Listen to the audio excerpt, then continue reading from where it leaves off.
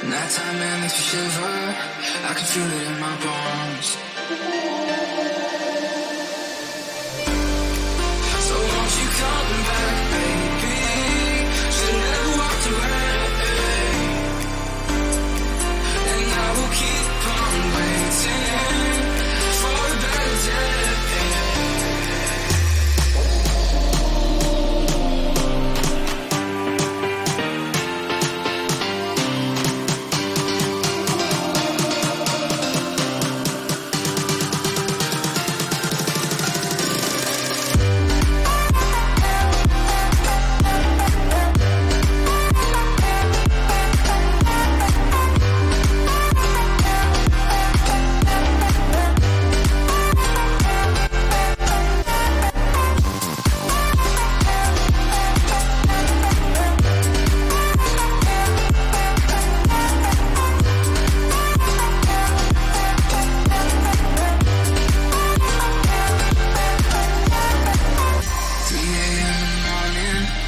Sitting all alone. Nighttime man makes me shiver. I can feel it in my bones. So won't you come back, baby? Should never walked away.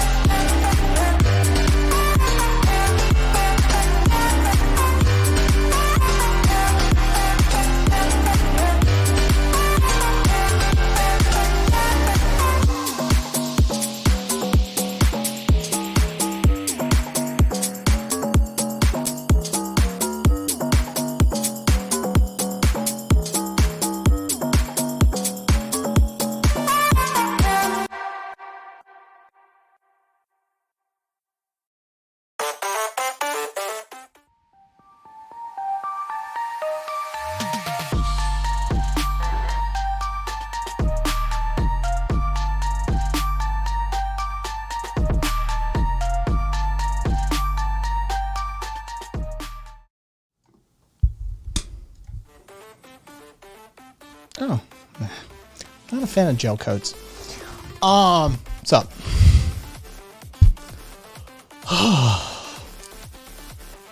Yes, I'm still tired. Yes, we're dropping frames like crazy today, by the way. Just FYI, if shit gets weird, Twitch is dropping frames. Yeah, Australia, no. Yeah, it's not my connection on this side. It's the connection to Twitch. I've already checked multiple sources. So if things get weird, if things get choppy, if things get bullshitty, just know it's Twitch fucking us. Rev, what are you having issues with, Rev? Or we can do it like later on the server, bad movie night, that sort of stuff. We can try and get you sorted. Hello, everybody. We're starting low. We're starting on a low count, so you know what that usually means. Historically, when I start the show and we have like a single digit going, like we're past that now. We're in double digits, but yeah, shit usually gets weird. Shit usually gets crowded, and shit usually gets weird. Oh, dropping more frames. I've dropped 8,865 frames so far since starting this stream. There's redundant frames. There is a triple check sort of thing.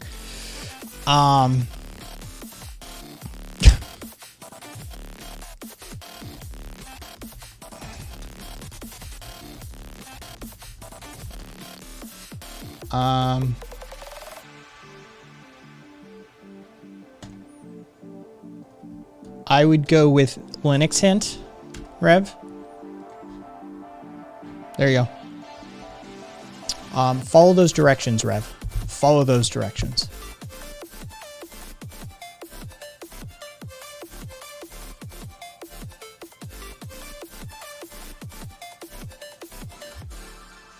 Oh, I got a bunch of that shit. Oh, something's happening.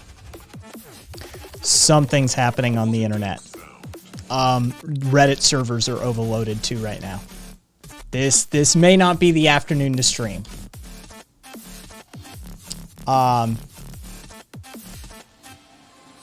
Yeah. Yeah, it looks like something's up. Well, hang on, let me see.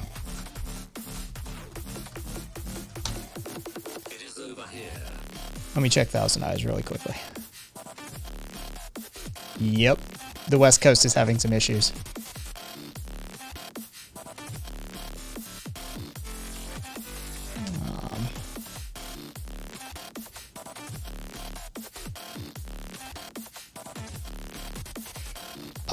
It looks like Cogent Communications, Rackspace, and NTT are all having issues right now.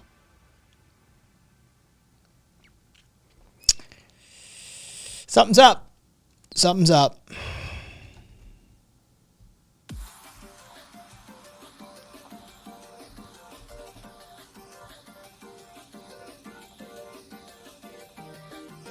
Let me see what Twitch.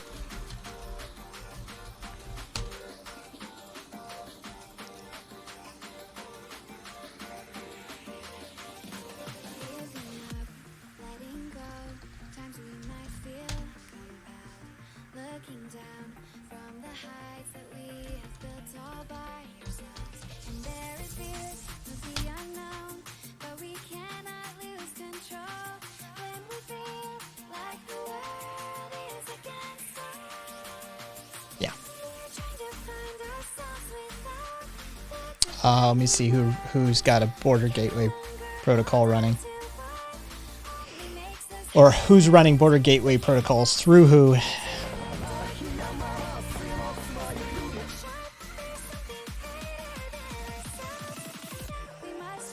Yeah. Something's going on. I don't think it's elite hacksaws, but there seems to be California seems to be having some internet connectivity issues right now. like some of the major providers. Southern California, not Northern California so much, but Southern California, LA and San Jose are having some things happen. Rackspace, Cogent, and NTT specifically all have locations being affected right now by some sort of outage or downtime. So things are probably being rerouted on the fly through through a higher latency network.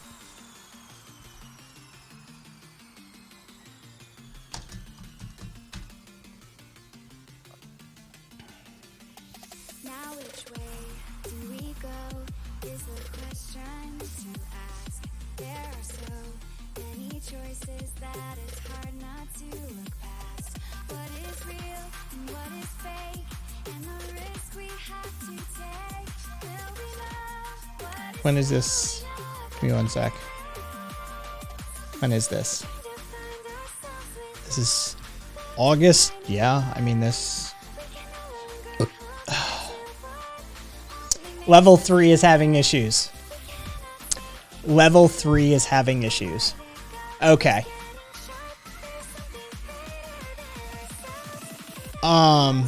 So L3 Communications is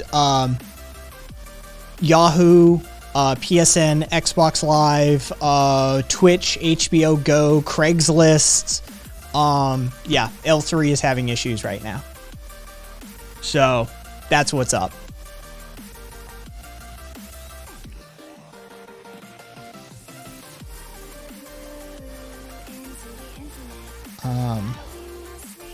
Let me check where they're rerouting.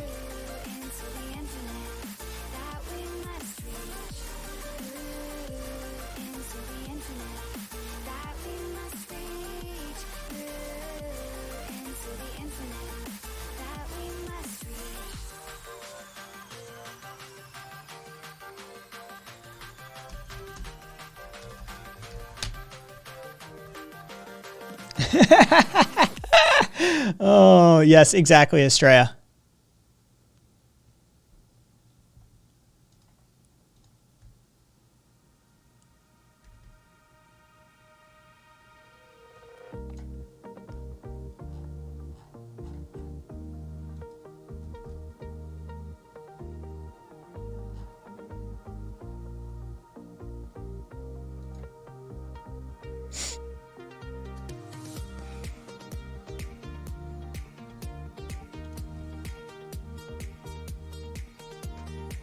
Yep, even Cloudflare is reporting that they're having a network performance issue since they utilize L3 as well.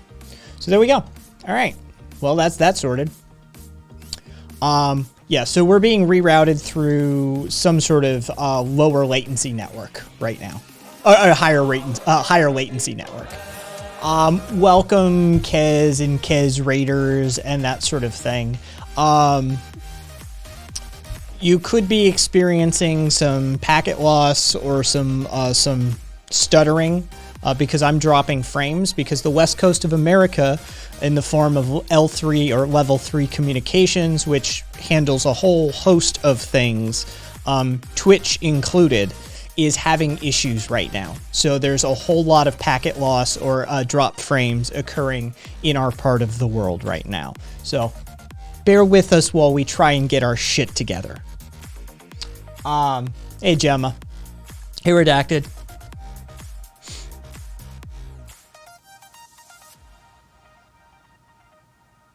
Yeah, oh well, I mean, I stream redundant frames. Kaz, I've got, you know, I've got that sort of thing going. But still, nonetheless, we are seeing massive frame loss so far. 29% frame loss. But yeah, I just did some quick investigating to see what's up, and it is an L3 communications issue. So it's gonna be an issue for a little bit.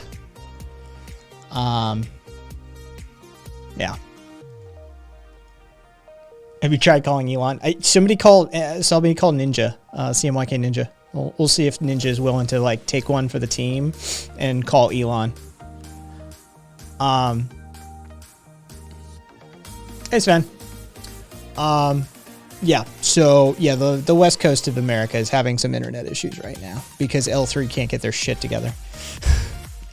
It's okay. Running that kind of operation, it's amazing the internet stays up as much as it does. Honestly, you have no idea the degree of complexity that pertains to this sort of thing. Hey, Ninja, we're having a problem with the West Coast internet right now. Ninja, L3 Communications is having issues. So Twitch, HBO, fucking BBC, like, you know the deal with level 3, I'm sure, Ninja. So somebody in chat said we should call Elon. Do you happen to have his number still? So, get this going.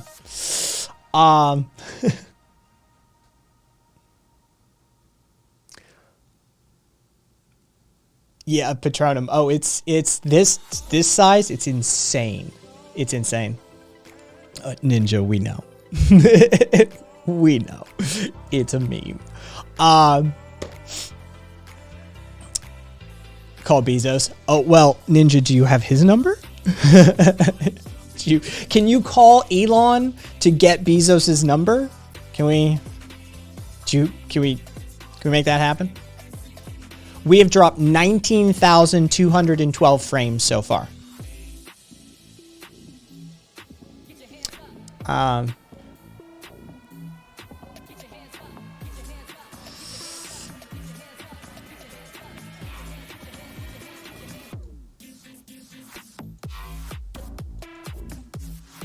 Oh, well, Ninja, I stream redundant frame sets and shit like that, right? Like, I've got one of those setups, and I'm on gigabit internet as well with, you know, that sort of stuff. Like, I'm good. I've already checked all of my stuff, and then I went further investigating, and yeah, it's L3 Communications right now, and they're rerouting us. They're rerouting Twitch. Some of the Twitch services are being rerouted through higher latency networks right now, it seems like. There's a whole host of stuff that's being rerouted right now through higher latency networks. So, just par for the course. It looks like LA and San Jose, Ninja, are the two locations that are really being hit the hardest right now by this. Whatever's going on.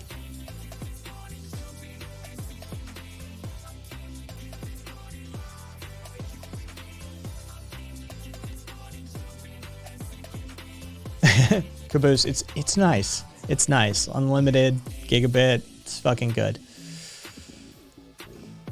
Yeah. Oh yeah, Ninja. I know. There's a few locations like that, which interestingly enough, the L3 communication, the L3 center here in town, because they built one here in town, is up to like military specs. You literally couldn't run a vehicle, like you couldn't run a car bomb into the place and do any damage. It's absolutely insane. The facility is a marvel of modern construction and technology. It's honestly, as a geek, it's impressive. It is honestly, I'm not a fan of their company, but as just a piece of engineering, it's like, holy shit, man, that's a thing. Oh yeah, it looks, as you drive past it, you're like, is that a military facility? No, that's just the L3 building. Yeah, it's impressive. There's an electric co-op near me that's starting to put in fiber around the city, but I think I'm supposed to get it last. Jesus. Oh, Ninja, yeah, the NSA in Utah is fucking ridiculous. Dude, their water consumption alone at that facility is ridiculous. Yeah. Yeah, I'm familiar with that facility. I have 1 gig red internet. Is this good? Chris.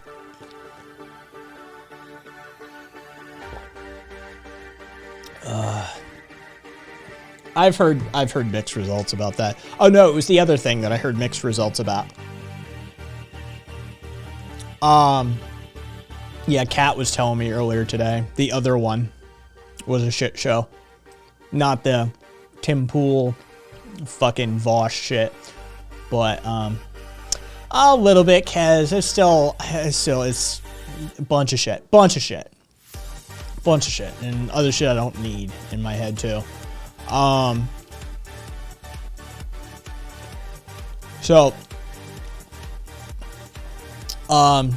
Kez, you want to be lame and jump on the air with me? I was on your air earlier. You want to jump on mine?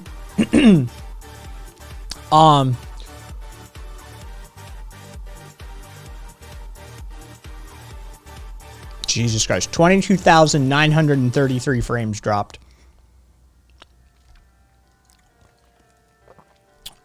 See you in voice chat. I mean, I'll see you on air, but get your ass into voice chat, and then I'll move you.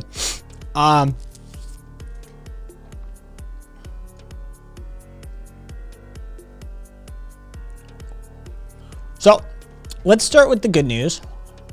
It's Friday. I'll give you a touch of good news. I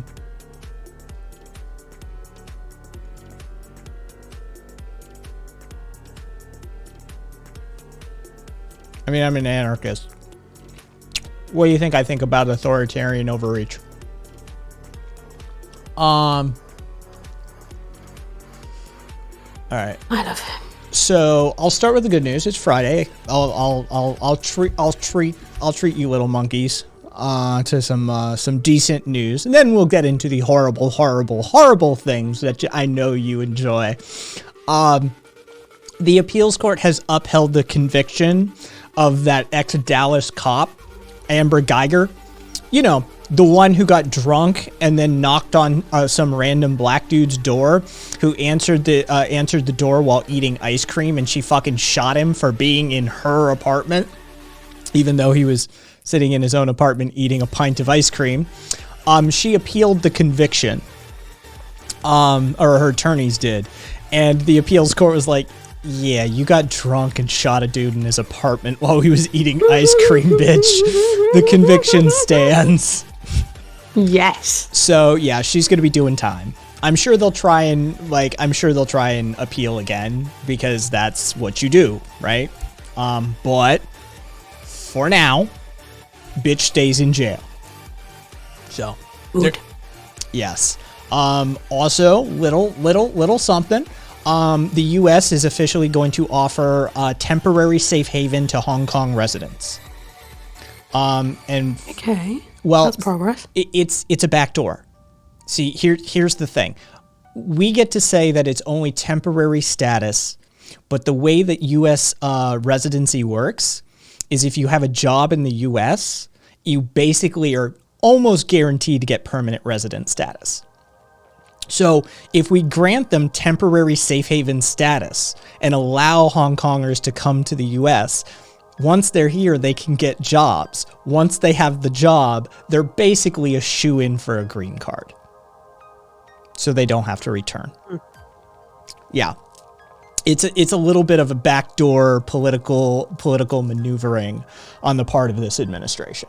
Oh, no. We're not granting them asylum. We're not doing anything like that. We're not saying that, oh yeah. But what it actually is, in effect, is granting them asylum. Yeah, that makes sense. And it's a way to do it, hopefully, without China getting their fucking knickers in a bunch too much. Yeah.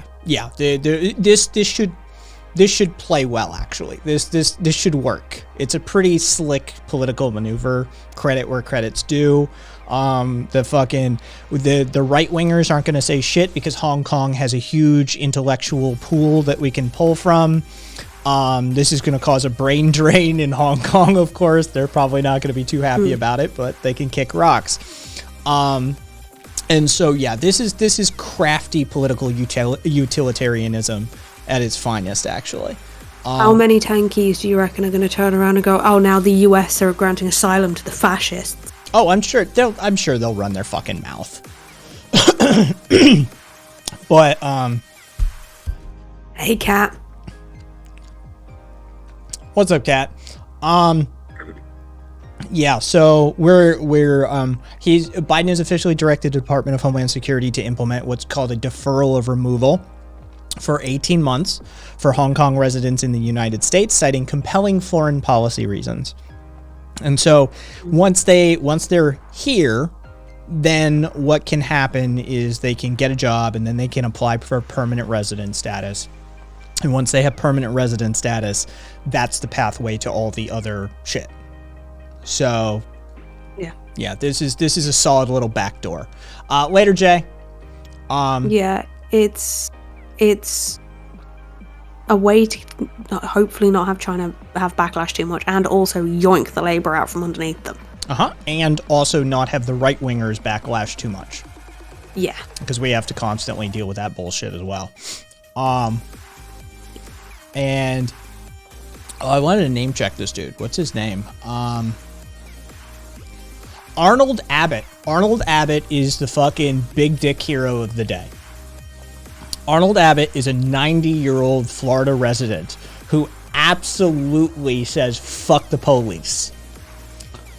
Arnold Abbott is 90 years of age, and he will not stop feeding the homeless.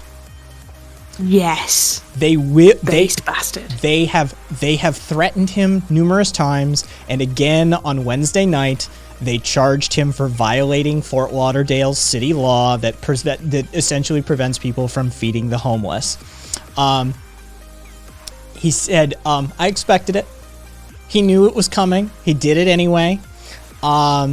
He handed out 100 plates of hot chicken stew, pasta, cheesy potatoes, and fruit salad to homeless people of all races and creeds and genders and sexualities. He does not give a shit. This is not the first time. He has stated unequivocally, I will go to jail for this. He said, why do I keep doing this? Because they're people and they deserve to be fed. Yeah. Yeah. No shit. On Sunday, 4 police cruisers and approximately half a dozen officers from the Fort Lauderdale Police Department descended upon the area that Abbott and various other charity reps and church members were handing out hot meals. And one officer rolls up and tells him, drop that plate right now.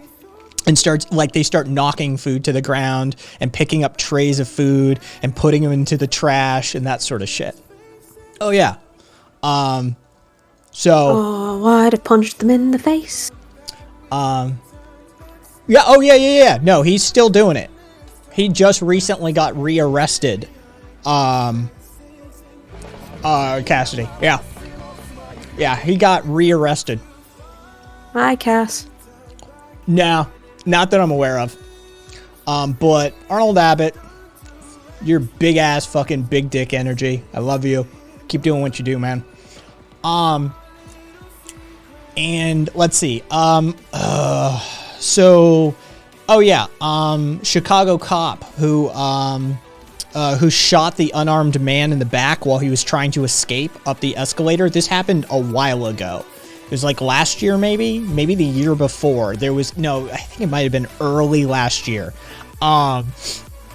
They were like got into a brawl with this guy, and he tried to escape up the escalator that wasn't moving, so steps. And they shot him in the fucking back.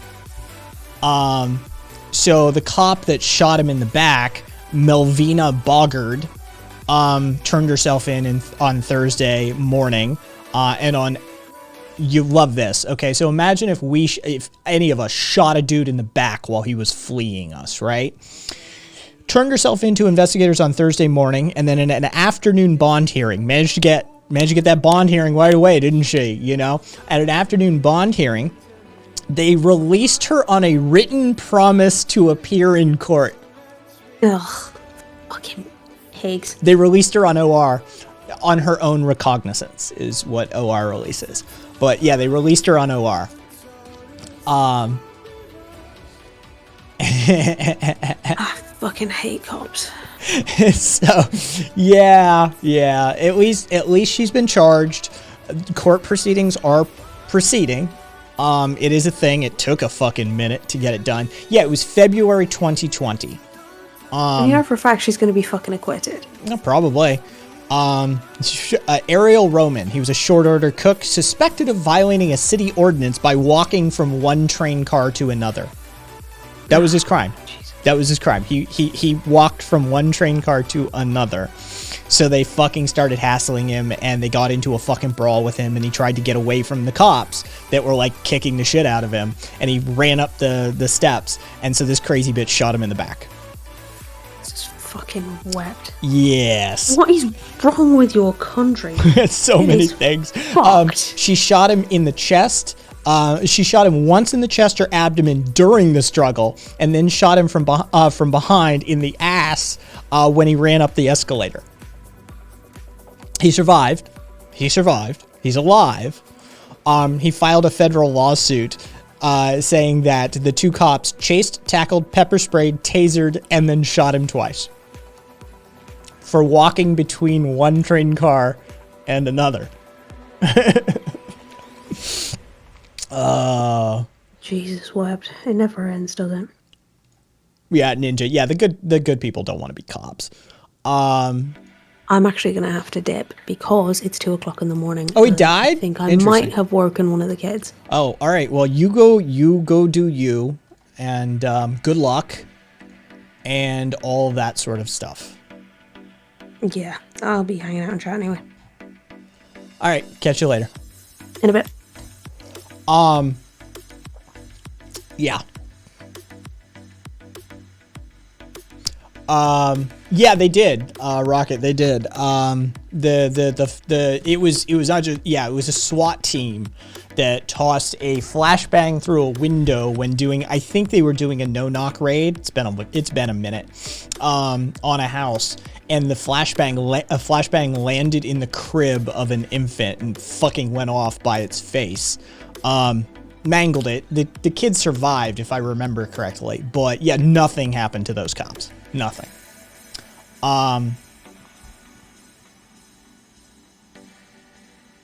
From Ireland, but living in the UK. To answer that question. Yeah. Oh yeah. The kid's disfigured now, for sure. For sure. And in other interesting news,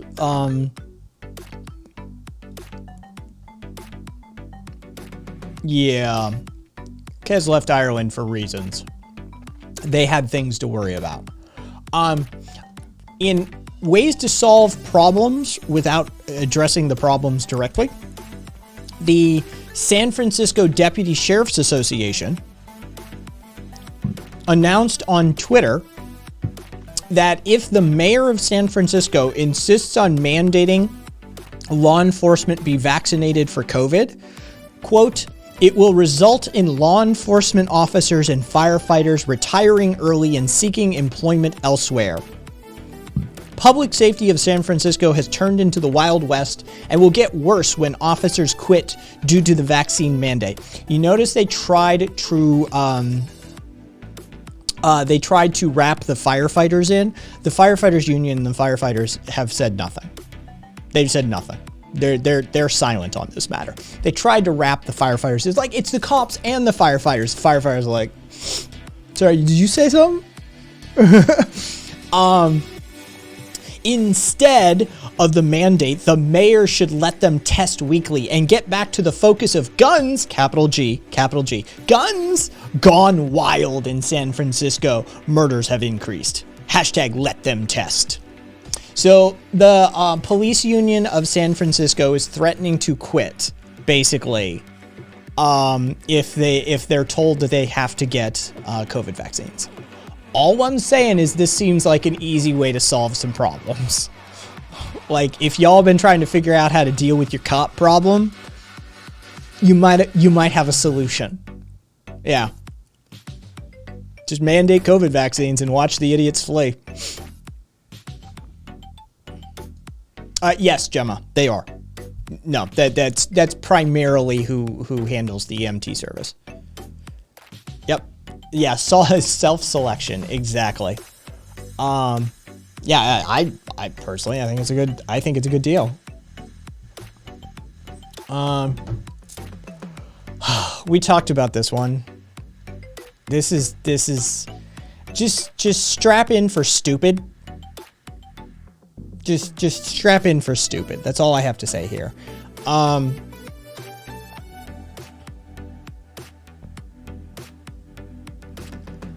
The Indonesian army hints. The Indonesian army hints at ending virginity tests for female recruits. We were talking about this on the server earlier today, right?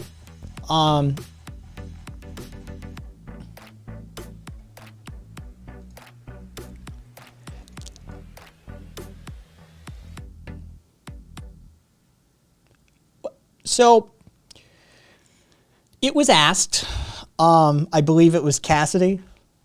Yeah, it was Cassidy. What's the point?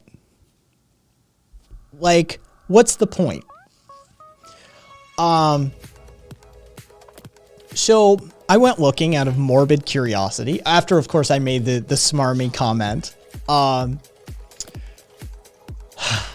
So strap in. In the test known as the two-finger test, the doctor deduces the state of the hymen. If I need to explain the hymen to you, well, go surf Bad Women's Anatomy. But the test is supposed to assess whether a woman has had sex. Of course, anybody who doesn't have their head up their ass or isn't living in the 12th century already knows that the state of the hymen does not indicate whether a woman has had sex or not. So, good job. But, so Human Rights Watch interviewed a bunch of people who have undergone this test. Military wives, female officers, this sorts of thing. They said they described two fingers being used to open the vagina while one finger was placed in the anus. According to Armed Forces Information Chief Major General Fuckhead McFuckstein, Fuad Basaya, quote, I got nothing for the anus. For those of you, Rev, Caboose, people who are wondering why there's a finger in the anus, I don't know. I can't help you. All I can think is maybe because the wall between the vaginal cavity and the rectum is thin, and they're trying to like. I don't know. I don't know. But this is what is done. All right. According to Major General Fuckhead, he said, quote, "It's a matter of national security. If it's not restricted this way, then someone with a bad habit will become military personnel. Soldiers are a nation's defenders. They defend a nation's sovereignty, a country's territory and security." He told local media if a candidate had lost her virginity out of wedlock, her mental state would make her unfit to become a soldier. It may be because of an incident. It may be because of an accident, disease, or because of a habit, meaning sexual intercourse. If it is their habit, the Indonesian military cannot accept potential recruits like these.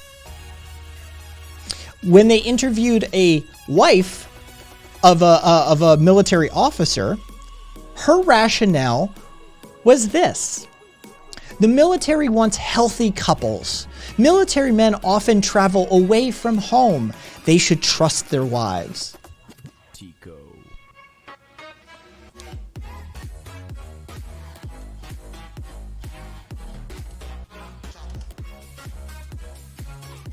Chris, how many men got fingered? Let's see. About that many?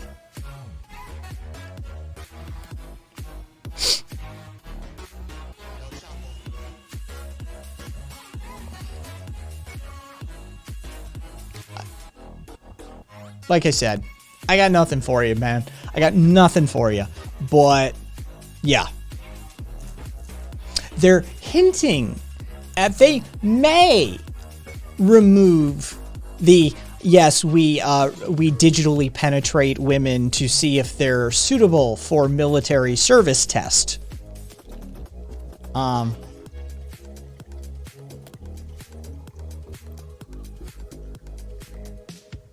Yeah, I again, don't try and figure it out. As I told Cassidy, smarmily enough, when Cassidy asked, like, what does this have to do with military performance? Is it tactical training and shooting guns? Like, does this mean you can't be in the military merit? Did it regularly test? Like, how does this work? Why is the rationale? What I responded with was, shh, shh, shh, shh, shh. You're thinking about it, and that was your first mistake. The second mistake was being a woman, and the third being a woman in thinking. See, the men in charge of Indonesian military know what's best. Just don't worry your pretty little heads about man things. Some Indonesian military guy, probably. It's just classic patriarchy. It's just classic misogyny. It's classic religiously driven prude bullshit. It's puritanical thinking due to religious indoctrination. It's that shit.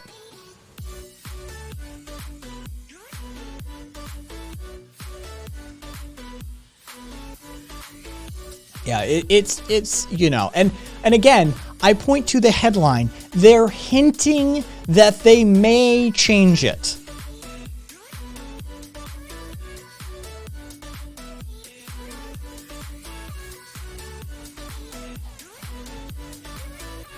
Hey, what's your stupid name? Biking Cat. What's the problem? Did the dildo fall out of your ass and now you got your panties in a bunch? What's your deal? What are you... You're doing a lot of this, but none of it makes a lick of sense. So I can only assume that, like, I don't know, did your boyfriend fuck you too hard last night and your brains kind of spilled out your ear? What's your deal?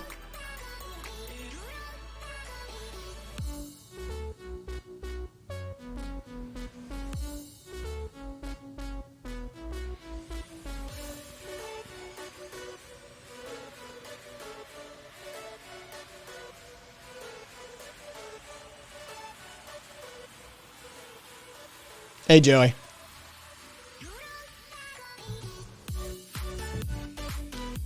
What? No comment now, Biking Cat? You were real mouthy for for a while. Oh yes, because I've never. You know what, Biking Cat? Why don't you get on the air? Come have a conversation, because I've never talked about the U.S. drone strikes at all whatsoever. I've never talked about the military-industrial complex. I've never gotten on the air and argued with neolibs that work for the military-industrial complex in this country, criticizing them in that regard. That's never happened. There's not a complete YouTube archive of everything I've ever done as well that we could verify that with. No, none of that's real. So why don't you come on the air, boo-boo, and have this conversation. Let's see if you can muster up some nuts and actually talk to me. Or you just want to sit and chat like a little bitch.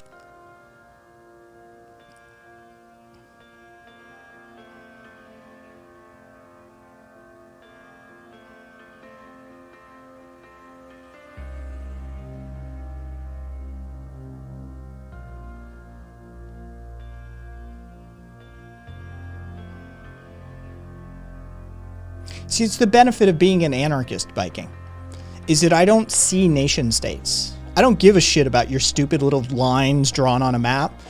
An injustice anywhere is an injustice everywhere. Right? Until we're all free, none of us are free. It's that simple.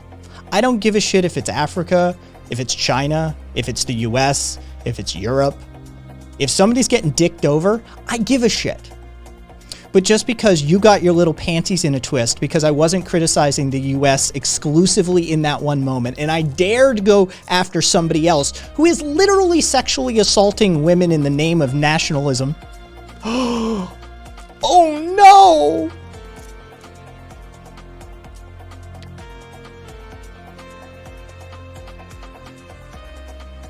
You need to think for a bit. I think you need to think for more than a bit. I think you need to sit down and maybe have a good long think and a good look at yourself. If we're talking about the basic rape of women and your first instinct is to go to, but what about America? You've got issues. You probably need to work some stuff out inside of yourself.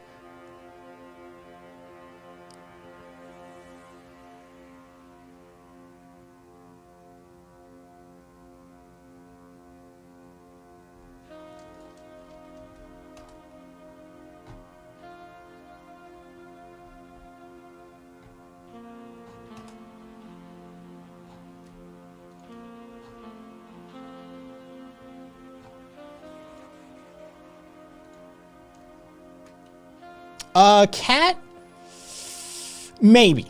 It could be, but I mean, who knows? And Redacted, I saw your redemption. I'll get to it in a sec.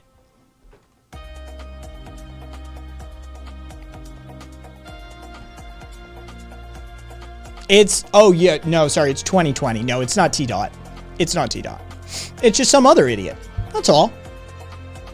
Somebody who has a hard-on for hating America more than anything else in the world. As long as it is America bad, then they're cool. But if we dare criticize any other thing, then...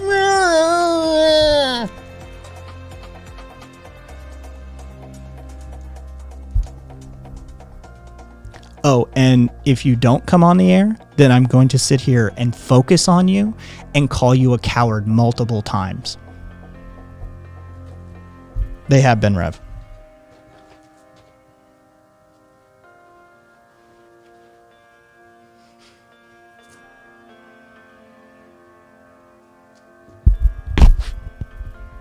The man, the myth, the legend, that is Neil Breen.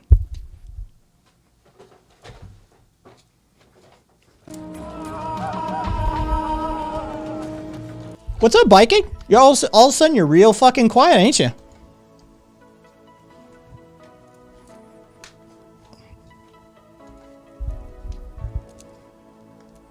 Isn't that corrupt? I just lost part of that. I don't like the gel coats.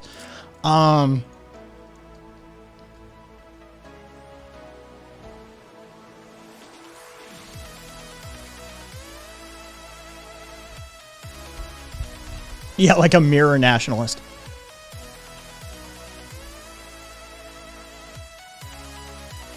This should be fun.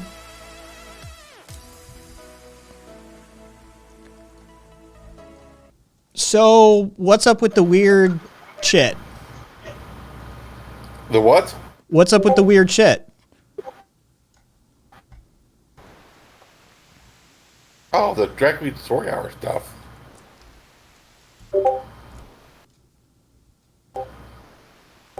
You're sitting in fucking chat talking about own this pedo shit, you own this, while we're talking about Indonesian military nationalists fucking basically sexually assaulting recruits. And then your default go-to was fucking, you know, blowing up arms and legs off little kids, like we've never talked about the American military industrial complex on this channel whatsoever. What's your fucking deal, man? Well, what is part of your great world? I mean, like, really, what is part of your great world? Do you see the whole world as having a military? I mean, when all is settled, do you think there's going to be like a big military that's going to keep things together? Who put the poll up? I mean, Jesus. follow to the end game. No, I'm not gonna follow to the end game. Why is it appropriate to bring that up in the middle of a discussion about sexual assault of women? Because it's the same thing. It's a sexual assault on children. Blowing up children is not sexual assault of children. And our drone strike program and our militarization in the Middle East, which is probably what you're referencing, is not apropos of that conversation. And what is with the fucking pedo shit?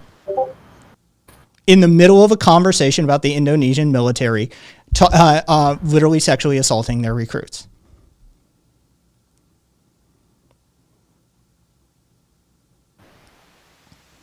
You're talking about another country, not talking about the USA. Yeah, what about it? Indonesia. You know, there's other countries on this planet, and we can give a shit about what happens in them as well, at the same time as being critical of our own country. You can hold those two positions simultaneously. I mean, you can if you have, you know, a developed psyche and some level of intelligence.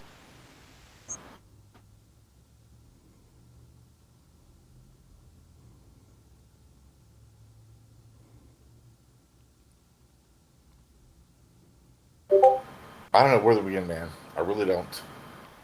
Well, you need to find where to begin because you're out of your depth by miles, it seems like, at this point. Above, below, left, right, I don't know. How drunk are you? Not enough.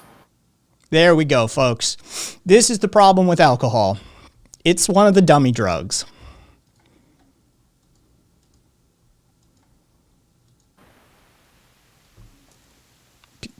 It lowers inhibitions, dumbs you down, and makes you think what you're saying is somehow relevant. So here's an idea. Why don't you maybe go back to chat and gather your thoughts and put together a coherent and cohesive argument rather than spouting off 3 and 5 words and non sequiturs?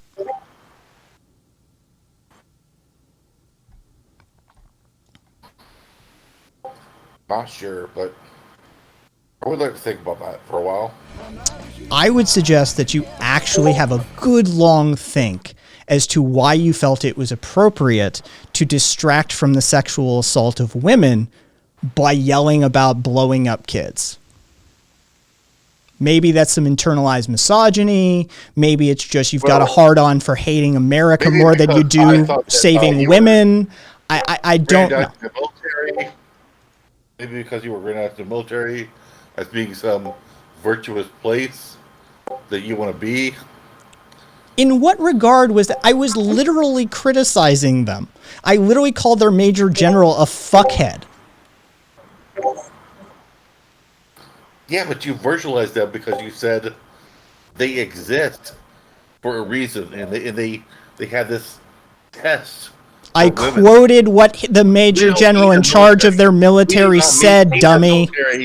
If we do not want to conquer someone else, your whole idea basis is messed up. And I'm sorry I can't get into your headspace. I literally quoted their own general, you dummy. You do realize that when somebody quotes somebody, it's not their own words. They're repeating what somebody said to give context to a further comment. No, you're saying we need to attack the military because of this. Military suck. Militarism sucks. Nationalism sucks. Fuck them all. Because we do not need to invade other countries. That isn't why we attack the military. Not for your. Did anybody else catch me saying that? Anybody at all? I don't know. No, they didn't. See, that's the thing. They're literally, no, dumb fuck doesn't even know what a quote is. Yeah. I'm literally an anarchist. I'm directly opposed to the military-industrial complex and nationalism, of which I've stated unequivocally numerous times.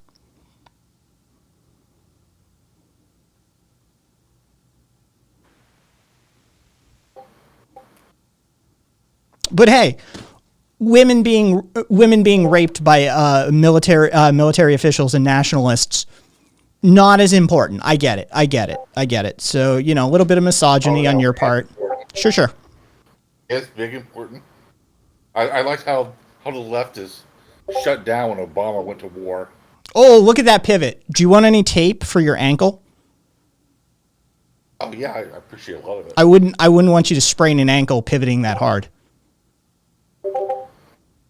Yeah. So, where's my tape? Yeah, chat's literally screaming at you now. What does that have to do with anything? You offered it. No. What does Obama going to war have to do with any part of that conversation about the Indonesian military conducting virginity tests? No. You offered it. You really are dumb and drunk, aren't you? Wow. All right, everybody. This is Biking Cat. Have fun with him in chat. It's definitely been a fucking thing. He's also been removed from the Discord server.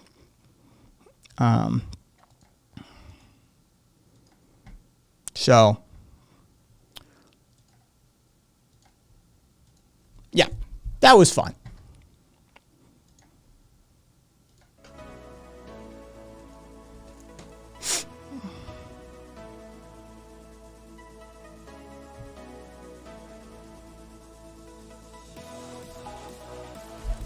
Kids, don't get drunk and try and have a conversation with somebody who's actually serious, who actually might know a thing or two. It makes you look like a fool. Or in these parts, we could start saying it makes you look like Biking Cat. That was pathetic. I mean, that was sad. Yeah. Anyway, Info. Thank you for the resub, or the sub. Thank you for the Bezos bucks. You gave me Daddy Bezos's money too, Info. Mad props. Thank you, thank you. Bigot Cat.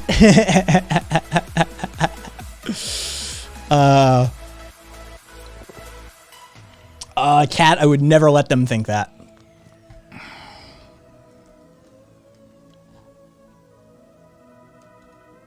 Susie, right? I know. Just listen to some music, smoke a little weed, fucking right? Read a book, pull your head out of your ass, deal with some of the misogyny that you've got going on.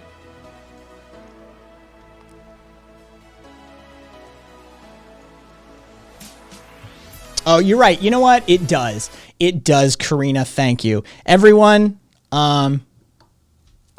What you just said is one of the most insanely idiotic things I have ever heard. At no point in your rambling, incoherent response were you even close to anything that could be considered a rational thought. Everyone in this room is now dumber for having listened to it. I award you no points, and may God have mercy on your soul. anyway. If you've got that on your bingo card, feel free to mark it down.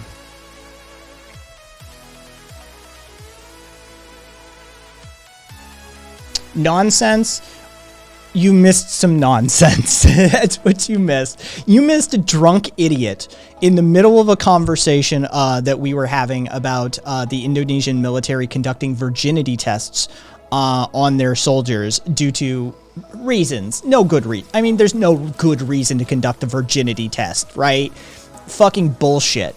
The sexual assault, they literally insert 2 fingers into the vagina and 1 finger into the anal cavity. We're talking about the sexual assault, nationalized, religiously driven sexual assault of military cadets under the auspices of national security by the Indonesian military. And this dumb fuck starts spouting off about own this pedo stuff, and you care more about some cultural norm than blowing up the arms and legs off of little kids.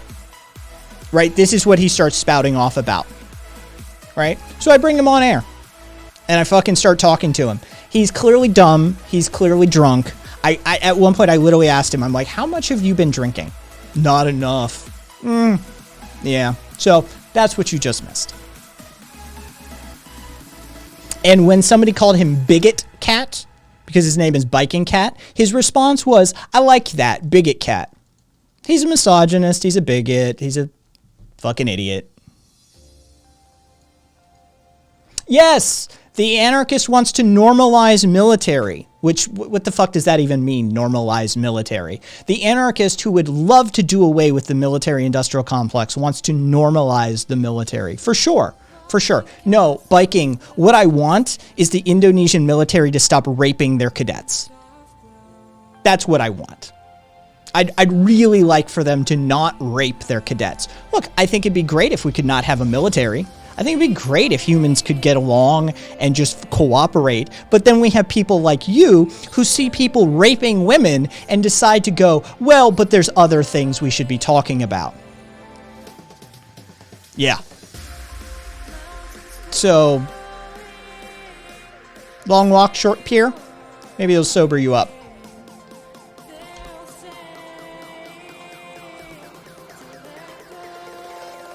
Nonsense. It's Gaddafi was not it was not Indonesia. Nonsense. They've been doing it for a while.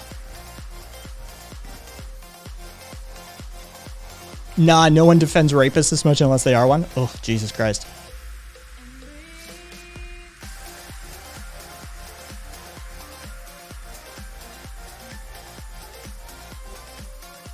Got any Indeed links to the Indonesia? Hey, Scott.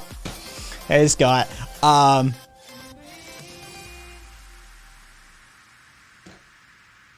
lot of stupid trolls roll through here. You may be the stupidest. You see, that's the thing. He's not a troll. He's a drunk idiot. Which makes it far, far worse.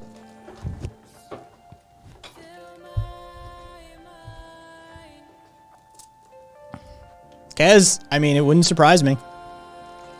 Not much does these days, quite frankly. Oh, okay, nonsense. Yeah, it didn't click. And I'm sure they weren't virgins for long after he got a hold of them.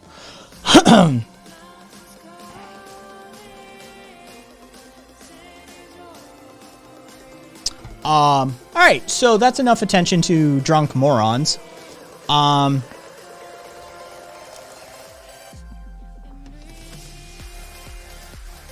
Oh, nonsense! You're gonna hate. It's. You're gonna hate. Well, I hate life. yeah. Zizek, you're right. Whoever cute Rev. I'm like, who cute Zizek? All right, so I already did this once. Nonsense. I'm gonna speed run this just to catch you up. So Major General, the fucking military, like Major General fuckhead. That's literally what I called this guy, right? But I'm supporting the military. He said, if it's not restricted this way, then someone with a bad habit, meaning sexual intercourse, will become military personnel. Soldiers are nation's defenders. They defend a nation's sovereignty, a country's territory and security. That if a candidate had lost her virginity out of wedlock, her mental state would make her unfit to become a soldier. If this is their habit, then the Indonesian military cannot accept potential recruits like this. It's that shit. It's that classic shit.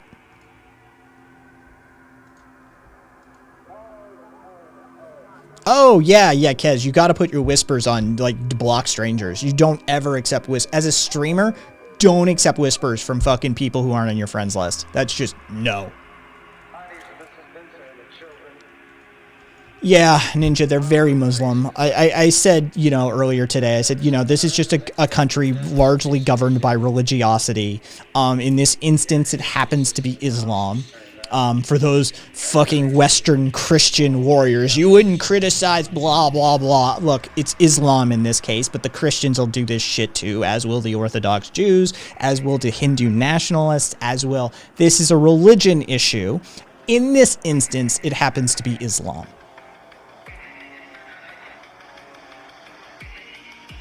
They are, Ninja. They are the largest Muslim nation in the world. Oh, Australia, of course it is. The boys, our country's boys need release. If it costs the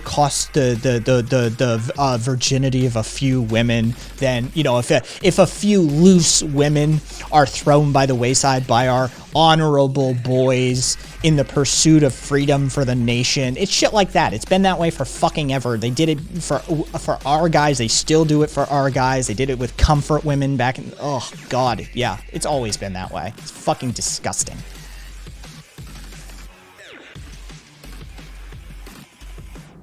Ugh, sorry to hear that, Kaz. Ninja, give it time. They'll get there. At least women are in the military, right? They're almost up to the 15th century. Good on them.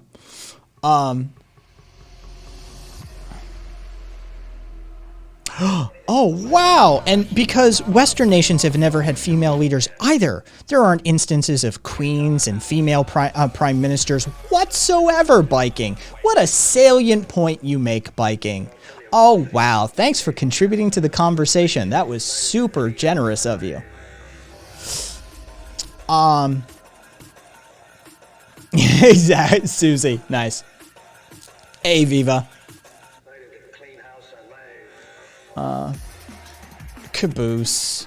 Caboose, you know what it's about. It's about that little dick energy from dudes. That's what it's about. It's about dudes and feeling inadequate. It's men's pathetic egos. The whole thing about women's virginity. Look, it's about men's pathetic egos, and it's about property. It's about establishing an assured lineage, thus establishing property rights. So it's our pathetic egos in combination with bullshit, ages-old marital practices that are nothing more than business contracts. There you go. That's what it's about.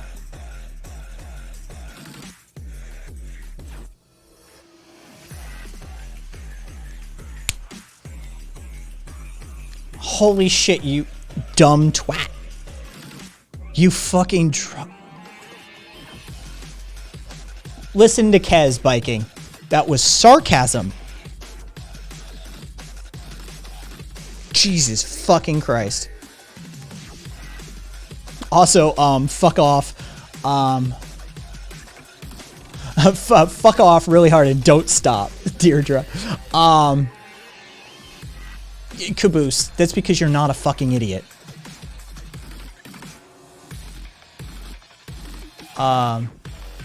He's obviously never heard of Empress Maud, who was an English monarch born in 1102. Yep. I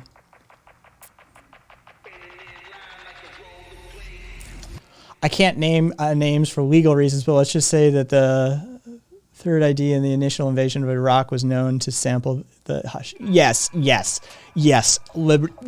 Scott, yes, of course. Right, like it's been that way for generations. It's disgusting, but we know it happens, and nobody's actually willing to do anything about it. Dude, rape culture in the United States, rape culture in the military is a thing. It's a thing. All right, look, I'm not going to expand it to, look, rape culture in the military is a thing. It's actually a thing. Command rape is what we call it these days. People who have influence or power over subordinate individuals within their ranks threaten to put them on the front line, threaten to give them the lead car in a convoy, which is most likely to be blown up if they don't engage in relations with them, that sort of stuff. Oh, command rape happens all the time. Not to mention the just full-blown rape of, fuck it, pin them down and rape them.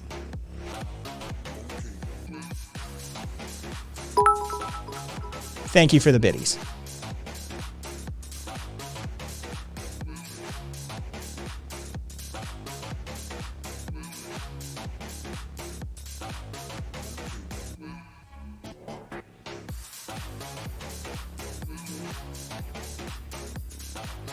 What did Cassidy say is my question.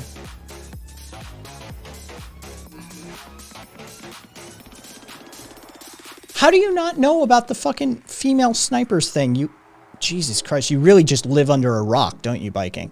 Dude, the Russian military, the Red Army, fucking infamously used female snipers to huge success. Yeah. And what's her name? The woman during the Soviet era whose husband was killed on the front lines by the Germans, who sold all of her possessions, fucking bought a tank and went to war. I forget her name, but yeah, she was a thing.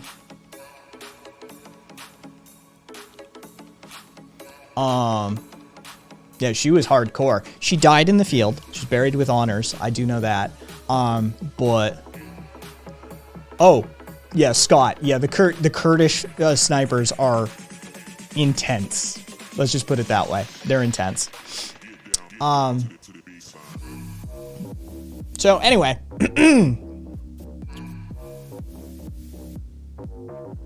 oh, speaking of stupid ass shit, while we're talking about people who really need to just shut the fuck up, Marjorie Taylor Greene, when talking to a whole bunch of Southerners at a rally, fucking suggested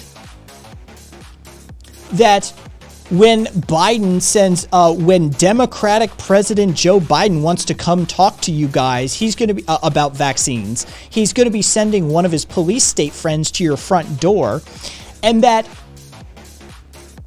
what they don't know is in the South, we love our Second Amendment. We're not real big on letting strangers show up on our front door, are we? They might not like the welcome they get. Marjorie Taylor Greene literally suggested at a fucking political event shooting police in the name of anti-vax.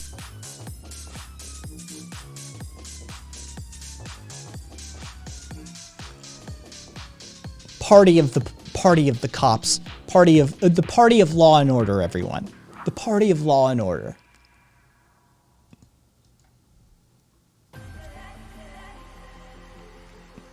Hey, howdo! You don't understand conservatism, let alone anarchism.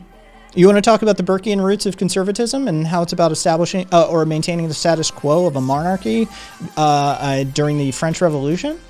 Right? conservatives are about dissolving the state. They wanting no government. No, they just want a different form of governance than you find acceptable. Yeah.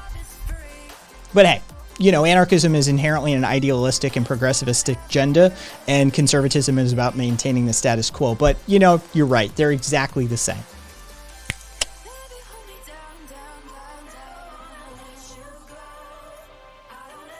Love.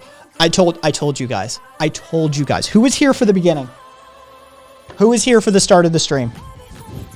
Yeah, exactly, Gemma. Definitely not polar opposite at all. I've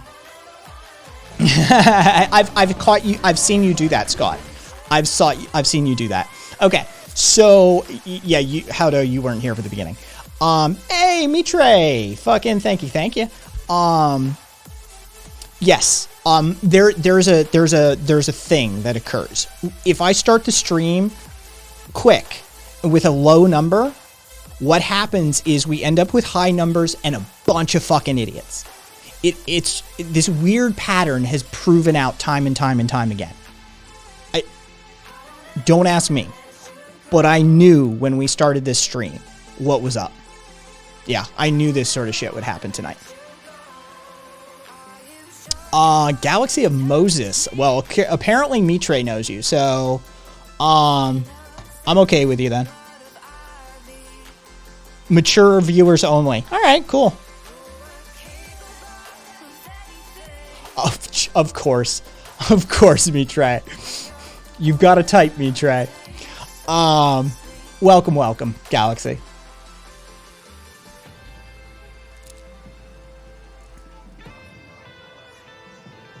Friday is Chud Day. Yep.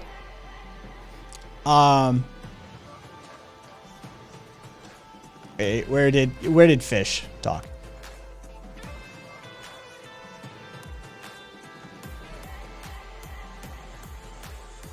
Yeah, that's the problem, Goldfish, is that they're a hierarchical organization and not a disparate organization or a decentralized or a distributed organization. You literally can judge the organization by the quality of the leadership in that instance.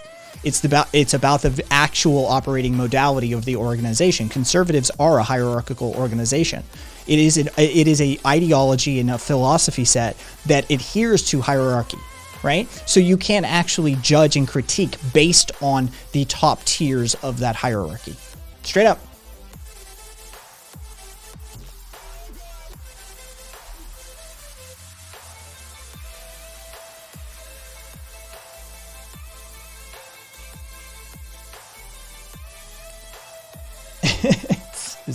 Did you see the Surfs called out some rebranding Nazi girl and she called him a bitch boy and Dylan was like, I gots to go because show ain't my brand. Yikes. Nonsense. No, but I did hear that fucking Surfs thing was a shit show.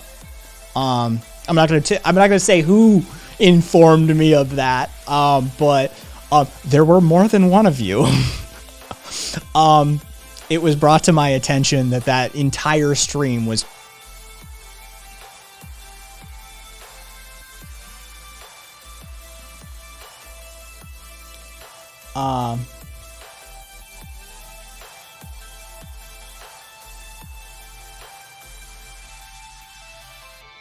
do you want to try again and like actually form a complete thought, Howdo? I mean, I'll give you a new run at it, and I don't have a boss. I mean, we could talk about societal structures and the police and the government and that sort of thing, right? But as far as like, you know, a job boss, yeah, I don't have one of those. So, you know, that.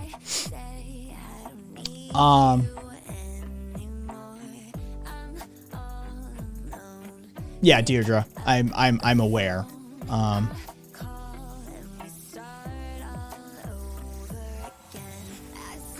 Yeah, this isn't what I do for a living. Howdo. I don't have a boss. Like, this is just a form of activism for me. It's a form of engagement and education. That's all. It's community organizing. So, recontextualize as necessary. I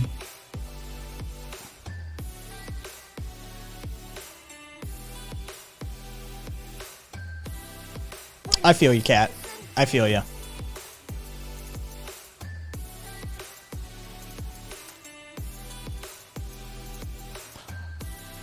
Oh, how do. Boo boo, sweetheart, Pookie. That's your go-to, huh? Welfare queen. That's your type, huh? I get it. You couldn't even conceive, right? Like you have no possible vision in which somebody could escape that system, do you? Voted for Reagan. Dude, nonsense. That's probably the best insult. You would have voted for Reagan.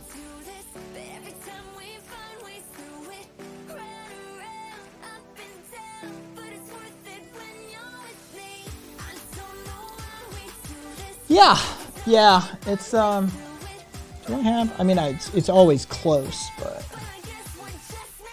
there it is. Yeah, I mean, who's got time to make the system turn against itself, right? Use capitalism against itself, use hierarchies against themselves, use the administrative and bureaucratic techniques of a system to turn itself against itself. Yeah, no, who's got time for that kind of theory, right?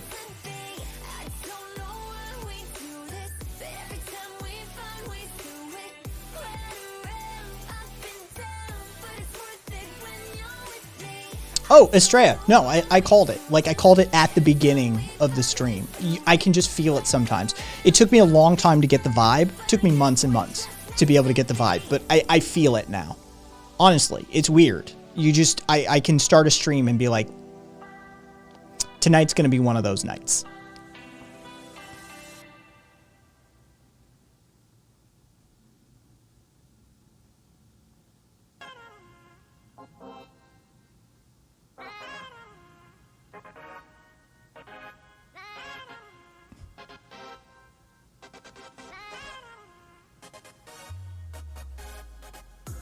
Do you get tired of your misery?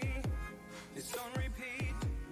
Ninja, Cat, I feel you both. I'm there with you. I'm there with you because it's our team, right? It's our fucking team. And it's like, Jesus Christ, you people should know better.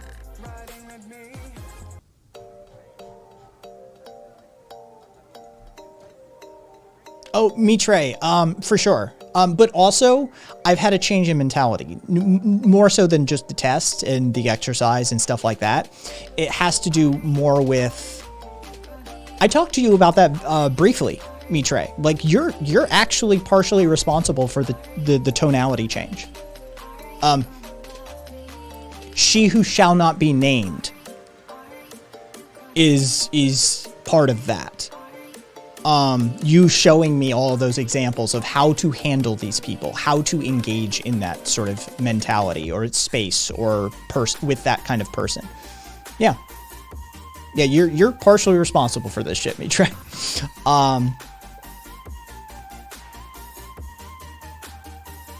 Fair enough, Liberty. Mitre, they're not hurting. Let's just put it that way. I best decision I've made in years. Hey, Zippy.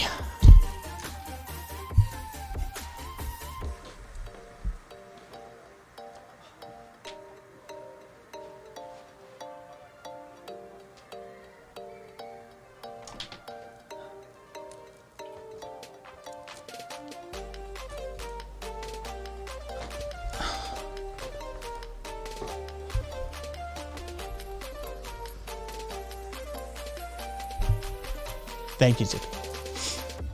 And again, our Lord and Savior, Neil Breen, hallowed be thy name.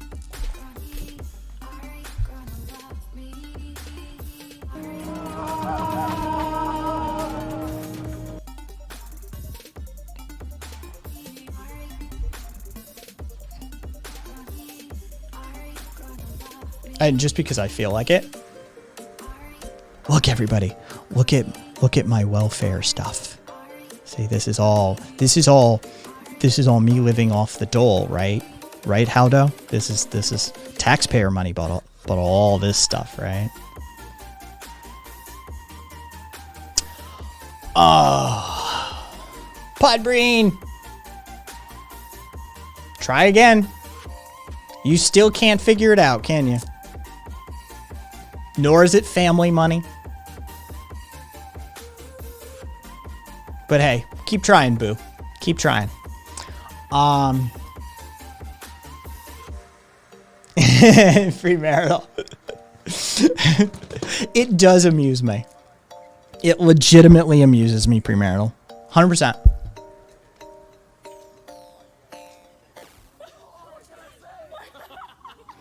Caboose, couple of people, Viking never left, and now we got some new one who immediately comes in and fucking doesn't know shit about shit, but starts trying to characterize and categorize me, which is always brilliant when they try that.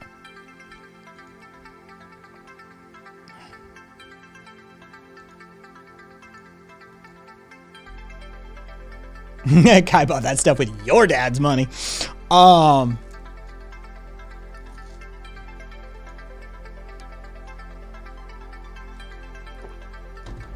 Oh yeah, Zippy. Yeah, we got a couple. Ninja because, you know why Ninja. You know why. Humans are limited like that. They need them. They need them.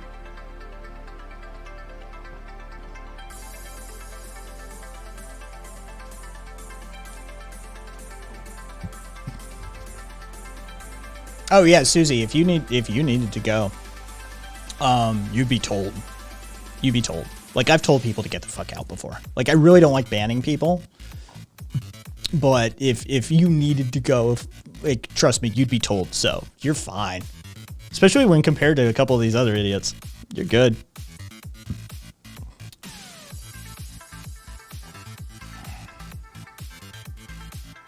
Chris, I love all of you, and I love how damn smart most of you are.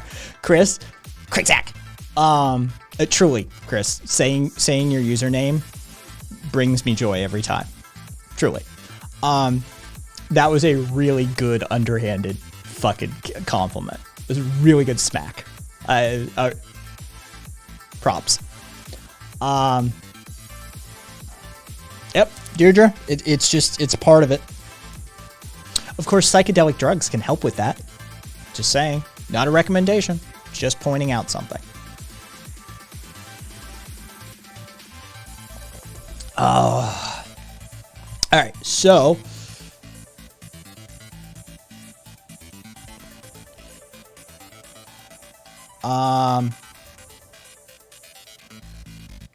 God, yeah, not a fan of the gel coats. I'm finding they just come off too like easily. All right, so we talked about Marjorie Taylor Greene. Oh hey, okay, so let's do a couple of these. Tennessee police officer arrested for allegedly soliciting minor for sexual activity, which, here, oh, wrong one. Sorry, I don't have my actual stream browser open. Oh, God, and then I hit C instead of V. Oh, really? There we go. So, Middle Tennessee police officer charged with trying to solicit a minor for sexual activity. Tennessee Bureau of Investigation reports his name is Dominic Mancino. Westmoreland police officer indicted on Monday and arrested this morning. Accused of soliciting the girl for sexual activities while off duty. So, there's that. They released him on a $10,000 bond, by the way, just FYI. If you wondered what you soliciting sexual activity from a minor would probably cost as far as your bond goes, yeah, you're looking more at the 6 digits to 7 digit range. But he's a cop, so he got a $10,000 bond, 10% that you have to pay to the bail bondsman. So there you go. You can do the math on that one yourself. I think you're all adults. So there's that one. And then good old-fashioned Arizona State Senator Tony Navarrete has been arrested on suspicion of sexual conduct with a child and faces multiple charges. Police in Phoenix have confirmed 35-year-old Democrat, fuck him anyway, right? Anarchist, don't give a shit. Democrat, Republican, Independent, Libertarian, I don't give a shit. Or anarchist, I don't care. If you're fucking kids, fuck you, right? Arrested on Thursday, police subsequently confirmed that he is suspected of sexual conduct with a minor, multiple counts of sexual misconduct with a child, as well as other charges. So, hey, there's another one. a Clinton Democrat then. And here's a fun one. Let me see if I can't pop this up here. I'm going to mute this. Don't care, don't care, don't care, don't care, don't care. Show me.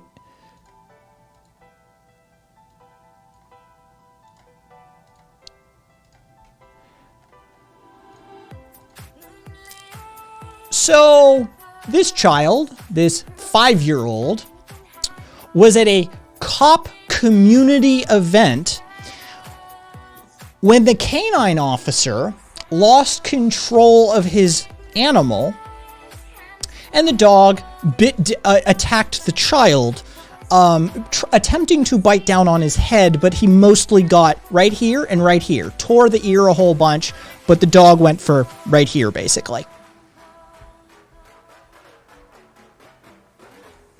What's wrong with people? There's decent age women out there. Krusty.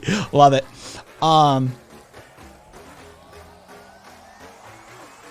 Aw, me Trey.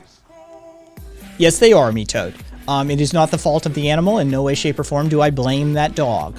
That is, as I said, the canine officer lost control of his animal, right? It is not the dog's fault. The dog is abused just as much as that child was attacked.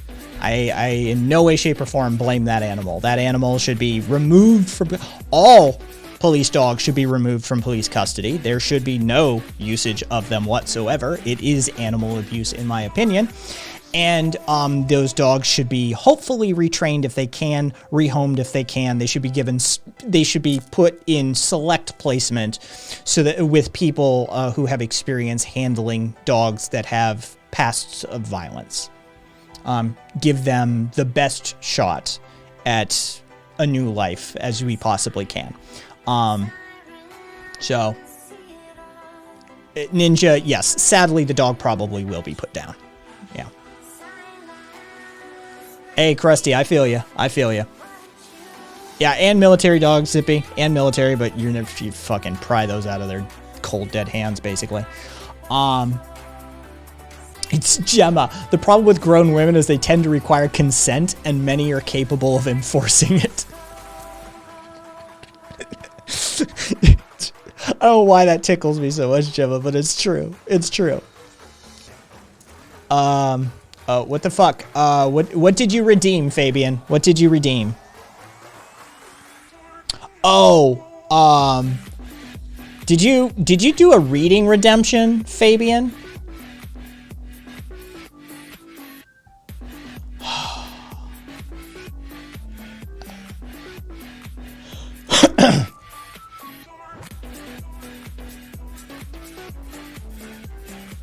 Yeah, I saw. I pulled your history. All right.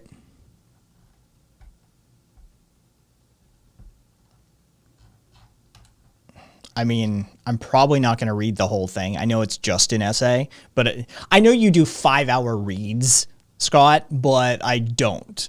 But I will read a section of this essay. If you've got any particular portion of this section that you're after, Scott, let me know. Otherwise, I'm going to pick either randomly or just start from the beginning. My choice. Okay.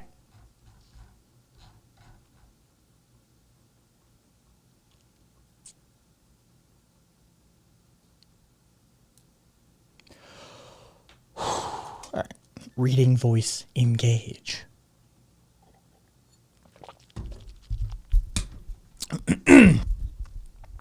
All right. Hegel treats of art before religion. This order is fitting, even under a merely historical perspective. Now, as soon as man suspects that he has another side of himself within himself, and that he is not enough in his mere natural state, then he is driven on to divide himself into that which he actually is, and that which he should become. Just as the youth is the future of the boy, and the mature man is the future of the innocent child, so that the other sider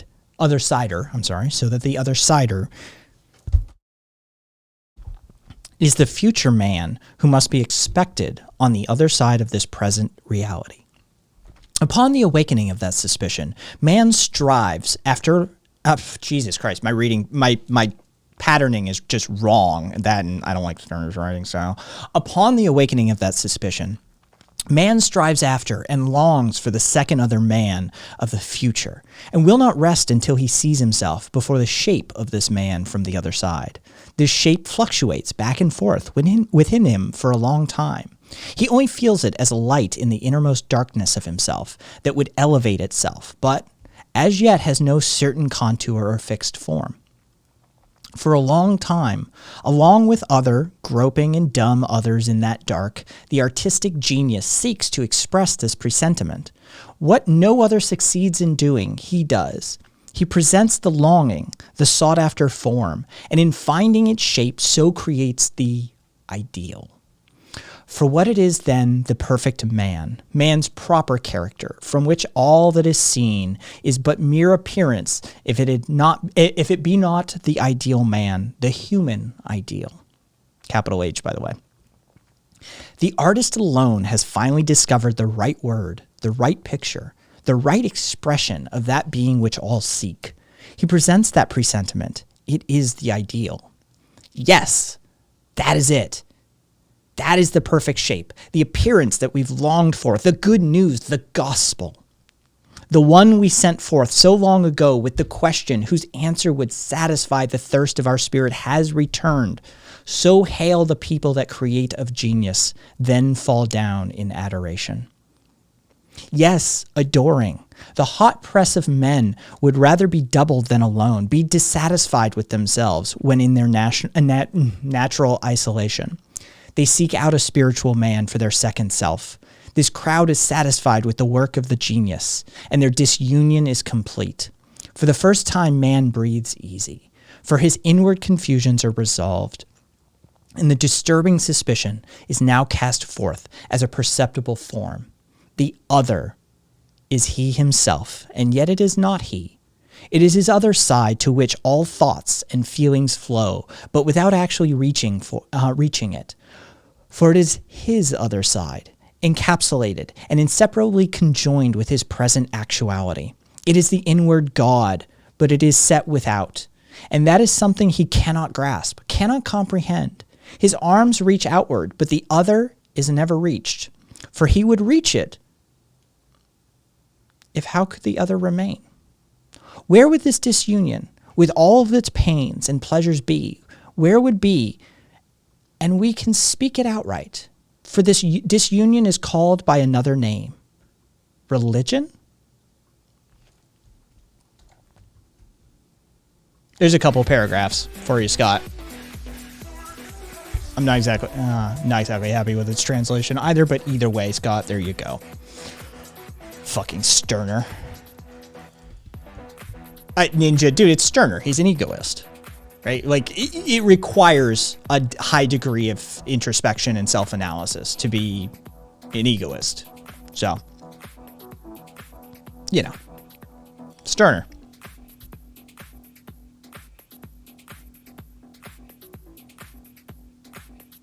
Thank you, Snappy.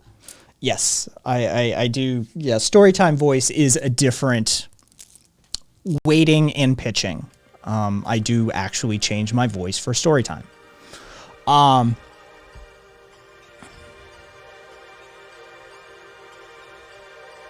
Let me just... thus spake Zarathustra. All right. Egoist. Chris. Egoist.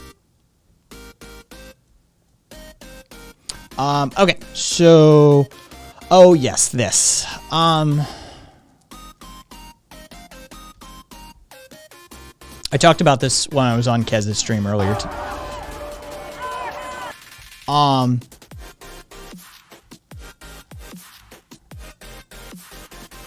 Matt Brainard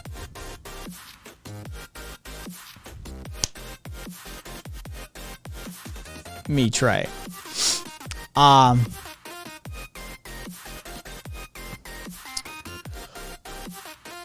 Matt Brainard, who is data chief for Trump's campaign, told former White House strategist Steve Bannon, which if you, oh shit. Really? Holy shit. Yeah, shit. Scott, reading from Sterner, 10 people left. I like to look at those kind of patterns. Matt Brainard, who was the data chief for Donald Trump's campaign, told White House strategist, former White House strategist Steve Bannon, who, by the way, he's not dumb. Be afraid of Steve Bannon, everybody. He's not dumb. He's just a terrible human being. On Mr. Bannon's podcast about a planned rally at the Capitol on behalf of political prisoners who were arrested for their actions on January 6th. Quote, "We're going back to the Capitol, right where it started, and it's going to be huge," Brainard said. "We're going to push back on the phony narrative that there was an insurrection." When a spokesperson for the U.S. Capitol Police was contacted, they said that they are not allowed to provide permits or details about details on permits or security plans. But the spokesperson was able to confirm, quote, "We are aware of the proposed rally." Brainard told Bannon also, while on the podcast, that the day was largely peaceful and that the rioters were egged on by the Capitol Police in many cases.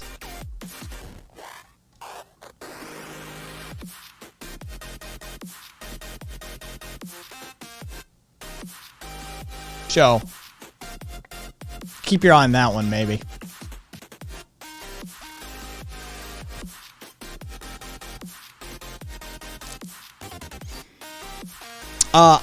Biking, you are becoming boring.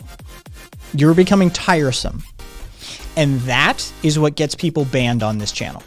When you become tiresome, when you become boring to chat, you're becoming boring. You're starting to stray into that territory. This is your fair warning. It won't be me who does it. Chances are it'll be one of the mods, and I won't even notice until after it happens. And I'm not reversing anything on your behalf. So, again, fair warning. And the Reichstag spontaneously combusted. Exactly, Ninja. Exactly.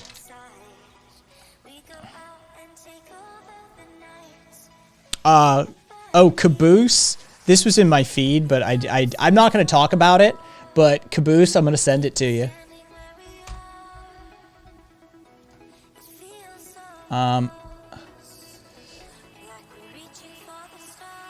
Yeah,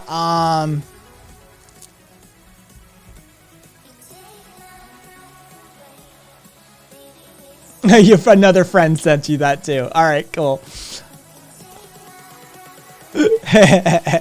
Good to know.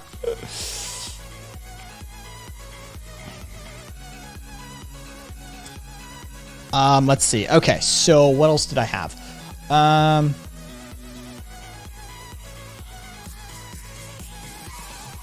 Oh, I can't show that. That's just, I can't show that one. Which coin was this? This is fucking hilarious.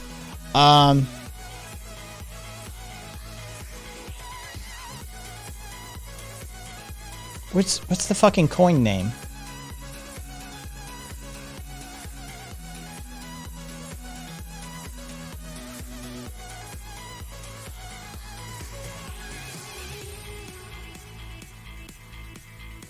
All right. So I'm just going to read you this article.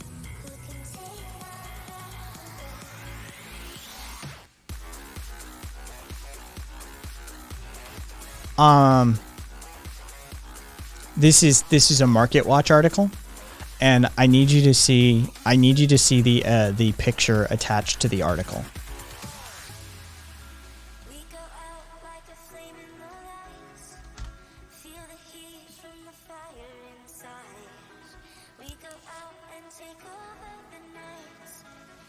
This is a Market Watch article.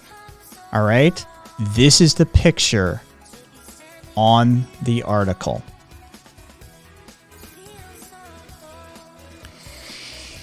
It was a crypto scam straight out of a Steven Seagal movie, featuring the action star himself, a private eye, a staged kidnapping, and millions of dollars that vanished into thin air. Prosecutors say the fraud left nearly 500 investors out of more than $11 million in cash, and a mix of established cryptocurrencies that they had plunked into a purported crypto mining operation, with the promise of up to 200% gains within 60 to 90 days.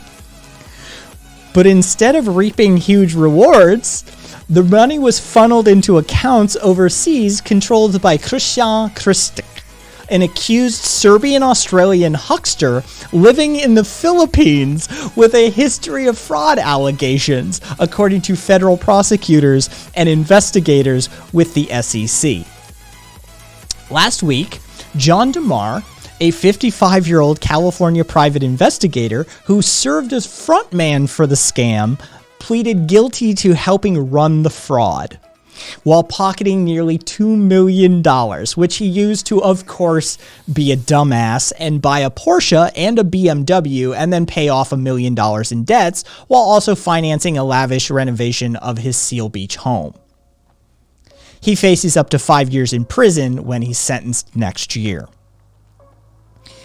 Days after the indictment against DeMar was announced in February, federal prosecutors in Texas unsealed a broader criminal indictment against Kristic and 15 other defendants, many of them Serbian nationals, on wire fraud and money laundering charges. In that case, the group is accused of running as many as 20 similar cryptocurrency scams that, wait for it, bilked investors out of as much as $70 million.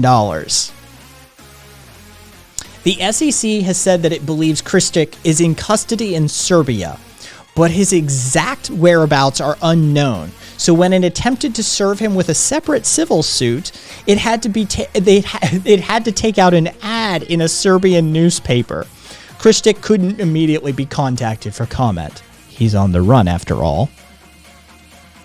Investigators say DeMar was enlisted in 2017 to promote Start Options, an online investment platform that provided cryptocurrency mining, trading, and digital asset trading services, because Kristic had been accused of running Ponzi schemes in Australia and Canada in the past. He assumed the alias of Felix Logan for the scheme, serving as Start Options' chief financial officer, according to the SEC. DeMar's attorney said that his client was unaware of Kristic's real identity until more than a year after the scheme was launched. The outfit purported that it ran giant crypto mining farms in China and could deliver between 25 and 200% returns within 2 months. Red flag. Red flag.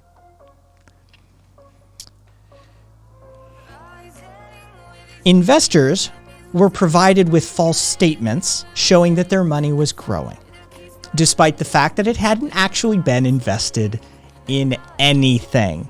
Oh, Ninja, by the way, one of the fun facts about the 25 to 200%, the number went up the more you invested. So if you invested $50,000, you might get 25% return. But if you invested $1 million, you could get 200% return. Yeah.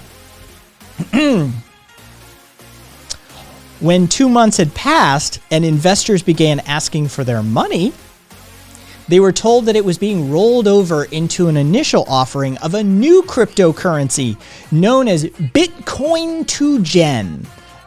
BITCOIIN numeral 2 GEN. With the promise that they would receive an additional coin free for every one they had invested. Oh, a BOGO! You get a buy one, get one free offer. Jesus Christ. Officer, office, offer. I'll get there. While investors were told that they could pull out at any time, no one was ever given their money back. Investigators say DeMar then hired a former lawyer. If you're wondering why he's still on screen, by the way, we haven't gotten to him yet. Investigators say DeMar then hired a former lawyer who had lost his license to craft press releases and technical white papers for the launch, most of which was copied from white papers of other successful crypto launches. DeMar began promising investors the new currency, wait for it, would deliver 8,000 times return. 8,000 times return on your investment. Danger, danger, red flag. Enter Steven Seagal. This is where Steven Seagal, star of martial arts and action films like Under Siege and Above the Law, made his appearance, surfacing in promotional materials for Bitcoin 2Gen. Quote, I'm gonna try and do this. Quote, Zen master Steven Seagal has become the brand ambassador of Bitcoin 2Gen, read one press release in which it was claimed that he was an investor in the new currency and that he wholeheartedly endorses the offering. On social media, Seagal urged his then nearly 7 million followers on Facebook and 100,000 on Twitter to not miss out on the B2G opportunity. Good night, Kez. Take care of yourself. Sleep well. Do some self-care.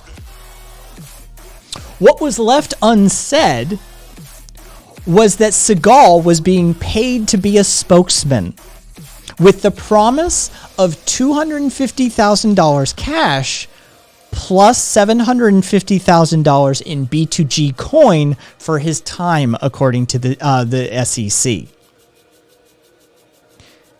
Seagal later agreed to pay more than $300,000 in fines for unlawfully touting a security by failing to disclose he had been paid for the endorsement. At the time of the agreement, Seagal said in a statement that he backed away from the arrangement when he began having doubts about the credentials of the company. He was only paid part of the $250,000 fee. He began having doubts, y'all, when they didn't pony up all the money.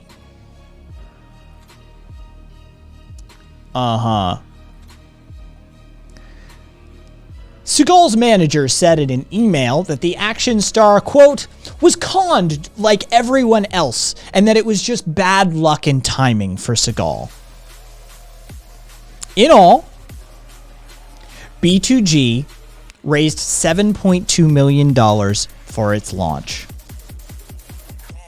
In March, it was announced that Logan, aka Christic, and Seagal were leaving the company. Investors began clamoring for their money back.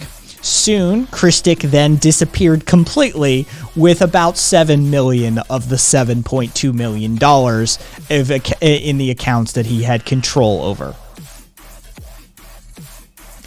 Bombarded by complaints from investors, DeMar falsely announced that the company had been acquired by a Russian venture fund.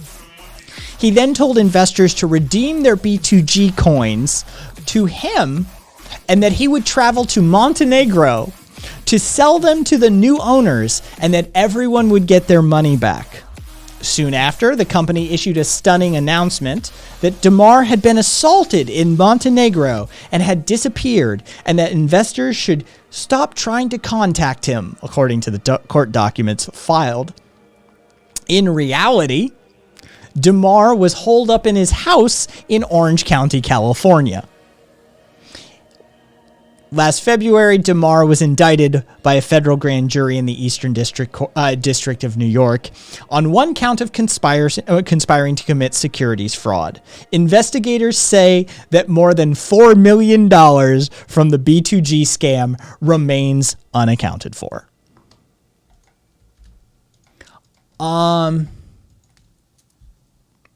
Mitre, Wither, whoever, 24 hours. 24 hours. Do a custom timeout. 24 hours. There you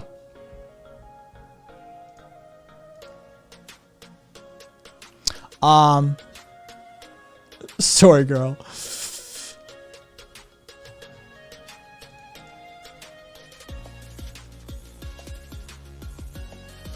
Nice, Cassidy.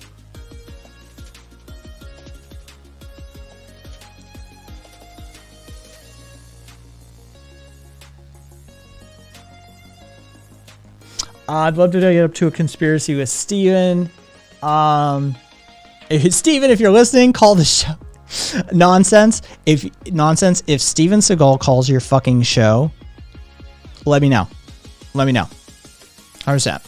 I'm gonna just start peeling off these fucking this goddamn. I don't like these gel coats. I'm gonna have to get some new nail polish.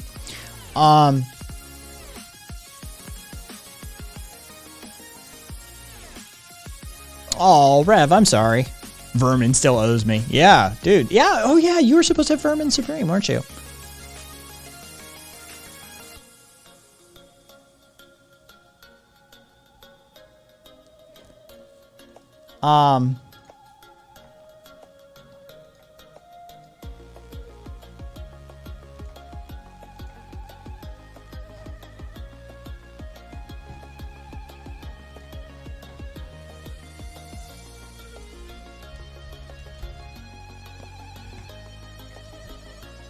Is this? Oh, yeah. No, this guy. He was there, but his headset didn't work. Typical Podbean. Oh, Jesus Christ. So I made him an admin. My president was an admin of the show. Nice nonsense. So Dick Farrell.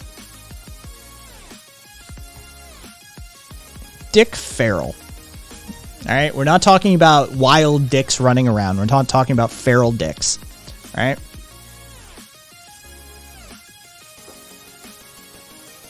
This is Dick Farrell. Okay. Redacted. It's the UV cure, and I have a UV light.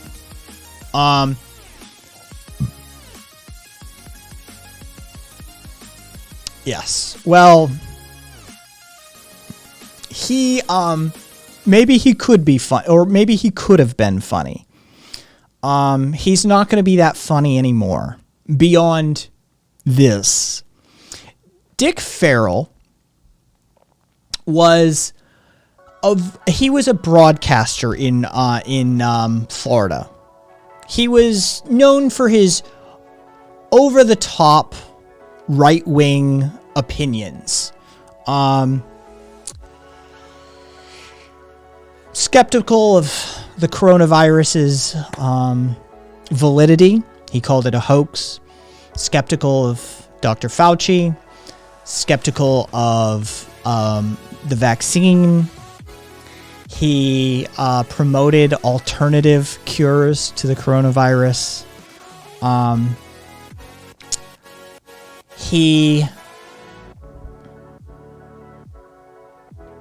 He's no longer with us. He trusted his immune system. Quote, he trusted his immune system.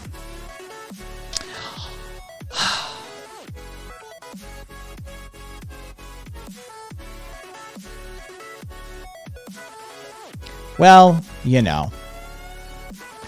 This is Ninja. Unfortunately, he did waste his local hospital's time.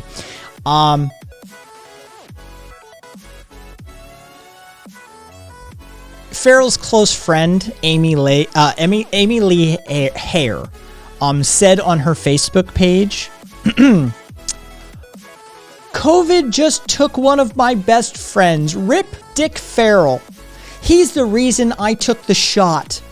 He texted me and told me, get it. This virus is no joke. I wish I had gotten it. I was one of the people like him who didn't trust the vaccine. I trusted my immune system too. I just became more afraid of getting COVID-19 than I was of any possible side effects of the vaccine. I'm glad I got vaccinated.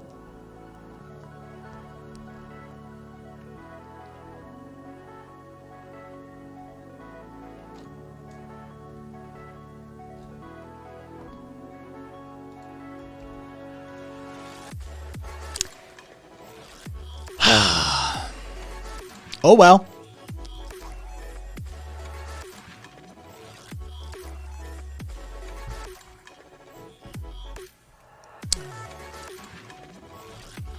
Here's another name. Leslie Lawrenson. While we're at it. This is Leslie Lawrenson.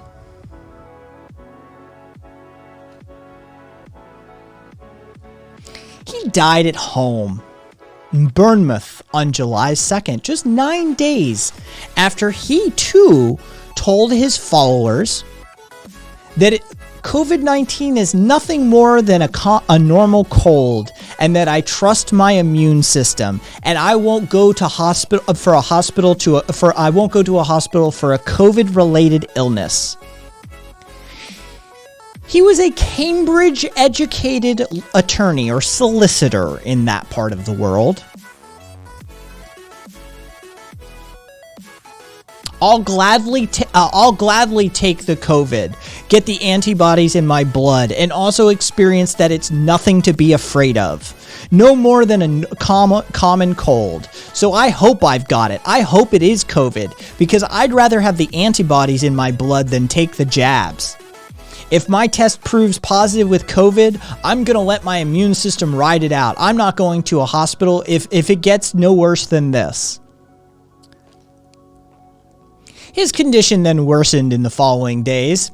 Uploading a video that talked about his struggles to breathe, paramedics were forced to check on him shortly thereafter. His partner, Amanda Mitchell, said she accepted his reasoning for not getting a vaccine because, quote, he was highly educated. Nonetheless, she said that he was wrong and now is encouraging people to get the vaccines. Les made a terrible mistake and he's paid the ultimate price for that. I'm not trying to stop any other family suffering a loss, and I'm trying to stop any other family suffering a loss and the total devastation that we're going through, Mitchell told the BBC News.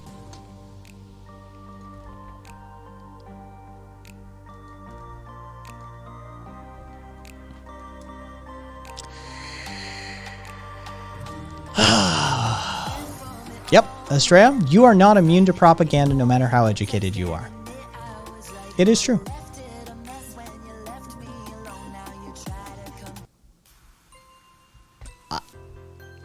I wish I could. I wish I cared.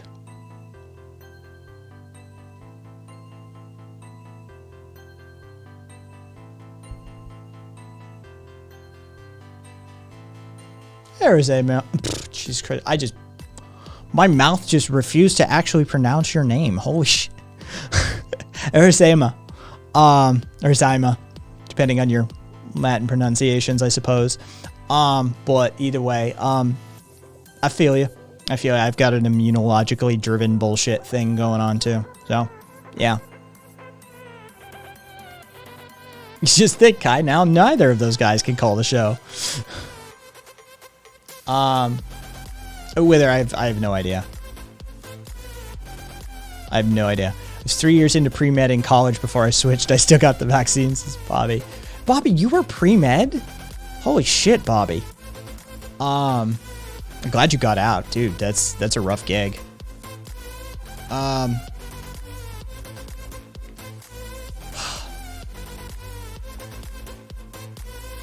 You got bored. Jesus, Bobby. Oh yeah, Deirdre, I did see the bullshit about the immigrants. I have some statistics in an article on how that's just patently false, completely easily disprovable. But you know, fear mongering using brown people and the other is just classic shit at this point. So, you know, are we surprised?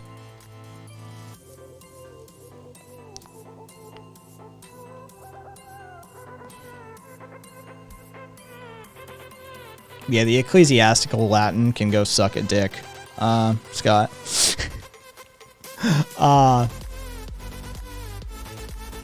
Dad and bro are both ducks. Oh, you're one of those. Okay, yeah, one of the family.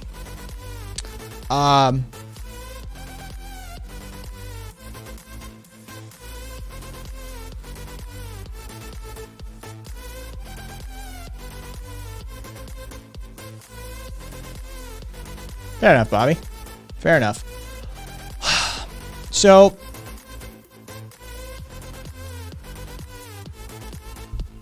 let's talk about it.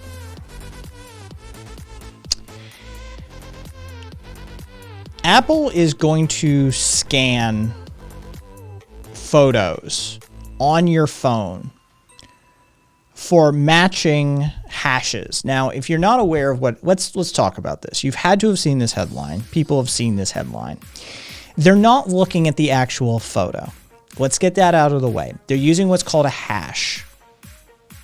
Basically, it's a mathematical representation of the data contained within a data set, right? You take the data of the file, be it a photo, be it an executable, be it whatever, a zip file, doesn't matter, and you hash it. Basically, you run it through an algorithm that analyzes the data in its totality, and then from that, a fingerprint is derived, right? The United States government maintains a database of known child pornographic hashes, right? Files that are known to exist in the wild that they have collected through seizures and investigations and activities that they then run through a hashing algorithm and they derive a unique fingerprint for, you know what? Hang on. Let's just so you guys can see what a hash looks like.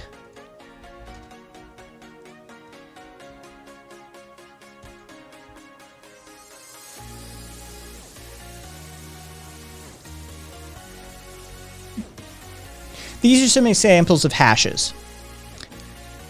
The things you see on the left, the SHA-1, SHA-224, SHA-256, SHA-MD5, RIPE MD160, these are algorithms. These are hashing methodologies, right? They're unique unto themselves. And as you can see, they all have their own hash. But if I take a file, in this instance, it was softpedia.xlsx, right? And as long as that file remains unmodified, that hash will be the same, transferred across multiple systems, all right? So if I have a file and I send it to you and I send you a hash and I say, run check, you do a check file or a check hash against it. You then check that file, and if the hash is identical, then that file has been untouched through those transfers, through that transfer process.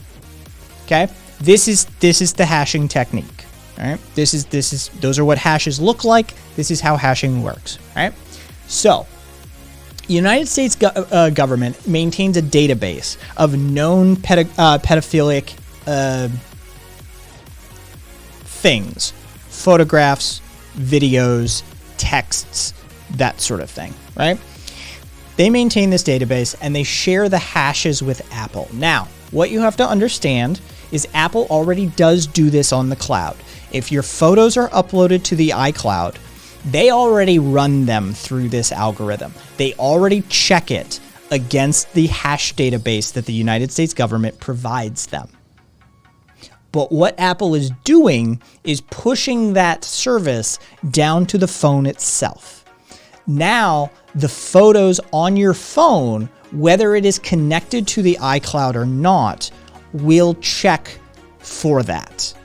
They're not going to push the entire database to your phone, but they are going to do some sort of process. They'll have to offload some of it, but chances are the hash on your photos will be checked and then checked against Apple's services in some way, shape, or form. The United States government is actually the ultimate pedo photo archive. They maintain the FBI ran a pedophile website for like a couple of years or something like that, right? They literally do that. They have been known to do that. That's part of their tactic, right? So here is the concern, right? So it would, Six Pairs. It would. There's numerous ways to get around the hash. A simple crop of the image would do it. Fucking marking it with just a finger or a paintbrush across it would change the hash. All of that. We're not going to address that, right? There's numerous ways to defeat this technology, but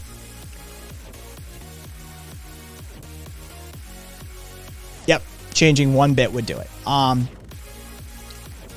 The issue is that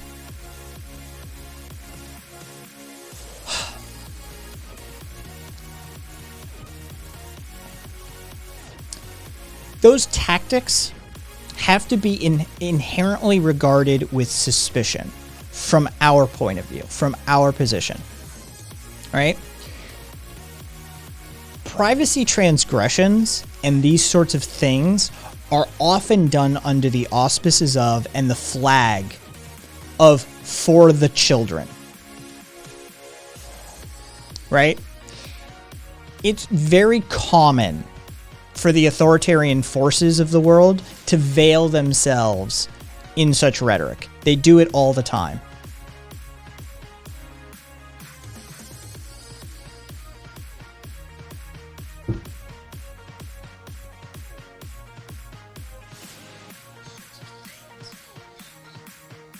Yes, think about the kids. Yeah, biking, you can just shut the fuck up about the buffering and refresh your stream. Like, I can't do anything about your shit internet, man. Like, yes, this is essentially a violation of the Fourth Amendment. This is illegal search and seizure. This is warrantless searching of your property, right? This is the problem. Do I want pedophiles to be able to rape and abuse children and then spread their wares to the wind? No. No, I don't. But they're going to do it. Right? And that doesn't mean we violate our individual rights, our individual right to privacy, our Fourth Amendment rights, our right to our right to not be warrantlessly searched, our right to not have our property searched without due cause. This is an issue.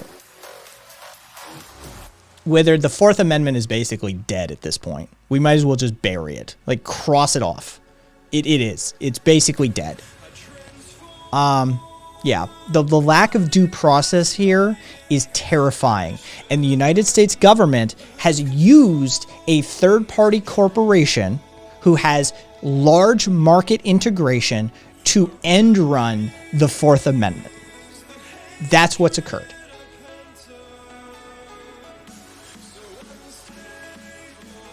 Yeah. Which is cause for concern. Look. We don't need to... look, I see multiple people in chat talking about how to get around a hashing technique. Look, we don't need to give anybody fucking ideas. It's an easy process. We don't need to be iterating out the 90,000 ways that you can defeat a hashing process, especially when discussing how hashing works regarding child pornography. Right? This isn't the space to be like, oh, this is how you bypass that technology. Knock that the fuck off, please. Thank you.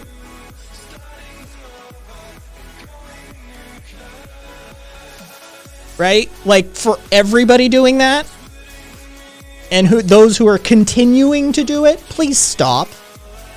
Right? Like, that's... Yes, it's easy to do. Yes, but a lot of these dumb fucks don't know how to do it. And I don't want to contribute to the pedophile milieu understanding how to defeat some of the technologies we use to actually shut their dumbasses down. Please and thank you. Jesus fucking Christ, the fact that I have to explain that to people.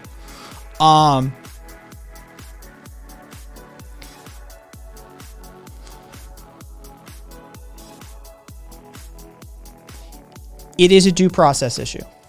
It is a Fourth Amendment issue. It is a privacy right issue. And it is especially concerning given that the United States government used something like Apple. Basically with her. They use the world's largest company, right? Like, are they still the world's largest company? I don't fucking know. Amazon may be it now. But the fact that they use one of the world's largest companies to effectively bypass the Fourth Amendment is of concern.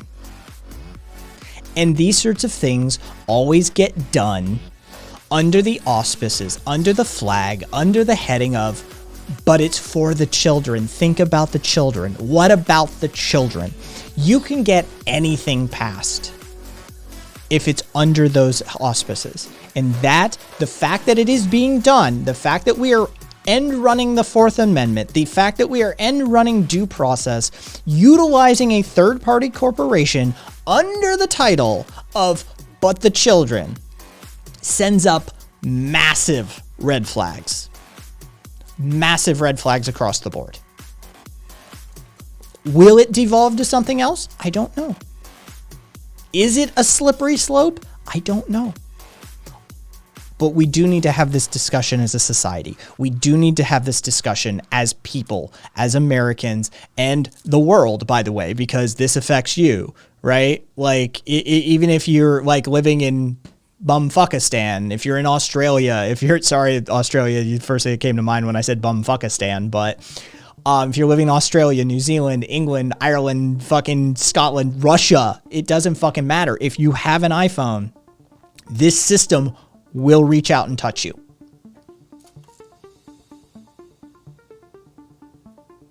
Liechtenstein.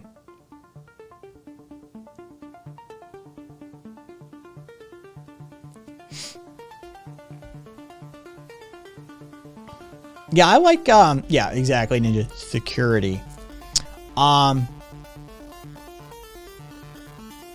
Yeah, and I'm not, no, story, Gemma, that's why Five Eyes exists. No, it won't, Karina. That is the purpose of Five Eyes. It isn't that the NSA can't surveil the entire global grid. They can do that. Signals intelligence is an amazing marvel when you get into it. It's so that you can end run your own country.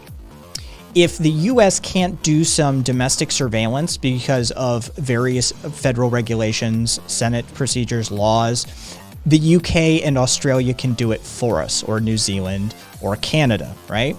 And if Canada can't surveil their own people, the US can do it for them, or vice versa across the Five Eyes. That is the purpose of Five Eyes, is to bypass domestic security protections.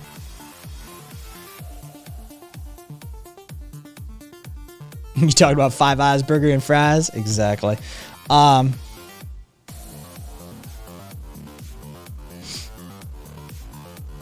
Oh no, it's yeah. If you think Apple is going to be the only one doing this, then you're fooling yourself. Google will be doing this too, if they aren't already. Yeah, that's for sure. Bobby, I'm in that camp. I've never had Five Guys Burger and Fries. That came along after I stopped eating out. I've never had it. But I will without even trying it. In-N-Out is better. And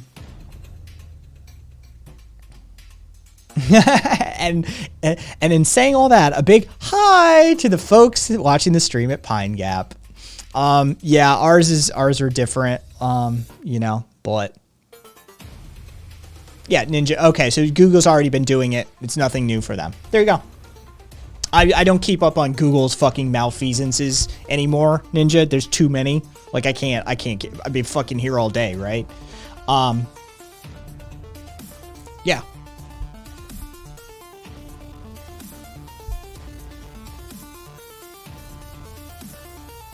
Oh, a Bloomberg terminal. Wither. Bloomberg. B-L-O-O-M. B-E-R-G. Bloomberg. Or is it B-U-R-G? I always fucking forget. It's B-E-R-G. I was right. It's a Bloomberg terminal. Yeah.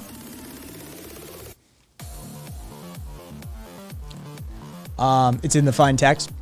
Figures Ninja. Yeah, it's a thing. It's a thing. Yeah, we found out Swede gave us a picture, a screenshot from his Bloomberg terminal, and I was like, Jesus Christ, you have a Bloomberg terminal.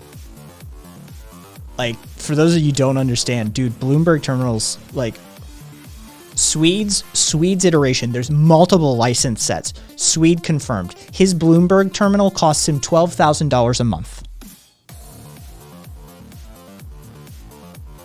$12,000 a month subscription for his iteration. I've seen 25K. I've seen 25,000 for the full thing, like the full thing.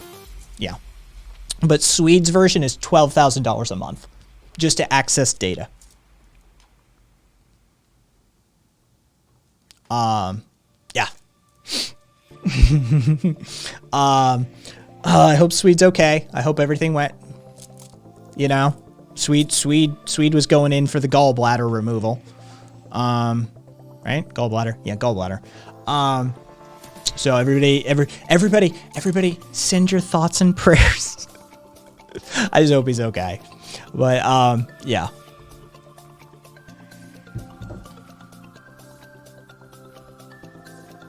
Cassidy, I've seen them. I've never gotten to use one, but I've seen them. They are impressive.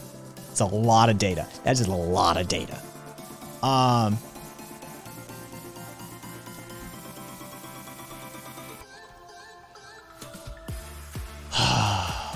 Well, Estrella, in that vein, Estrella, damn, every day I get closer, get even closer to being that crazy person who tries to go completely off the grid. Climate crisis, scientists spot warning signs of Gulf Stream collapse.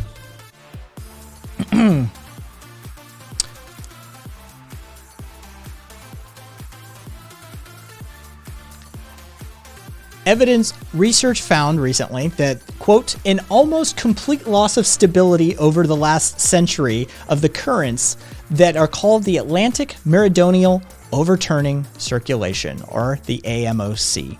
The currents are at present already at their slowest point in at least 1,600 years, but new analysis shows that they actually might be right on the edge, right on a tipping point of a shutdown. If the AMOC shut down, consequences across the world, right? Disrupting rains that literal billions of people rely on for food in India, South America, West Africa, increasing storms and lowering temperatures in Europe, pushing up sea levels off of eastern North America. It would endanger the Amazonian rainforest even further and degrade Antarctic ice sheets even faster. The complexity of the AMOC system is so insane that uncertainty over the levels of future global heating basically make it impossible to forecast the date or the time or when it would collapse. All we know is that it is the slowest we've ever seen it. Yeah, shit like 2-week-long hurricanes and shit, because it won't move. It just won't go anywhere. And if it doesn't make landfall, it's not going to burn off the energy. Shit like that. Yeah, exactly, Gemma.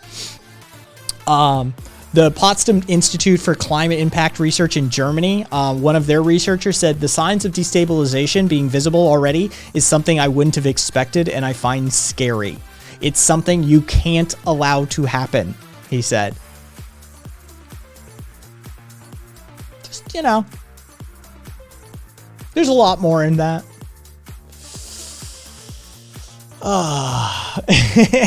Critical, I love that. We're all gonna die. It's the Ralph Wiggum Basically, I'm in danger.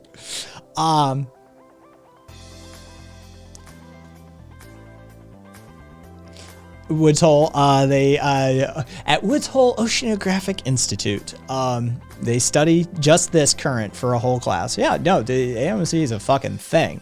It's a thing. The complexity contained within just that is mind-blowing. It's staggering beyond belief.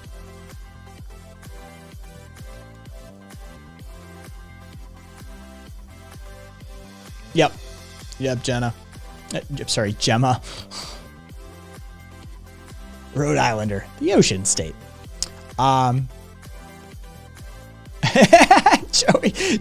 Joey, are you an optimist? I wouldn't have pegged you for an optimist, Joey, but good. Hey, at least in the apocalypse, nobody will be chasing up student loans.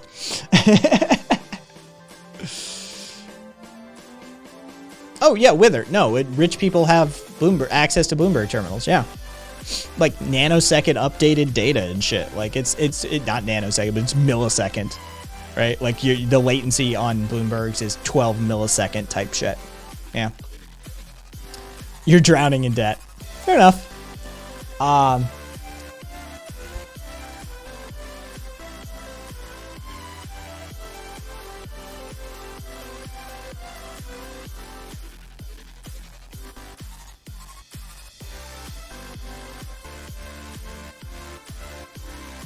AMOC, Cassidy. It is the Atlantic Meridional Overturning Circulation, the AMOC.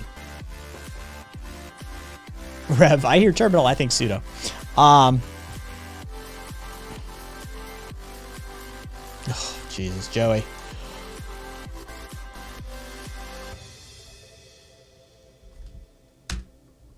Here's a fun map. Sorry, foreigners. This doesn't apply to you.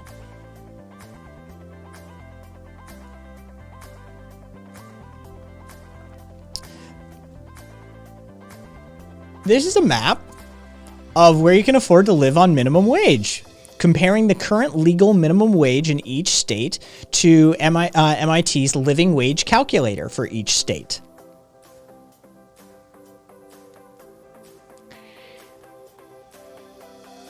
Bye, Deirdre. So, red, deep red, is that the minimum wage is 45 to 55% of the cost required to live. So your minimum wage will make up half of your cost to live. All right? Live. Just live.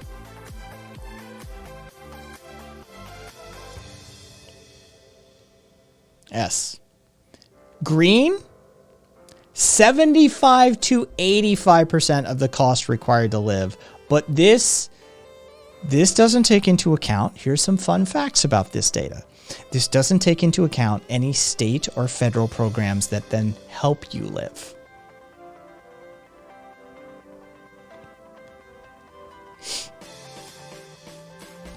I'd like to see the data broken down by county as well, because I think a lot of this would change instantaneously. Well, Caboose, see what I'm saying right now. If we broke this by county, this data would look a lot different. This is unfortunately aggregate data for the state level. Yes, and Ninja's right, I'd like to see our neighbors to the north as well.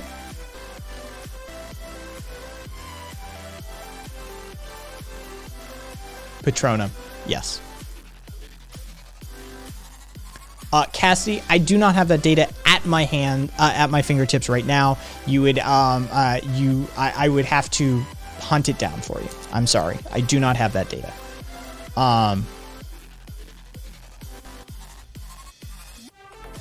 Oops, god damn it! One misclick can just fuck up a whole thing.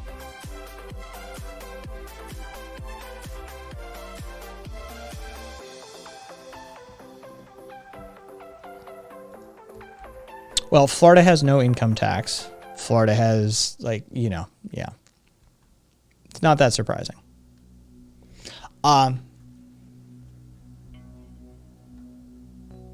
Yeah, rent should be 1/4 of your income at most.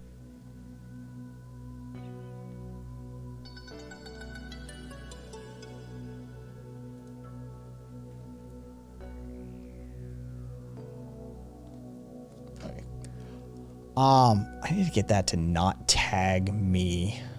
Hold on, let me change the, give me one sec. The bot timer is annoying. You know what? I'm gonna leave it. I'll leave it.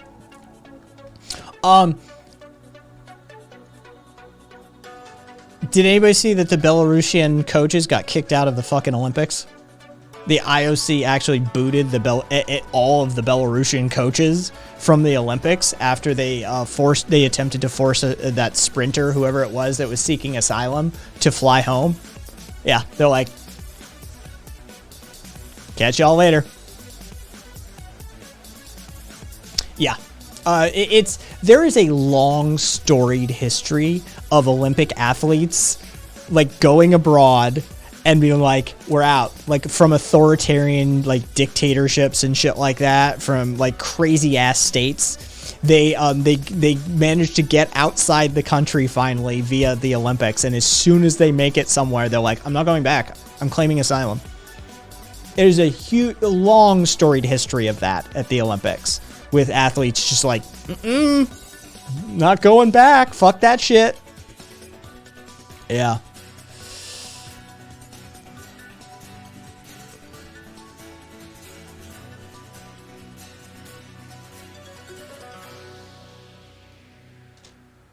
I'm literally just starting to peel off this fucking nail polish.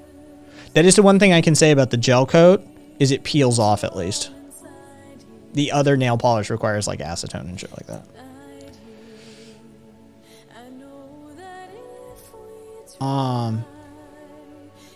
Yeah, whatever that is. No. Rev. I've been considering building a raft to escape the US with my truck. I have a buddy who lives in San Bernardino now, who is working on purchasing. He's purchased a cheap sailboat that he can man by himself. He took like he's got experience as a sailor, right? Like it's not new to him. And he has been fixing it up for the last like couple of years, basically. Just getting it completely kitted out. And his plan is just like, so.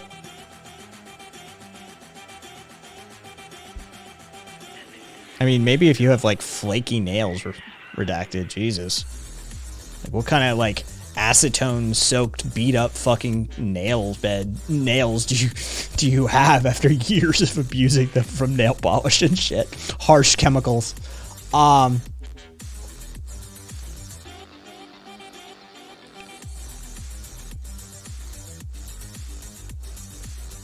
Caboose, I feel it. Yeah, it's not that I don't feel this shit. It's just whatever.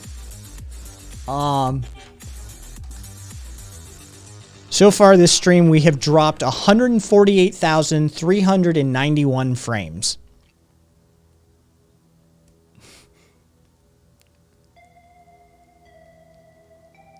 Really? Be over? Pretty easy. Get a houseboat turned into a flatbed.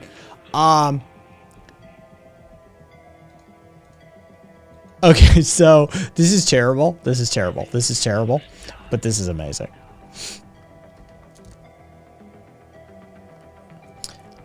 Anika Schleul, Anika Schleu, SCHLEU, right? She worked. She's a pentathlete. She worked hard, right? She worked hard to get to where she was, and she has a horse that she does show jumping with at the Olympics, right? Years of practice, dedication, working with her animal, all right?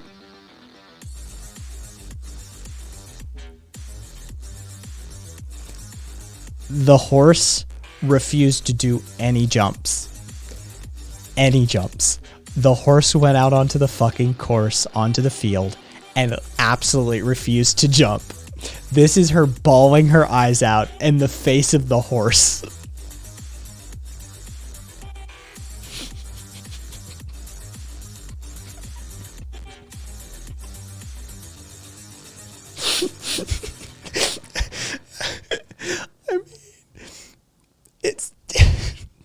I feel for her. I feel for her. Oh. Oh no, Caboose. Yeah, this horse is already it's already, people are like, dude, this horse is becoming a meme. There's no way this horse doesn't become a meme. Image sent, Caboose. Image sent. It just, yeah, she worked years and years and years to get to that competition. And she fucking strode out onto the course, and the horse absolutely refused to do a single jump. One single jump. Horse was like, no. And fucking, she's just breaking down on the field, and fucking photographer takes this photo from the fucking stance of this horse. Just fucking, oh my god.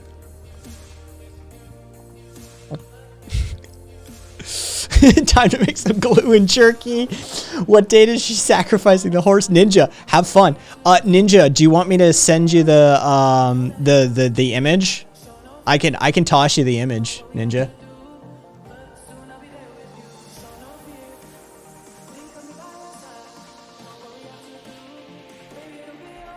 Incoming. I just need to, there we go. There you go, Ninja. It's in your Discord DMs. It's in shared content on the Discord server if you want it. So everybody can just get easy access to it. So.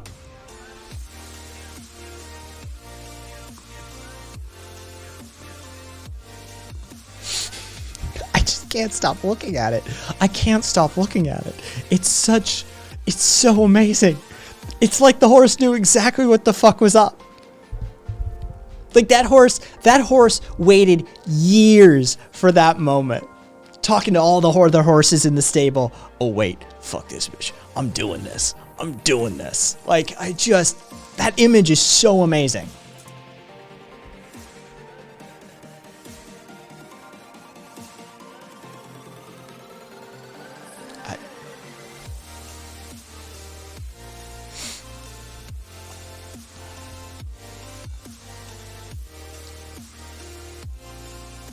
Yeah, I would buy that horse if I had money or land. Dude, for sure. That horse, Exol, side note, is glue essentially just collagen or something? Yeah, infamously, they, yeah, all of the old glues used to be that way. None of the modern glues, some of the modern glues still use that kind of stuff, but really they don't.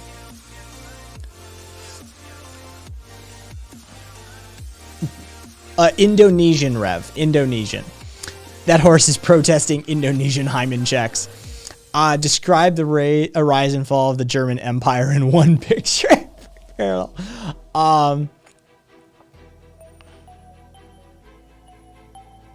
That's okay, Rev. I got you. I know what you were going for. Yeah, you're gonna ride me to death so you can get popular? Fuck you. I'll ruin your career. That horse probably.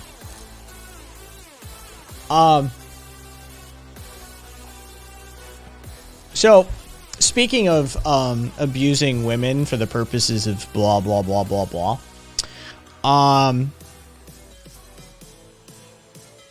and I have this link for you for who wants it.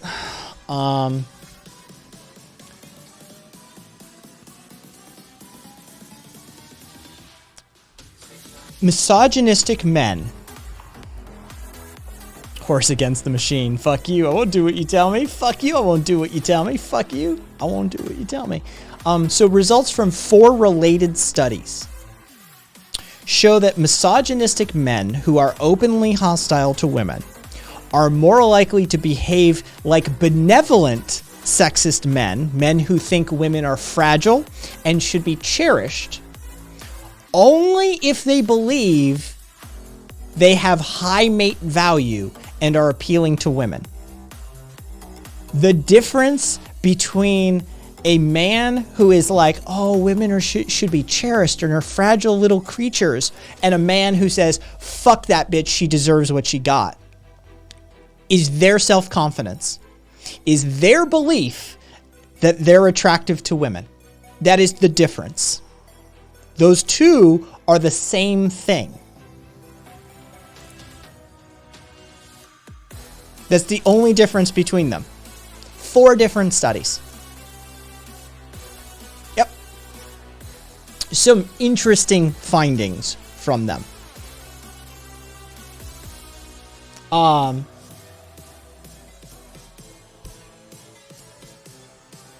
So the subjective perceptions of mate value can be used to identify men who hold misogynistic views and may be prone to violence against women. So 4 separate studies. Again, 4. And here you go. Here's a Psychology Today article that will link to subsequent stuff. Do any of the studies account for dick size and premature ejaculation? Not that I'm aware of. But yeah, whoever said Zippy, glad to see it's confirmed. Chuolata. Yeah, Ninja said it. Women need to read that. I find it interesting. Like, look, I'm a gay dude. I don't operate in those spaces. The only times I encounter fucking nice guys are like is online spaces, right? Like that's just I don't encounter those people. And none of my buddies are that way. Jesus Christ. If one of my friends were that way, I'd fucking straighten that shit out or kick him loose really quickly. But I find it really fascinating looking from the outside in that these two exist on a spectrum, that they're essentially a binary. That the dudes who are like, oh, women are fragile fucking flowers and that they should be protected, and that a man's job is to make sure that women are safe and that sort of thing, is literally just a coin flip. Like he's a turn of the coin away from becoming potentially violently aggressive towards women. The only thing holding them back really is his self-perception of value as a mate. That's terrifying. That's terrifying. But it's really enlightening for me as an outsider to sort of see that. And I'm sure there's women in chat that are like, yeah, duh. Because you guys live with it, right? But, you know, this stuff is useful beyond the normal stuff for people like me. It's like, oh, interesting.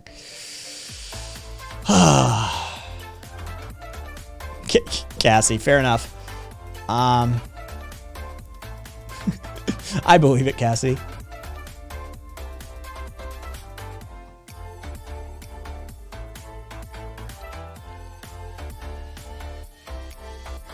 It's why incels keep going postal. Yeah.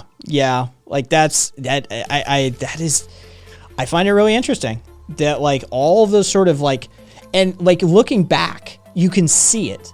Because my touchstone position on that would be like 1950s Americana style male, right? Traditional male of the 1950s America. That like, oh, you know, I'm the protector. I'm that sort of, you know, it's my responsibility to protect the woman. She is, you know, blah, blah, blah, blah, blah, X, Y, and Z, right? And yet domestic violence rates back then were psychotic, weren't they? Oh my God. Yep. Caboose has already done it. This is gonna... Not the abuse part. This is gonna appear wrong in the browser, but if you're in shared content right now on the Discord server, this is transparent. That white will not be there. This is ready. Caboose cleaned it up for you if you want it. So... Yep. And then when they feel emasculated, they flip. Exactly, be over. Like it's super enlightening for somebody like me who sits on the outside of these sort of male-female dynamics, these power dynamics that men and women in society have to contend with, that they grow up with, that they're subjected to. Public, you're one of the few people I not only does that not bother me, you say that, I'm happy to tap dance for you, Public. I'm happy to tap dance for you. God knows I've tortured you a fair few times with your channel point redemptions as well. Fucking no doing this now. So happily return to your lurking, and I shall dance for you. I shall entertain you. Cassie, it's anarchism. Usually is the command. And Estrella, yeah, Estrella beat you to it. This is what I'm down to, guys. This is what I'm down to.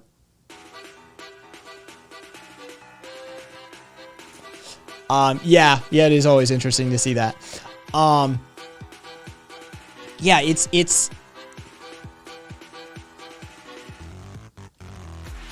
it should be obvious, right? It should be obvious, but sometimes the, hindsight and all of that. But yeah, I really appreciate seeing that the difference between a nice guy and one of those just condescending white knight types is literally how they perceive themselves. If they believe they have value as a mate, they will be the condescending, oh, she's a fragile flower and she needs protecting type. If they feel that they do not have value as a mate, watch out.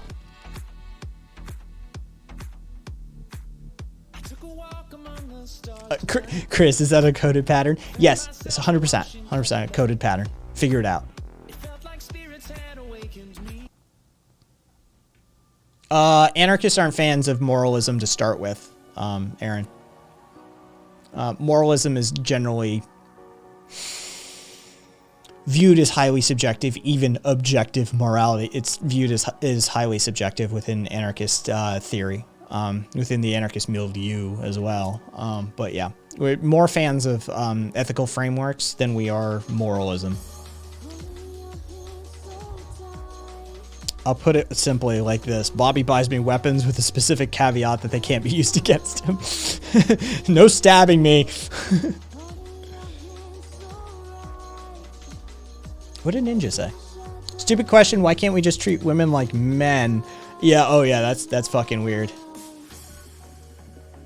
Well, moralism and meta-ethical analysis is a core component of anarchist theory. Right, what you're seeing is as moralism generally falls wayside once somebody starts to look into any sort of theory that was practiced by Stirner or has been influenced by the individualist movements. If you're doing like Proudhon, Bakunin, and even to some extent Kropotkin, you will find moralistic arguments. But generally, the later stages of anarchism rely less on moralistic arguments and more things like ethical or meta-ethical investigations.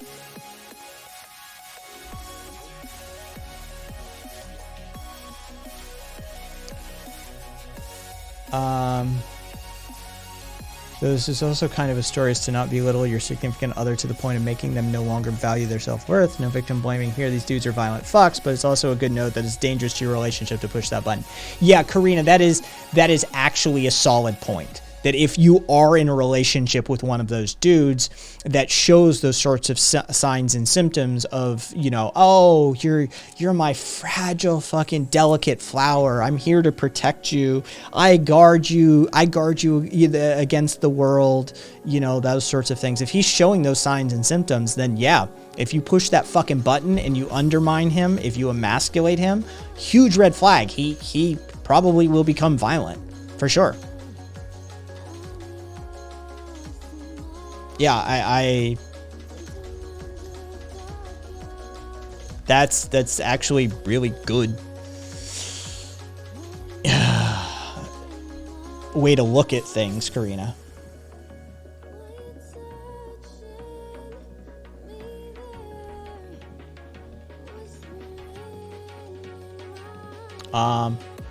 Also, I do think that there's a phenomenon of some guys on the left being fake woke to excuse their shitty behavior. Oh, Estrella, there's tons of fucking fake... Dude, point of privilege, I think all of the woke shit is fake. I think it's all performative. All is an absolute. I don't like absolutes. The vast, overwhelming majority of it is performative. Sure, I'm sure there's some people that believe it. I'm sure there's some people that are actually, they truly believe and live that truth. Sure. Not most. The overwhelming majority of the woke stuff is performative. Yeah. It's for... Hey, Ninja! Yeah, exactly, Patronum. Mine comes from a teacher I had in high school that taught us the key to a test.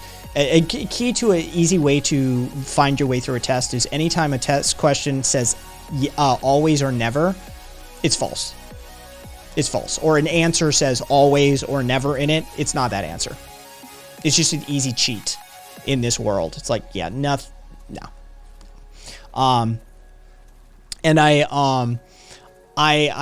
want, my favorite thing is, it's fucking geeky, nerdy as shit. It's a Doctor Who thing that, you know, very rarely is there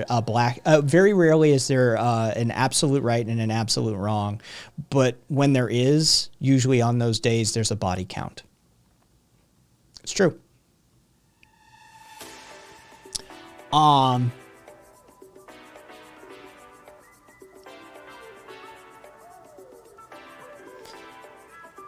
So, you know, yeah,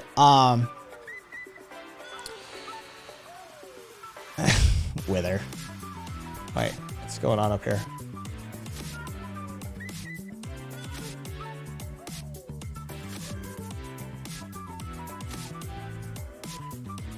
Who answered that one?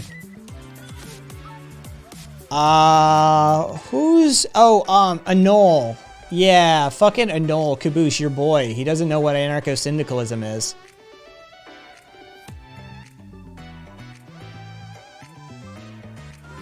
Who responded with this? Rev, you're also wrong on that one.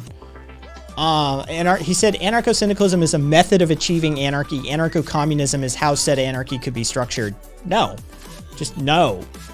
Just no. Incorrect. Do I have a fucking wrong emote on the server?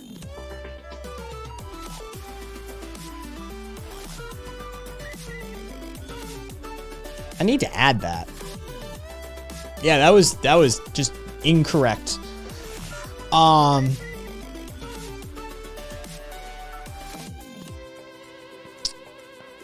MAGA and fake woke are similar dipshits, like scientifically illiterate.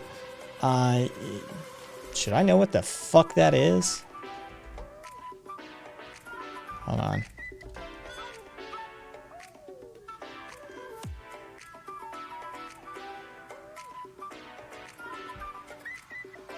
Oh, Young Earth Creation Science. Holy shit. Young Earth Creation Science.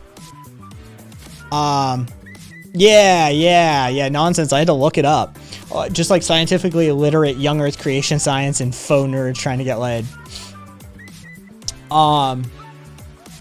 It's like, what the fuck is Yex?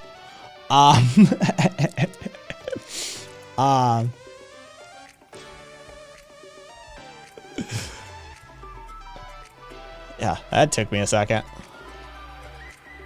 Yeah, hella nice jargon drop though, for sure.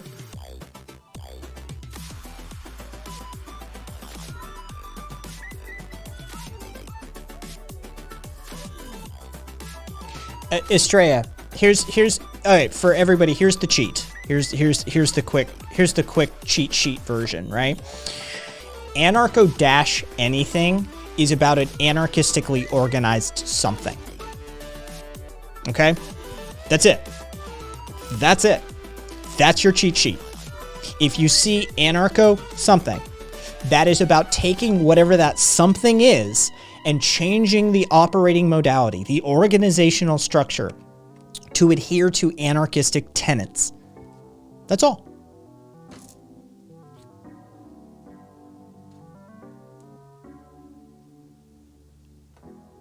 Yeah, so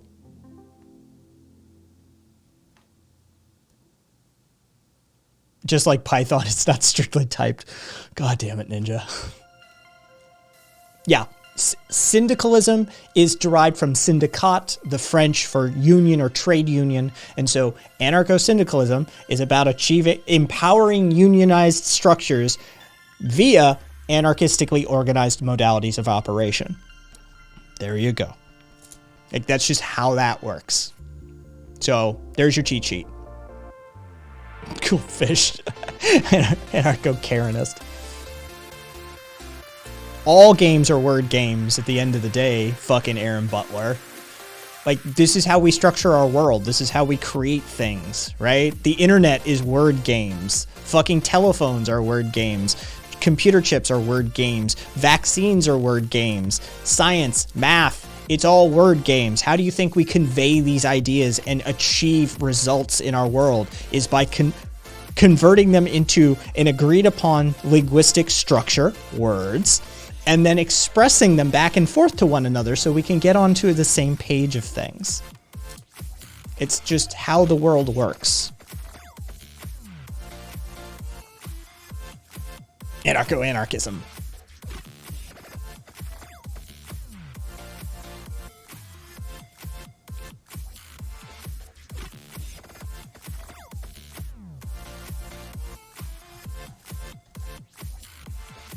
Yeah, it's just how we built things. Well, a lot of punching is also a way to communicate ideas. Yeah, it sometimes is. Two trains are traveling towards one another. They begin at a distance of 50 kilometers and accelerate at 9 kilometers per second. 9 kilometers per second. That's quite a rate of increase. I was going to say, that's quite a rate of change.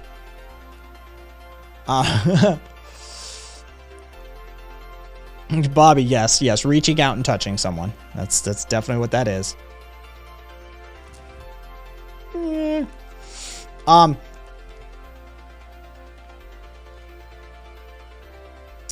Let's see, QB. I think it was that one that I was using. Let's see if it's any different now. Tried to get that God's Not Dead movie for tonight, but the download speeds. Christians don't seed. We're gonna try and watch some like Christian whiny shit propaganda movie for tonight's bad movie night, but yeah, it's not downloading for shit. Have we accounted for deceleration? Hey, Aka. How many people are lying on the tracks? Oh,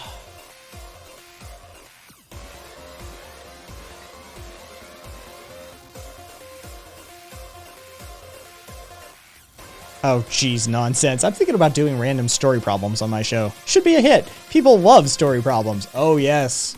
Sure, nonsense. At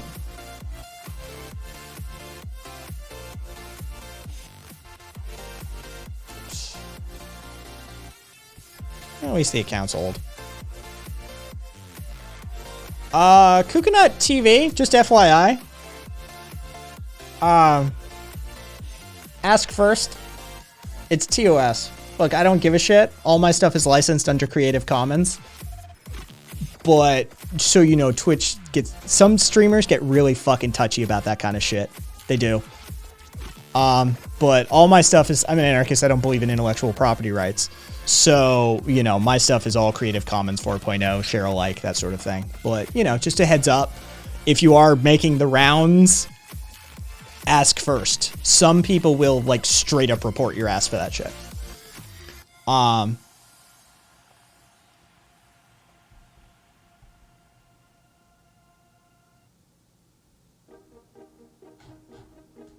And as to whether anarchy is natural, yes, it's some theorists would the distinction made is anarchy is the naturalistic phenomenon. Anarchism is the theory-derived phenomenon. So anarchism is created by anarchists. Anarchy is a pre-existing state that is often found in indigenous societies and other such things. Yeah.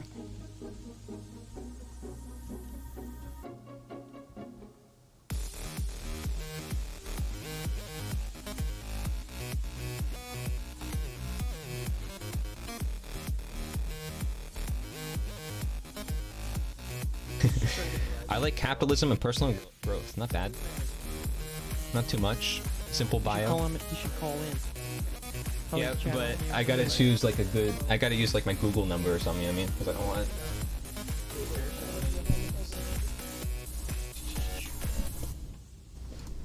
You want me to do that? I don't know if I'm No, that it's desperate. up to you. It's up Yeah, to you. I'm just chilling. I'm just seeing what these guys are up to. I see why not. Like, you know. It's like, yeah, well, that's the whole thing. I was thinking about calling in one of them. Why not? It's like, if I'm gonna sit here and make jokes, I might as well talk to him. Yes, he did. I pulled him back open to see.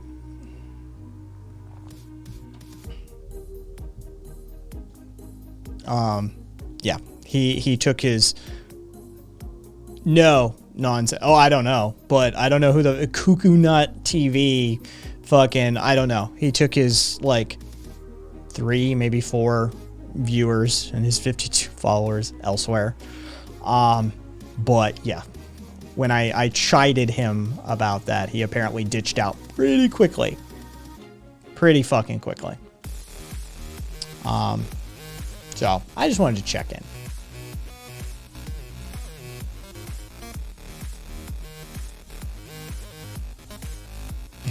Can I tell the judge? Jesus Christ. Okay. Thank you, Caboose. Oh, wait, I think it has to be square or something for the Discord server. Hang on, let me check the emojis.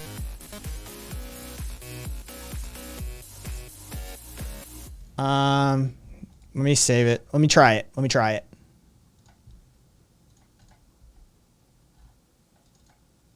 Nope, I'm good.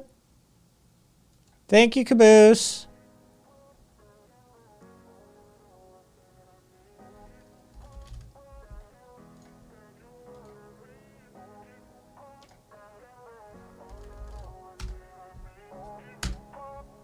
Thank you, Caboose. No. Ninja, Discord, not Twitch. Twitch, they need to be squared off. Discord doesn't care.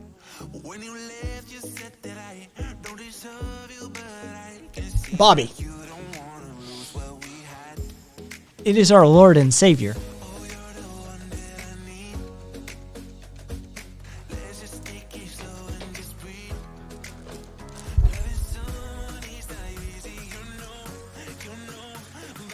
It's bad movie night. It's bad movie night. Of course I'm wearing Breen. Supreme Breen, man.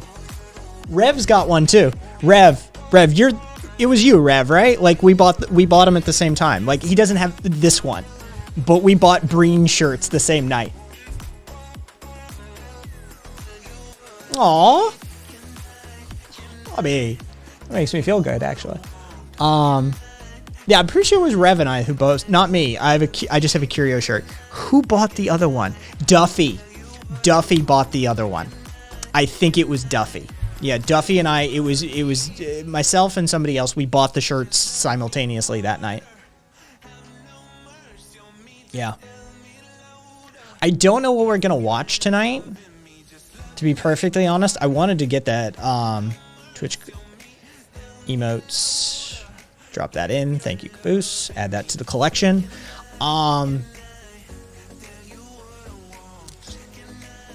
We could do Rev's double feature.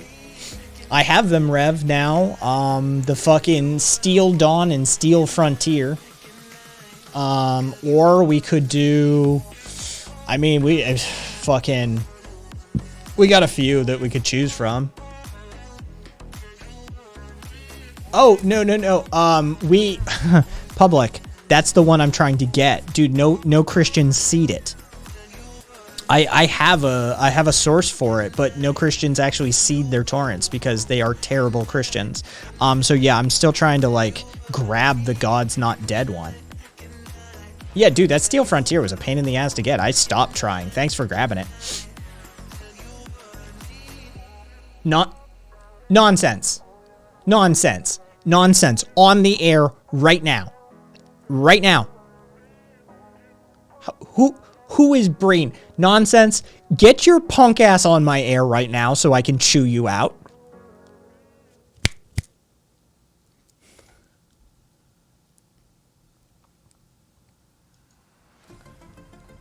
How dare you not be aware of our Lord and Savior Neil Breen?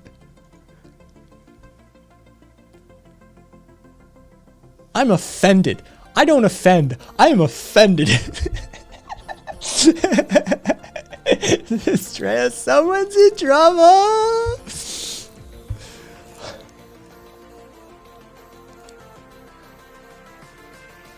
Yeah, Beasticle. I think that's God's Not Dead.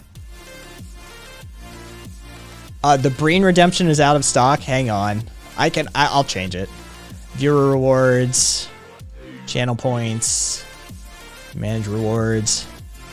Where is he?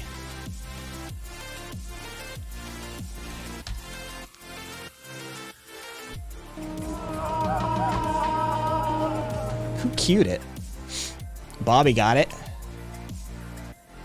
Yeah, Bobby got one. Nonsense. Wait. Before you yell at, I just want you to know that Some Sense doesn't know who Breen is either. So it's not just me who is tragically unhip. I asked her who he was. I asked you earlier. Somebody said something about Breen. As soon as I walked in here, I don't know what the fuck is going on. I'm sorry. Neil Breen is our Lord and Savior. You should be thankful he exists. He has been sent to this earth to save us all. Now, who Neil Breen is he's this independent filmmaker who absolutely is one of the worst filmmakers to ever exist. His movies are utter dog shit, but they are amazing. They are the pinnacle of bad movie perfection. I'm not kidding you here. They are astoundingly bad and beyond beautiful to watch. He does what kind of stuff? He does everything himself. Everything. Like all the way down to the catering. I'm not kidding you.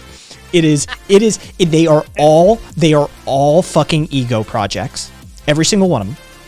He's got a bunch of movies now. He's working on his newest one now. The general theme is Neil Breen is basically cyber hacker alien android Jesus. For the most part. Like it changes. Sometimes he's just like an elite hacker. Sometimes who was also a domestic terrorist, who, sometimes he's an alien. Sometimes he's like, cyber Jesus, right? But he's always the savior of mankind. And he's got these really intense themes that he holds to, these anti-government, anti-corporation themes. And he's so unsubtle. He's fucking hit you with a baseball bat with it. Like, it is astounding. And he lives in Vegas. He films all around in the desert where it's just cheap to go out and film and shit. Right? And it is honestly, he stars in them, he writes them, he directs them, he's the fucking editors, the videographer, he's the producer, he does the catering, he gets these like cheesy fucking extras by just like putting ads in the paper or something and like, hey, you want to be in a movie? Congratulations, you're like one of the main characters. Isn't that corrupt? That's Neil Breen. It just popped up on screen. So Local Boy Makes Good. That's awesome. That's a good story. He is honestly... Was that him? Yeah, that was him. That's Neil Breen. I've seen him before. I don't think I've seen his movies, but I recognize the face. He is Beasticle. If I had met Neil Breen, are you kidding me? Like, I would tell you that story every week.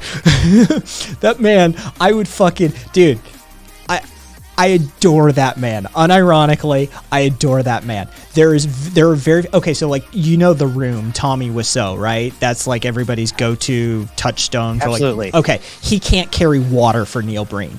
In no way, shape, or form is that movie even close to the shit show that Neil Breen movies are. They are amazing. We've done the entire filmography for Bad Movie Night, and we will circle back around after a while and do it again, because How many? 5 at how many- present. I think we're going to go doing number 6 if we don't include the 5-hour retrospective that he did himself on himself. To talk about his filmmaking style and techniques and shit. Neil Breen, if you're listening, call the show. Oh, I would. Are you kidding me? I'd dedicate a fucking week of shows to him. I would be like, every fucking day. There's 5 days that I'm streaming. You've got 5 movies we can go through every fucking show. Let's do this. Right? I think you could get him. I think you could get him. Metal not in the affairs of Breen. Yes. I'll shoot him an email. I'll track him down for you. Dude, I'm telling you, he is Akashoga. Oh my god, inject this into my veins. Keep an eye on papers for open castings. The presence of Breen is deadly to mortals. He is truly every movie is a fucking ego project and a half. He is narcissistic to a T. He truly does think he can solve the world's problems if only we would follow him. Right? He's crazy. He's fucking. But when you watch the hang on, there's I have all 3 movies. Can use my computer. Krusty, which 3 movies? Are you talking about the God's Not Dead one? Krusty, because if so, then yes. Yeah, I will take that really quickly. I could sit him down in person. Oh, Krusty, you big dick genius. Yeah, toss me a link. If Nonsense is going to be here for movie night, we need to show him Neil Breen. Well, that depends. Can you make movie night? I don't think I can. I got to be up early. Okay, then I will. Also, I don't know how to fucking do it. You know how terrible I am at Discord. Hey, Skeptic. It's doable. We can walk you through. We've had far more boomerish people manage to make it. We'll do like a midweek screening for you or something one of these days and get you on board. Every other weekend's my shit weekend, and I'm on shit weekend right now. Okay. So yeah. Okay. So maybe next weekend, we can go back to the beginning and watch the first 2. ARZ. They're entertaining though, right? I mean, like, no, they're genuinely entertaining. They are the pinnacle of bad movie perfection, right? Like that quintessential. It is so bad, it is good. They honestly, nothing compares to it. It is truly astounding to watch a Neil Breen film. You get a little drunk, get a little high, do what you got to do, and fucking sit down and watch a Neil Breen film with some friends and just melt. Would you describe it as a singular experience? It is, amazing sex, psychedelic drugs, jumping out of a plane, going to war. Right? These are pinnacles of human experience. Getting high and enjoying Neil Breen films with friends, it's in the list. I can tell that you really fucking love this guy, Oh, and no, I think I truly do. that we can use that, like the Care Bears or something, to use our power of your affection for this guy to get him on the show. I think we totally could. Yeah. Oh, yeah. It is truly. We've talked about it. Like Caboose. I remember Caboose specifically mentioning it, and we talked about it. Like as you go through his films, you can see him grow as a filmmaker, right? Like you start to see the changes and how he's exploring his art and shit like that, right? It is astounding to watch the Neil Breen filmography. But yeah, they're utter trash, man. They're utter trash. It's like, holy shit, this is bad. I love it how I just went to his Wikipedia page, and he's mysterious. I have no idea how old this guy is. Oh yeah. I fucking, dude, I adore this man. He could be anywhere between 35 and 80. I adore this man, right? Like he honestly, there's this scene in the first movie where there's like 200 tuna cans in his fucking trunk and in his car.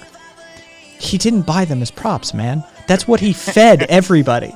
He was doing the catering. He did tuna salad sandwiches and shit for like days just to get like for a fucking bit. For a fucking not even to get a bit. He fucking fed everybody the cheapest shit he could get his hands on, and then he turned it into a bit. Right? Like there's just Does he imagine his film crew are all cats? I honestly, film crew, that's hilarious. Fucking it is amazing. And his exposition is just astounding. You're like, oh my god.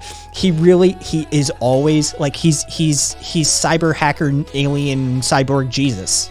Like that's who he is. Like he's been sent here to fix the world's problems. And like there is this scene in one of his movies where he exposes a whole bunch of information, and then there's just apropos of nothing, like because his edits are terrible. There's this scene of just apropos of nothing. He fucking lines up a bunch of fucking people in suits and shit, like just some random dudes and like a chick, right? And like, as CEO of the banks, I apologize for our transgressions to humanity, and fucking shoots himself in the head.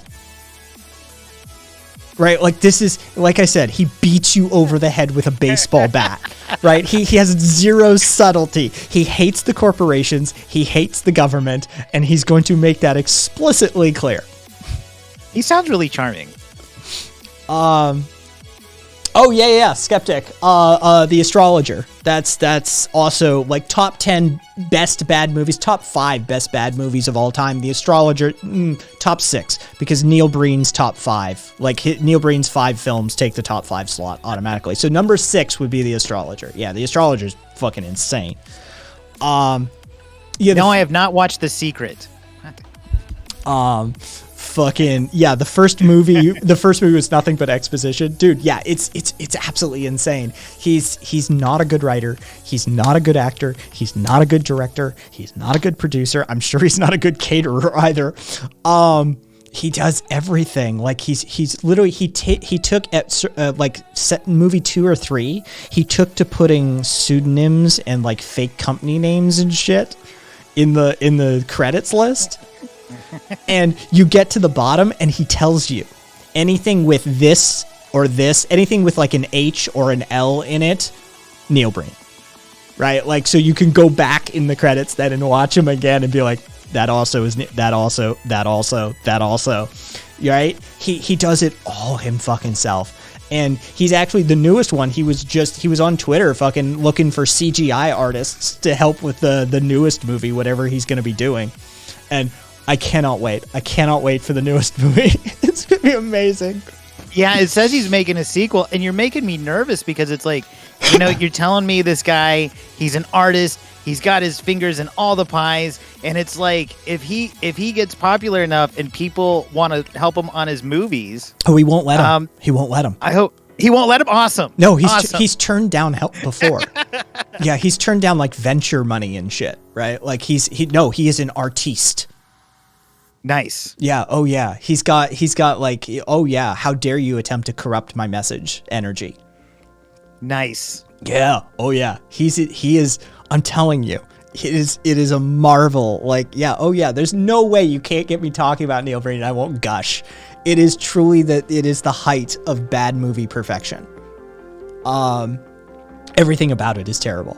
The effects are terrible. The writing is terrible. The directing is terrible. The cinematography is terrible. The fucking, like, he has no idea how to write a script properly. He has no idea the flow of a movie. The first movie is like 15 minutes straight of exposition and it front loaded into the movie. But would you say that, like, where he's coming from, like, story wise, you can really hold on to and, really like root for the guy? No, because the first fucking movie, he's a goddamn domestic terrorist.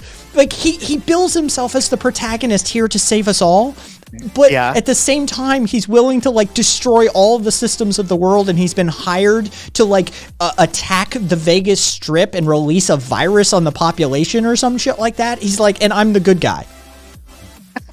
He has no concept whatsoever. Freya 1999 says, so he is 62 years old, has a Twitter account, and has contact info. Did you get all that? Yes, I did. But was he born in America? Was he born on American soil? Can he be the president? Yeah, Caboose. Caboose. He regrets it in the end for some reason, right? Like it's not even. It's like, yeah, sure, just hand wave. It is astounding. I'm telling you. Like, yeah, next weekend we will go back and do the first 2 Neil Breen films, so you, in some sense, can join the fucking club, because honestly, it's perfection. I'm interested. Skeptic. I have seen him somewhere. I don't know where. Skeptic. No one knows where the fucking producer for The Astrologer disappeared to. Yeah, that dude's still MIA. Or the writer, director, star, and producer of The Astrologer, because that also was an ego film. I feel like I checked that out. Yes. Yeah. Oh, yeah. He's a real estate agent and a trained architect here in Las Vegas. But yeah, he became an independent filmmaker. Why? Because he had a message he had to bring to the people, nonsense. And his medium, his art form is that of film. I'm telling you, this dude he is a narcissist writ large. Are you curious to see his architecture work? Holodeck the Halls. Tommy Wiseau could not carry Neil Breen's water. Tommy Wiseau does not deserve to lick the bottom of fucking Neil Breen's shoes, all right? Not even in the same fucking category. Dude, the movie About the Room was better than The Room. Like, yeah. I'm telling you, like, he is the pinnacle of bad movie perfection. I have a special place in my heart for The Room, specifically not the fucking movie about The Room, but for The Room, because I read this thing about it that articulated it perfectly. The Room seems to be made by an alien who is trying to understand humans, and the way that he's studying them is by making a movie about them, right? And I'm like, it's fucking perfect, and I love it for that reason. Yeah. Oh, hey, Mark. Yeah. Public. Tommy was so lucked out on a bad film. He can't repeat that luck, though. Neil Breen has a track record. He can repeat. Yeah, that is impressive. Yeah. That is impressive. 5 movies, all equally bad, would you say? Well, I guess they get a little better. They change. Yeah. I wouldn't say that they get better. There's some aspects, like production aspects, like as by the 5th movie, like some of the effects are halfway decent. They're not of the era. It's halfway decent for like 7 years prior to when the movie was actually made. But you're like, oh, hey, he's trying there and he's trying there, and he kind of worked on that. You can see him grow his art form. You can see him grow as an artist. Now, does that change his heavy-handed nature? No. Does that change the fact that he's not actually a good scriptwriter? No. Does that change the fact that he's a terrible actor? No. Right? Like, that's, yeah. So he's taken a couple of years off, right? And he's making a sequel now to something else. If that movie is genuinely like a great movie, like one of the greatest movies you've ever seen, are you going to be disappointed? Oh yeah. If he managed to make an actually good movie, I'd be devastated. I'd be heartbroken. I'd be like, it was all a fucking lie. Like, I don't think he has it in him, though. I really don't. Like, he's too egocentric. He's too deluded. He's too focused on himself. All of his films are ego projects. They're all about him. He is the savior sent here to save us all. And if we would only heed his warnings, we could live in a utopia. That's the theme of every single one of his movies.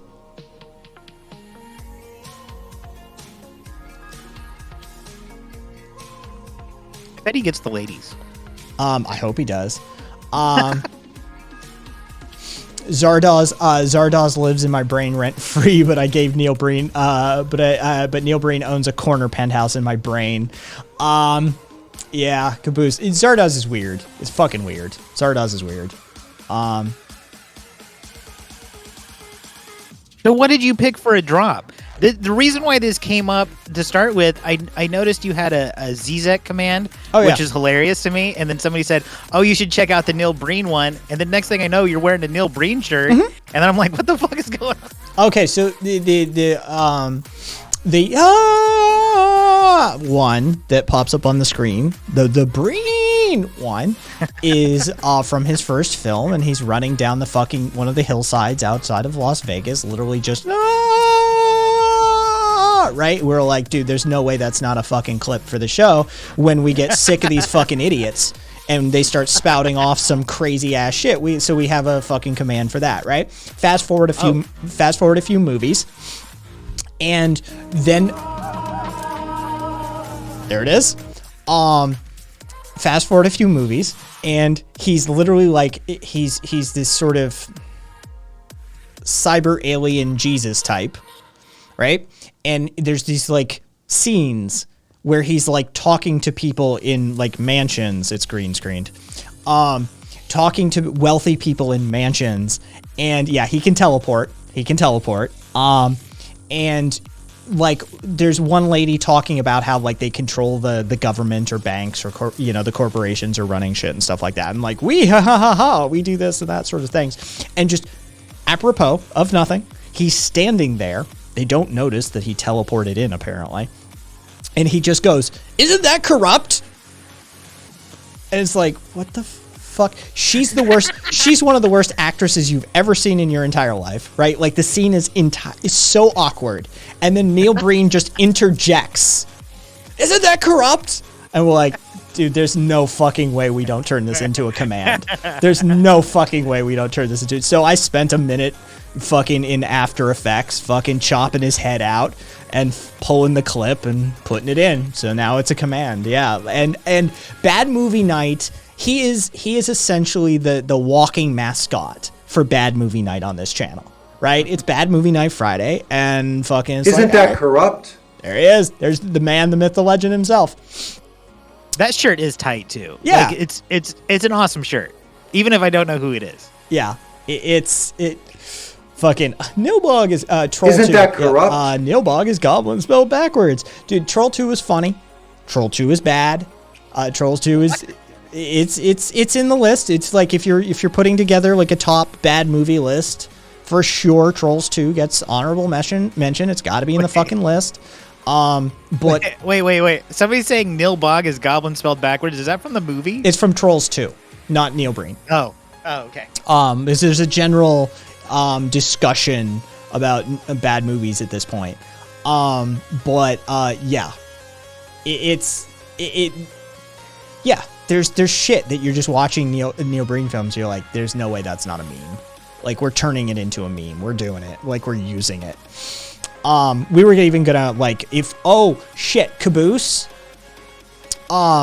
We need to remember collectively, if we're going back and doing the Neil Breen retrospective for Nonsense in some sense, we need to do the quote list, because we had this idea partway through that we're like, dude, we need to pull out all these lines and make a Neil Breen bot.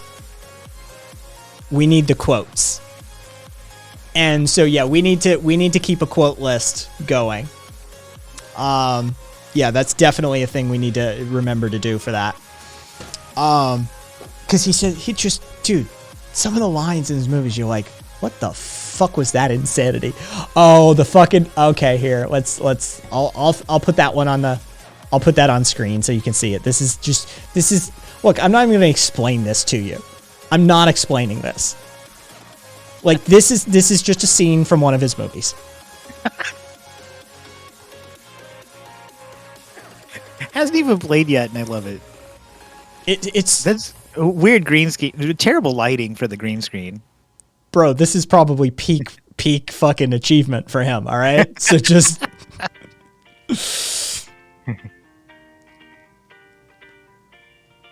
Yeah, like it I'm telling you, I cannot explain to you how, like, I'm not overhyping it. Like, I'm not. Like, I know this feels like, holy shit, I could be let down. Kai's really fucking gushing. Kai's gushing. No, I cannot explain to you how insane these movies are. Like it's transcendent. Is it wrong to say that he has a Chuck Norris vibe? Yeah. No, it's not wrong. It's not wrong. It's not wrong? Okay. Steven Seagal a little bit, maybe? No. No? Yeah. Well, okay, so sort of, yeah, the like I am the greatest. More Steven Seagal than Chuck Norris. Yeah, actually, yeah, flip that. Okay. Yeah. Where does he get his money from? Oh, Aka. Oh my god. One of the films. Can somebody get me a picture of the trailer? Somebody who's been there for it, you know what I'm talking about. Can somebody get me a fucking picture of the trailer? How much green screen and how much like on location would you say? Most on location, little bit of green screen. Okay, so that makes it more expensive. Freya, the newest one is GoFundMe, but the old ones, no. He was literally living in a trailer. He sold all of his assets. Like he was literally living in this trailer when they were filming, and the trailer is in the movie. Right? Like it's one of the primary shoot locations for the movie. And wait till you see this fucking trailer. If somebody can get me this picture of this fucking trailer, it's ridiculous. Right? Oh yeah. Yeah, he went all in on sacrificing for his dream. Neil Breen is a true artist. Right? Like he's willing to put it all on the fucking line. Even if he knows it's not going to pay back. Yeah. Oh my god, I just got his email address. It's an AOL address. It's on his website. I'm looking at this silly website it is for Twisted Pair. Identical twin brothers become hybrid AI artificial intelligence entities, yet are torn in different directions to achieve justice for humanity. Yeah. Oh yeah. That's the 5-hour retrospective. Freya. Yeah. He wants to purchase that movie. I think it's like $250, $259, $256, something like that. Yeah. He considers it a masterclass in filmmaking. It's. Oh, Cassidy. Thank you, Cassidy. Okay. So here's it's a long shot of the trailer, but here's the trailer.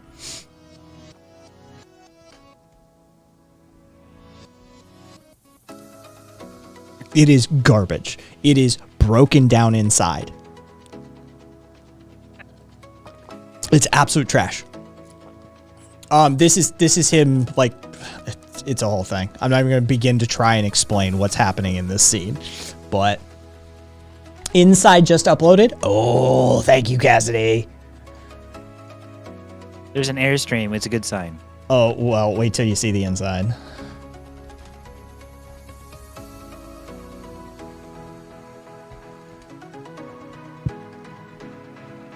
Oh, man. He was living in just it. He was living in it. Oh, man. That's in the middle of a refurb.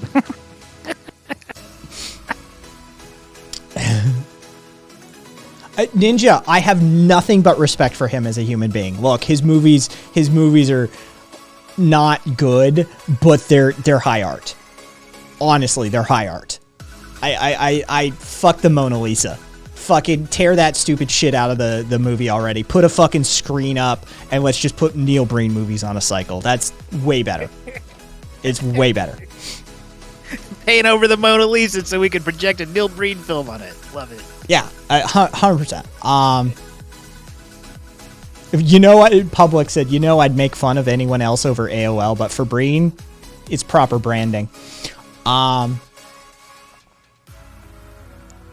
Freya, thank you kindly for the hug. Yeah, I honestly, it's. Oh, that's the fucking explanation scene. Oh, fucking A, Cassidy. Oh, it's so bad. It's so bad. This is him trying to explain basically like time travel and like warp jumping and shit. And he literally Is that a hot dog? What the fuck is it's a that? it's a piece of rubber hosing. Okay, thank God. he literally just starts saying words. Like, I'm not kidding you. He just starts like quantum theory, space, time, dynamics. Like, he just starts saying random words. Like, it's not an explanation at all. He looked up like high-tech sounding words. I guess, like, I'm guessing that's what the search engine search was, like high-tech sounding words or science-y sounding words. And he just chose a bunch and just literally commaed them. It's just word, comma, word, comma, word, comma, word, comma. This scene is so fucking ridiculous. On this particular still, does he look a little bit like Leonard Nimoy? A little bit. That might be part of his charm. Oh God, I just the man. That's a fucking small ass scene, but yeah. Let me. Here's one of the scenes. It's not the scene, and this is super low res.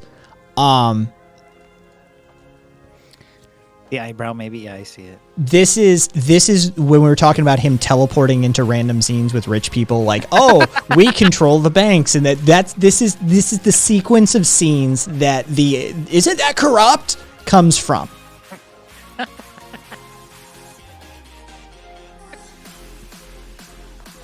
David Carradino's workout. I honestly, he's a trip to watch, and he legitimately gives a shit. Oh, you have the fucking all right. Open it. Yes. Here you go. You're gonna love this scene. You're gonna love this scene. Oh, this is on Giphy Cat even. All right.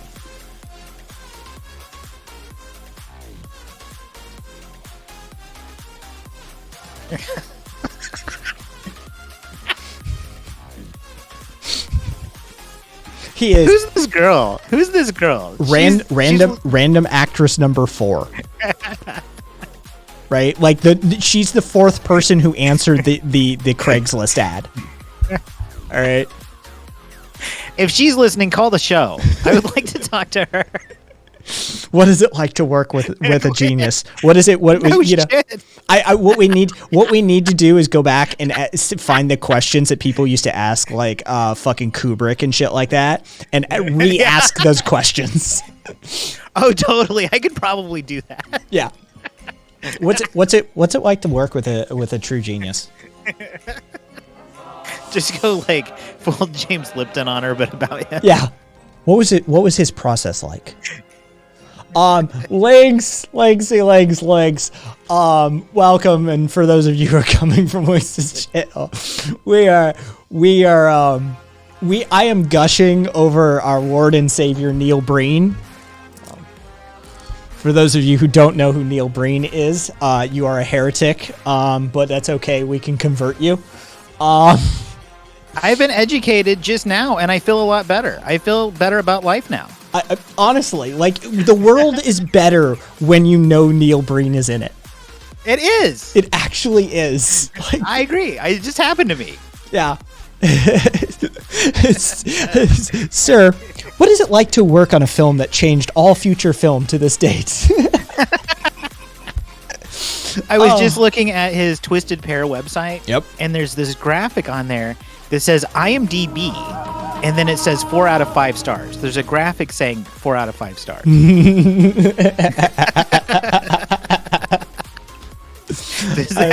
you think that's right? I would honestly, the Twisted Pair has a 5.7 out of 10 IMDb rating, which is better than a lot of fucking films actually. There's Hollywood films that get lower than that shit. Yeah. Oh, Krusty, you're a fucking, you're like I said, Krusty, you're just a big dick genius. And let's see, Bad Movie Night. Oh, okay, cool. Okay, so there's a higher resolution. All right, so if you want to see the one of those, oh god, I know that scene. Here's the just genius CGI green screen work that Breen does.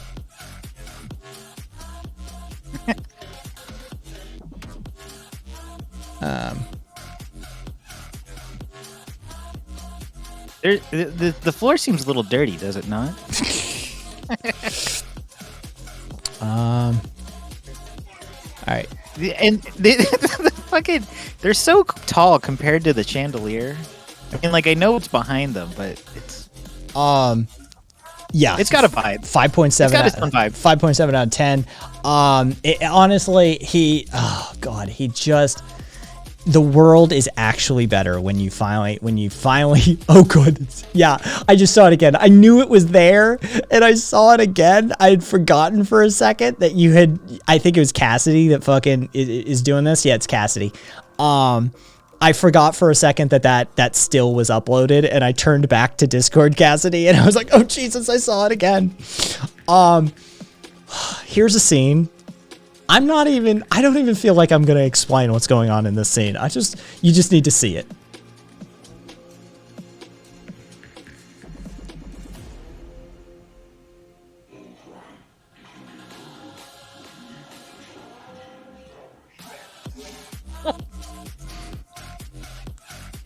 I feel like that most days. Whatever's going on there. I love it. The no context is great. How is he not a meme lord? How is he not in every fucking meme, right? Just from what I've seen, he should be bigger than DiCaprio meme-wise. Rev, yes. That says so fucking much right there.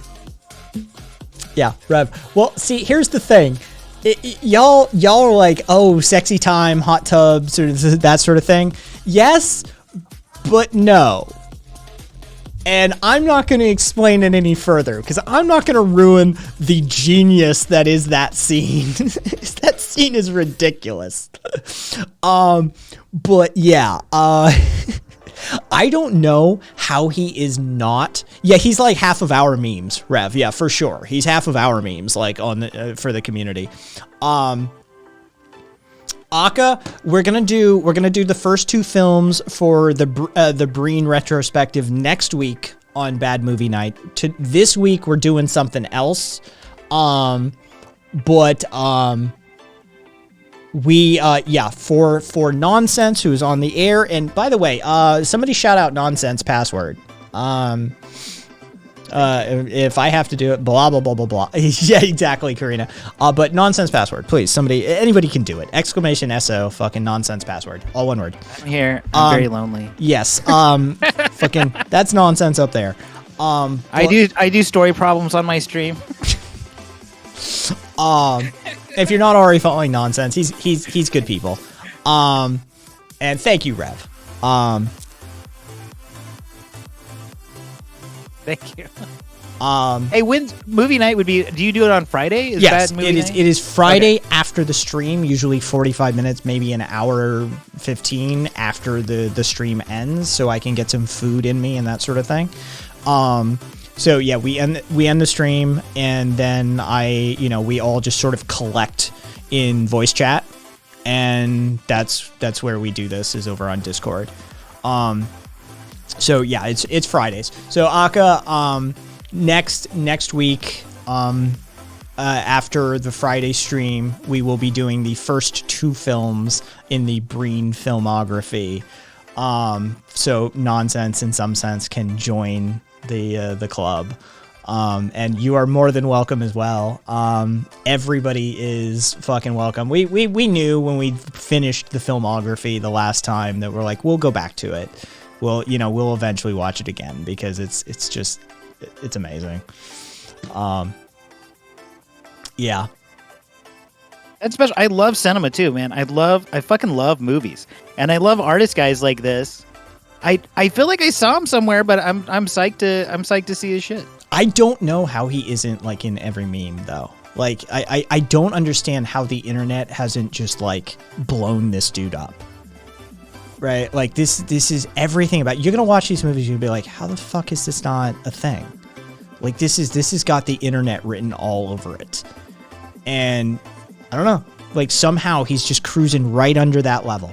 If you're a fan of bad movies, like if you're in the club that like truly like one of my favorite genres, maybe my favorite genre is bad movies. If you're a fan of bad movies, you know Neil Breen. It's just that sort of thing. But how the internet just hasn't like discovered him collectively, I don't know. It's astounding. What really sells it for me, and I haven't seen any of it, is that he's so involved. It's like his thing. He's like spilling his heart out for you. Some movie YouTubers fucking hate Breen, probably because they aren't fans of B films. Yeah, oh yeah. Like if you're not a fan of B films and like shit movies, then yeah, you'd hate him. His movies are terrible. But yeah, it's just honestly. So how edgy are his movies? I mean, like, you know, outside of like, you know, he's a terrorist or whatever, you know, like how violent, how like hardcore. They're not, like, because is there penetration? No. We've been demanding Breen Peen for a while now. I want to see it. Fucking whip it out, Breen. Fucking whip it out. There is a movie where he is naked, but you don't get to see it. It's. Did you get some Breen ass? Does anybody remember? Did we get Breen ass out of that weird ass fucking trash bag scene? There's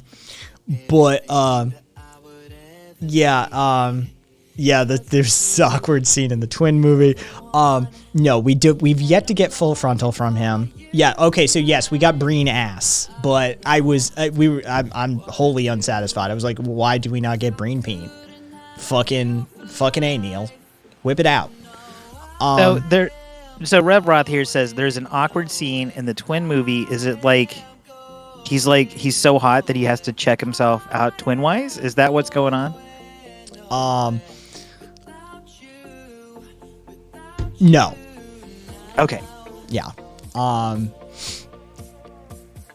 Practical effects are expensive and difficult to do. Right? Yeah, yes, of course, Freya.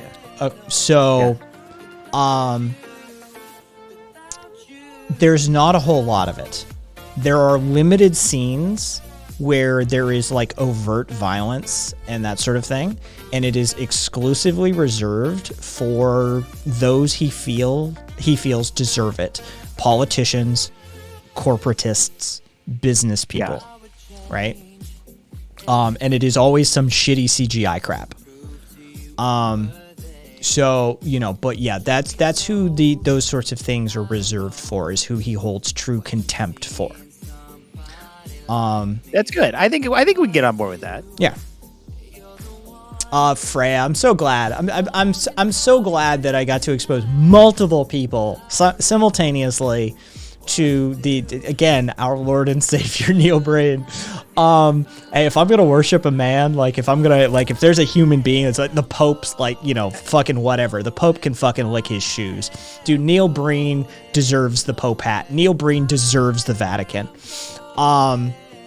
Dude, like over there, like right behind your cup, you should make like a shrine.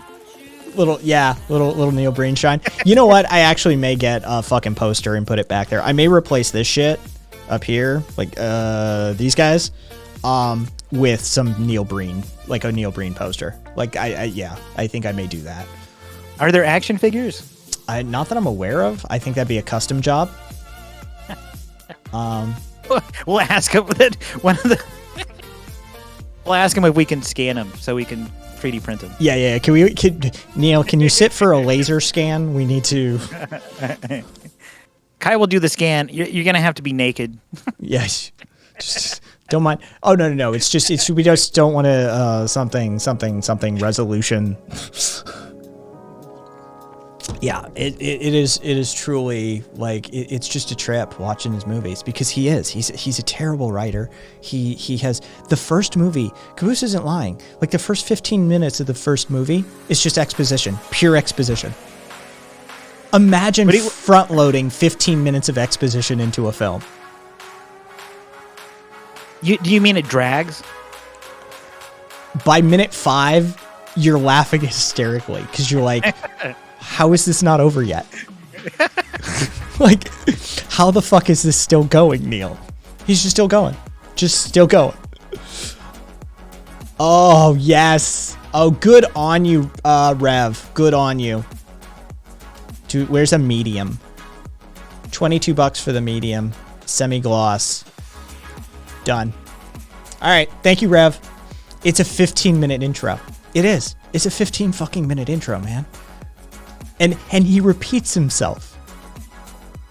Right? You feel like, okay, so like if you've got that much exposition, like, sure, that's poor. Wait. Do you mean he's just talking the whole time? Yeah.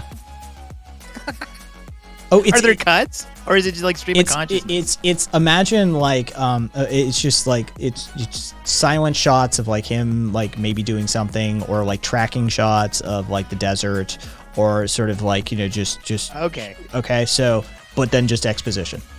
It's just exposition. Nothing actual is happening. There's no action behind, like, set to this. It's not like, oh, it's 15 minutes of exposition over like this badass action sequence or something. No, just imagine him like waking up with a tuna can on his chest and like digging some shit out of the trunk of his car. Plus 15 minutes of exposition in which he repeats himself multiple times.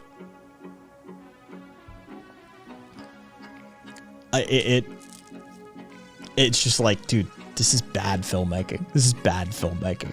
But if you understand how bad, like, going in, and you do now, you understand, like, you can contextualize it that this is a train wreck. So, like, you know, strap the fuck in and just get loaded, because it ain't gonna get any better. Yeah. Yeah, Rev. Fucking, I suppose I could consider myself an official channel researcher now, between the cat ears, nail polish color recommendations, and this. Yeah, exactly. Yes, Cassie, and the 3 laptops and the DirecTV satellite dish. It's not DirecTV branded, but it's like one of those mini DirecTV satellite dishes, just sort of like balanced on the back of his car, and like 3 laptops from like, I don't know, 40 years ago. It's fucking ridiculous. It's so interesting that he lives in that Airstream. He did for that one. Oh, in the movie. Okay. No, not in the movie. In real life. Oh. And in the movie. Simpsons and I had this really weird experience with Airstreams where it's like we didn't know anything about Airstreams, and then we kind of got an Airstream, and then a crazy person that we love ended up living in the Airstream, and ended up becoming more and more crazy as time went on. And then all of a sudden we just saw Airstreams everywhere. Nice. Yeah. No, Rev, yeah. He sold the house to finance the movie, and like, yeah, it was a whole fucking thing. But yeah, he was living out of that Airstream, that shit show of an Airstream. And he was also living out of it in the movie itself. He is like a saint. He's like a saint. Mm-hmm. He believes in what he's doing. Like he isn't like he believes he's an auteur, an artiste. Yeah, it's he lived in it for half the early film and all of pass through, says Karina. Yeah, he actually like walks the walk when it comes to this shit. It's ridiculous. But yeah, Caboose said, you know how like those movies with those intros where there's some exposition over establishing shots, introducing characters in the main setting of the movie? That's the first 15 minutes of Double Down.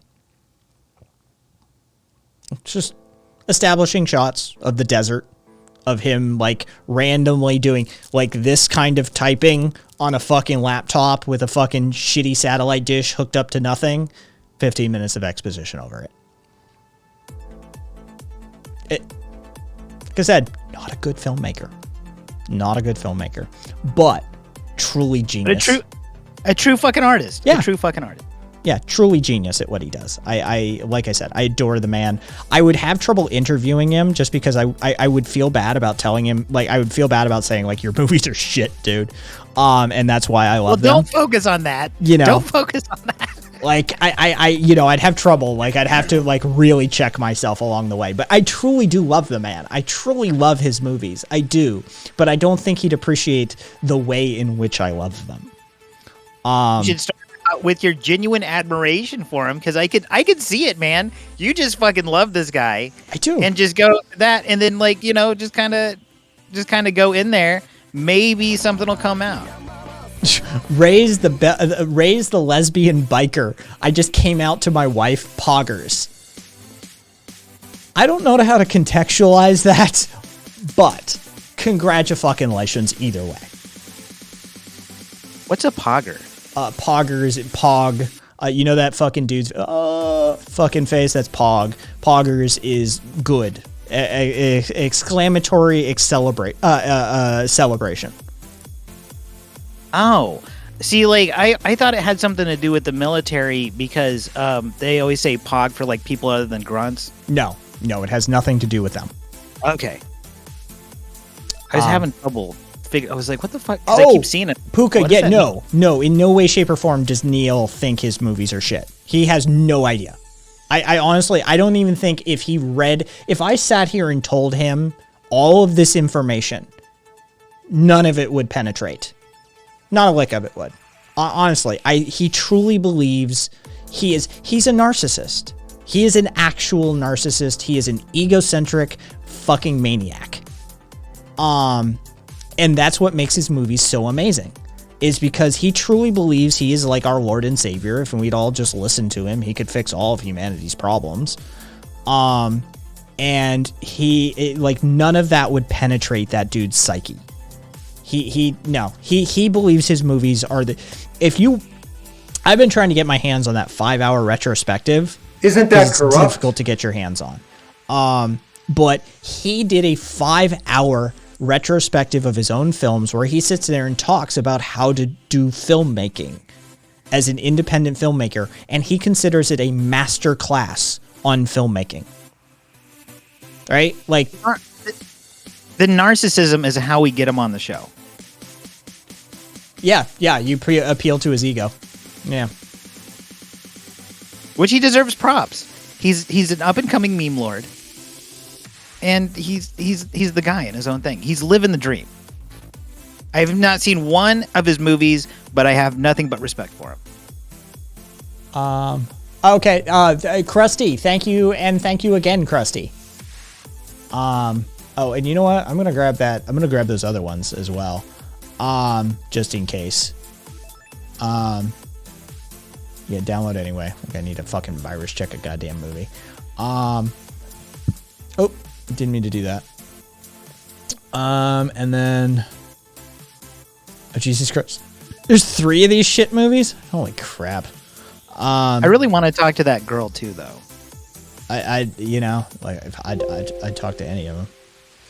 Because like she's got the story to tell, you know? Yeah. What was it like working with Breen? Yeah, Caboose. I've been trying to find it for a while. It's not in the usual places, and I'm not paying Neil $250 fucking dollars to see it. Because that's what he wants. It's like $250 some odd dollars to see the 5-hour fucking like master class. You got to get it directly from him for $250. Yeah. Okay, let's start a GoFundMe. Like it is legitimately, yeah, it's like $250 some odd dollars for fucking let me find it. Listen, 10 more Christian rappers and you got it. Neil Breen 5films.com. All right. Hold on, let me go find it. Okay, so I was off $174.95. Sorry, it's off by $100. Allow 3 to 4 weeks for delivery. No digital copy available. You know what I noticed about him? He has too many fucking websites. He does. He has a shit ton of websites. This is this is a 5-hour and 40-minute retrospective film by Neil Breen of his 5 indie feature films, presented on 2 DVDs. Film students and experienced indie filmmakers will find this information very valuable, educational, and insightful. The retrospective includes Neil Breen discussing his approach to successful and profitable low-budget feature filmmaking. Topics include film concepts, scripts, budgets, interior locations, exterior locations, legal contracts, film production, lighting, special effects, post-production, distribution, character images, etc., including Neil Breen narration, film clips, props, still photos, and video of behind the scenes.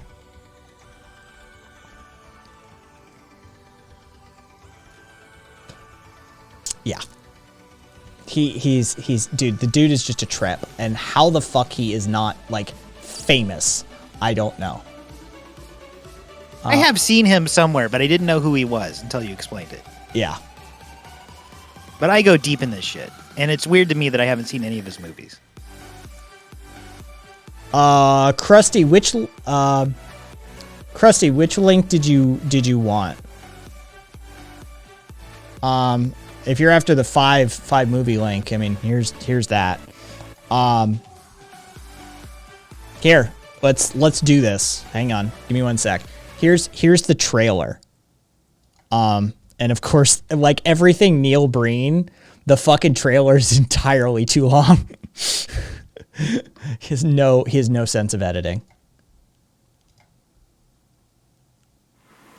Hi, this is Neil Breen. Over the past few years, I've been asked a number of questions about my filmmaking process.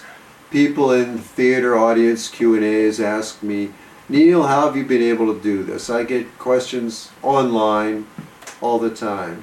Neil, how have you been able to write, produce, direct, act, and self-fund That's a setup. 5 theatrical independent feature films?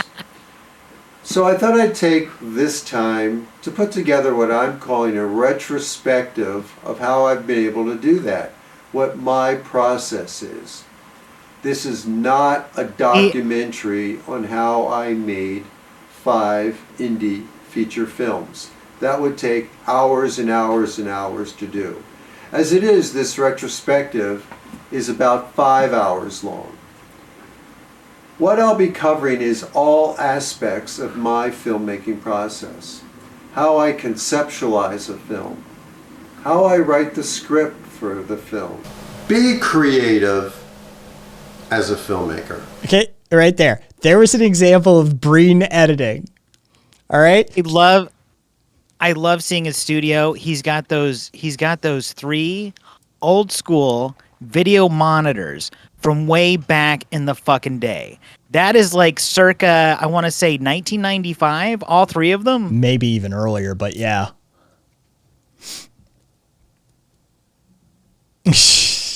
Bro, Is that his house? Yeah, oh yeah. Dude, that's nice. Yeah, he that is his that's an example of a Breen cut. Like just like mid-sentence For the film. Be creative as a filmmaker. Use your imagination. What is he using? That's what the media is all about. Creativity, imagination, entertaining the audiences, informing the audiences. That's what your goal should be. I write. Yeah, the house is new. The house the house is new. Does anybody recognize what he's using? He's using some sort of composite video software there. And I'm like looking at it. I'm like, what is he use? I don't recognize it. I can see the nodes. I'm just curious about his process. I don't. Is that? Yeah, somebody else who does video editing. That's what the media is all about. Creativity, imagination, entertaining the audiences, informing the audiences. That's what your goal should be. I write my stories and screenplays purposely in order to challenge myself. Challenge myself from a storyline point of view and from a technical point of view. Every film that I've done more technically advanced work than the prior film. Oh, I bet you're right, Proto. It's I think probably that's Resolve. I don't think that's Resolve. well. Does no Resolve has a node editor and it looks a lot like that. I use Resolve, but it doesn't look like Resolve to me. I will notice though too, he's running a fucking laptop. Why is he running this? Why doesn't he have a tower? He's got fucking 20 screens. Because it's fucking Neil Breen, man. He's got to do it on location. I don't think that's Resolve. No. Did you clip that from that?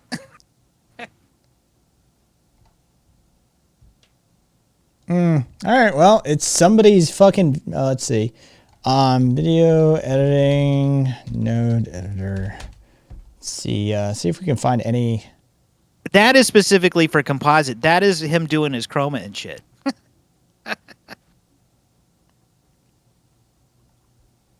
Don't know. Either way. Fuck if I know. I would have to get it and find out. I'm sure he talks about it. Work than the prior film. The challenge is that I give to myself is to do things I've never done before. How I plan around the budget for the film. My actual film production process. Bullshit, Brain. Bullshit. Does he have kids? And I think those are awards. Is he? Do you keep going back, or are we watching? No. That's him. That's him. That's him. I thought you just kept going back to amuse me, but it's what. No, that's him. Breen is a terrible editor. Yeah. That's. Yeah, those look like awards. I did just go back right there though. Okay.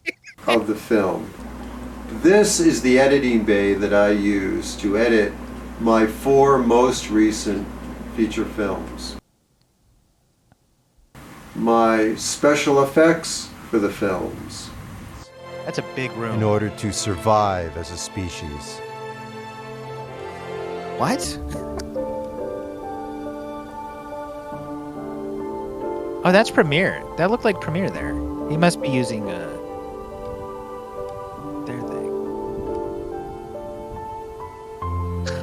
No, Caboose is confirming that was DaVinci. It must be a version before I got into it. Yeah, that does not look like Resolve to me. I'm in it like every day, but not my intention to give you the impression that I, as an experienced indie filmmaker, do big, successful indie film. Wait. Hang on. That's not After Effects. Wait, is it? No, that's not After Effects, but he's got... The editor looked like Premiere. Yeah, because it has the stupid fucking... It's got the it is an Adobe kit, though. Is this could be Premiere. Yeah, this is Premiere. This isn't... Yeah, because over here on the left, these are Adobe icons. I recognize these. Yeah, I'm pretty sure that's Premiere. Premiere fucking sucks. Fuck Premiere.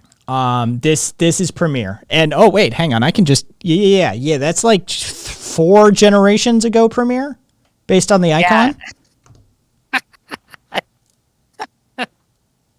It's probably like CS6 or whatever, so he doesn't have to pay a subscription fee. It's just like the last one. To give you the impression that I, as an experienced indie filmmaker, do big, successful indie films. What I have God, I done love that is scene. make indie, small-scale, low-budget, successful, profitable, imaginative, thought-provoking films. I want to be honest with all of you. I've been hacking into government and corporate systems all over the country. Why are the baby heads? These films have given me tremendous experience and insight into making larger, medium-budget, visionary, thought-provoking films in the future. Honestly, next week can't come soon enough. I'm so looking forward to watching Breen films again. They're so fucking ridiculous. Oh fuck, I just noticed the tiger. Yes. Yes. It is. It's batshit insane, man. It's batshit insane. Honestly. Right. As soon as I saw him like do the explosion thing, jumping off the rail, that was like a wild trip for just like 2 minutes. Yeah. Honestly, he is. It is like I said, really good sex, psychedelic drugs, going to war, jumping out of planes, right? Like it's a transcendent experience. Get high and watch a Neil Breen film with people whose company you enjoy. And it's unique. It is a unique experience. It looks like it is. It looks like it is. And I appreciate that. I'm looking forward to it. I'm really looking forward to it. Yeah, okay, so some drinks and a moderate couch lock next week. Got it. Yeah, Aka, for sure. This is it is the jumping off the railing scene is not in the movies that we're gonna watch, nor is the tiger, nor are the baby heads, actually, I don't think. But yeah, 100%. It is a singularly unique experience to get fucking loaded and watch a Neil Breen film. I'll be slamming some Delta 10. Nice. Puka getting some edibles, and so I'm so there. He's the best human Breen of our time. Fucking Puka. You know, not Puka. Sorry, Proto. You know what, Proto? Here you go. And a round of applause, too, for it. Hey, you know what? Fuck it. Amazing. There you go. You can even have a little amazing on that one. And Scott, I've got a tab open for Gabriel already. And thanks to fucking Krusty Dad, our the granddad of the fucking community, we are going to be able to watch God's Not Dead tonight, which is some like Christian, like whiny, why are we so oppressed fucking movie that people are saying it's pretty bad. It's pretty bad. So we should be able to get some mileage out of it. I am a diehard, I'm so fucking Kansas, right? And when that movie came out, oh fuck. Everybody's talking about it all the time. It's still referenced to this day. Really? Yes. I wasn't even aware it existed until I think it was Rev brought it up on the BMN section of the server. And you are so fucking lucky, Kai. I'm sorry that you've given me this beautiful gift of Neil Breen, and now you're about to ruin your life watching this shit. Krusty said 3 out of 5 Breen. I honestly, yeah. Yeah, and Aka, fucking, there's the Discord link. For those of you who Freya joined, and I think Aka, are you Red McGinger? Let's see. Hang on. Let me just so we can keep track of some of this shit. Okay, so I've started I've been doing this for a little bit, but yeah, the people that I'm just adding to your nickname, your Twitch username, so we can tell who the fuck, because we've had people the last few days, this week, we were hanging out in voice chat and a couple of people wandered in and we're like, who the fuck are you? They're like, why? I'm like, well, what's your fucking Twitch username? Well, what do you want to know? It's like, because we don't know who the fuck you are and we're having a conversation here. Who the fuck are you? Give us a point of reference here.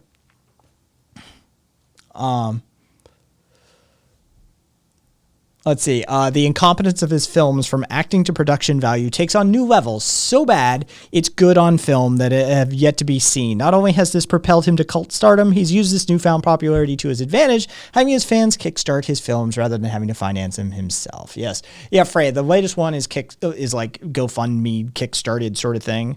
For sure.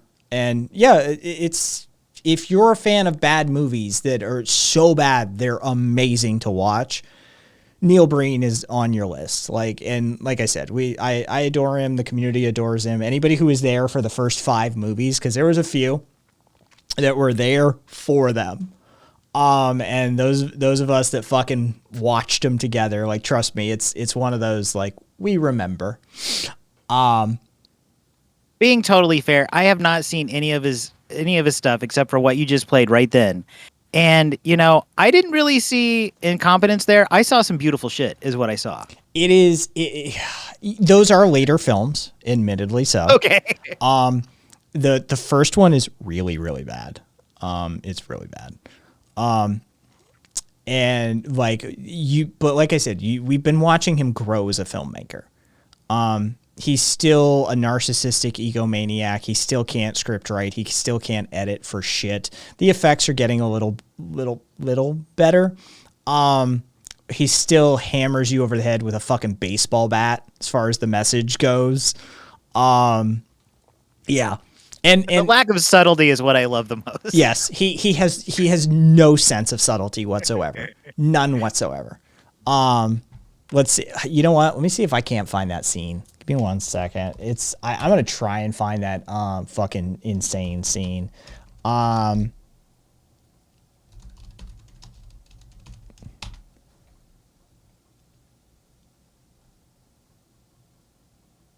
Pretty good at talking to filmmakers. I'm gonna try to talk to him for you. I will. I'm telling you. I get filmmaker. I can get like any filmmaker. Here it on my is. show. Here it is. Okay. Give me 1 sec. This is this scene. This goddamn scene. You know what? Let me get the volume up too. All right, 250. There we go.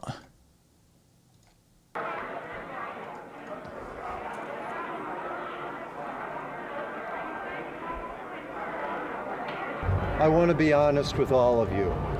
Oh, Jesus, it's still not high enough. All right, give me 1 sec.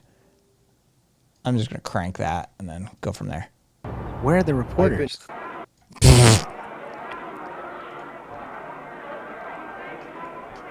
This is the end of Fateful. I want to be honest with all of you. I've been hacking into government and corporate systems all over the country. All over the world.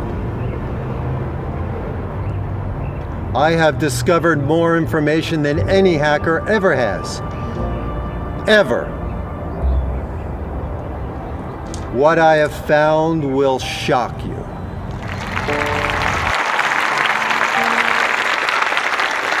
I have no context and I love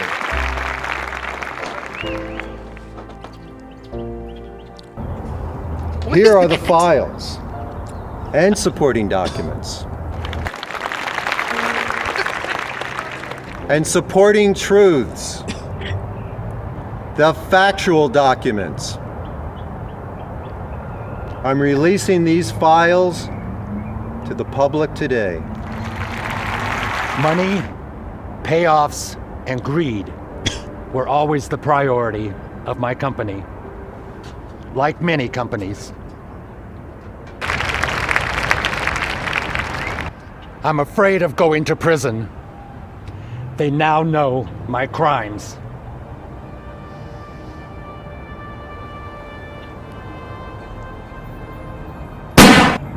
I am resigning today as your senator. The people who elected me deserve someone who cares about them and the country. Many of my other fellow incompetent senators must resign now also. My releasing these files today will not endanger any innocent persons, but they will identify governments and corporations that have committed fraudulent and criminal activities against mankind. These people must be punished and eliminated immediately. I resign today as president of the bank. Okay, can we just admit that is the greatest line ever uttered? I resign today as president of the bank. Just you know. This is the first time I've cried in so long. I'm crying right now. Dude, it's amazing. I'm telling you, I cannot oversell. I cannot overhype a Neil Breen film. They're amazing. Lying, their greed, their injustices.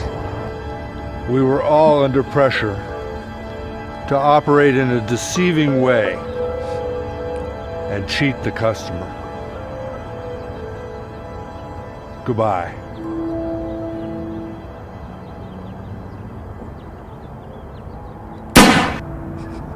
Today, I am submitting my resignation as Congresswoman.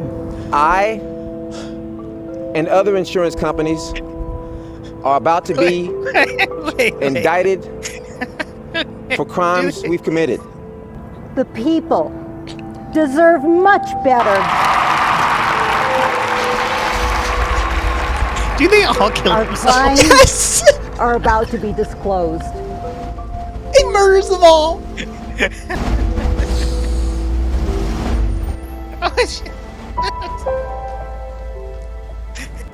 Lying. Two of them do cheating it our right there, and a customers, couple of them go home. Fraud.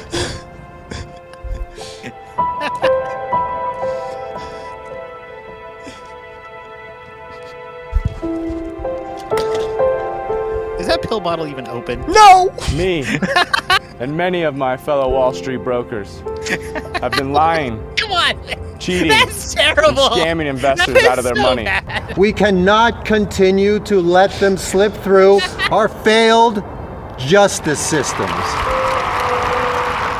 I'm leaving now, rather than going to prison for the rest of my life.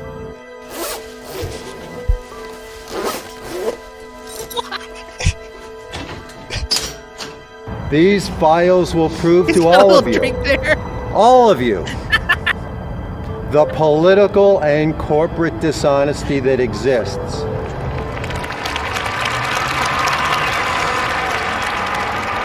He reminds me so much. They're He's making me very systems that are self-conscious. there to undermine society's best interests for the purpose of greed and fraud.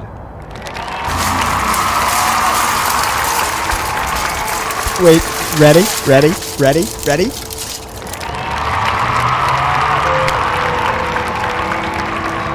You will be shocked and amazed at what I have here.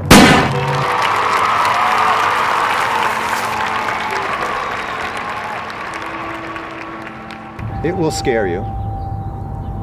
But you should be scared because it is the truth. You now have all the truths. The real truth. Act now. On your own. Outside of the corporate systems and these incompetent politicians. Act now.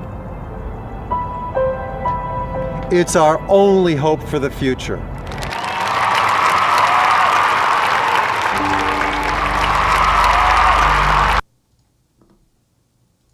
Neil Breen, everyone. Neil. Was it just motherfucking Breen?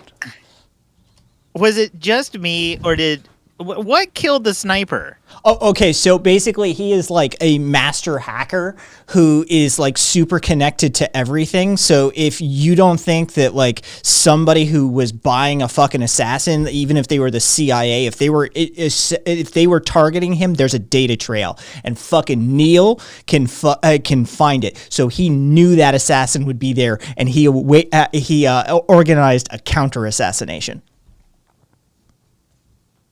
Yeah. I love that clip so much. I love the amount of suicides. It was the perfect amount. And I also love how time isn't really relevant in that clip. It like contradicts itself on its own time scale while going through it. But it's still masterful. It really is. No, it is truly he is an artist, but it's just broken and janky beyond belief.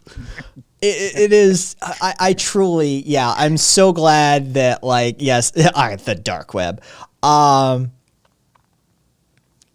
Yeah, You just have to see it, and for those of you that are gonna be like Freya and Akka and Nonsense and Some Sense, like now that you've seen the light, just be there next week. We'll do the first 2 movies, and like if we have to like accommodate and not, we'll do the filmography again because you might as well just watch all of them, because once you start watching a Neil Breen film, you're like, well, now I need to see the next one.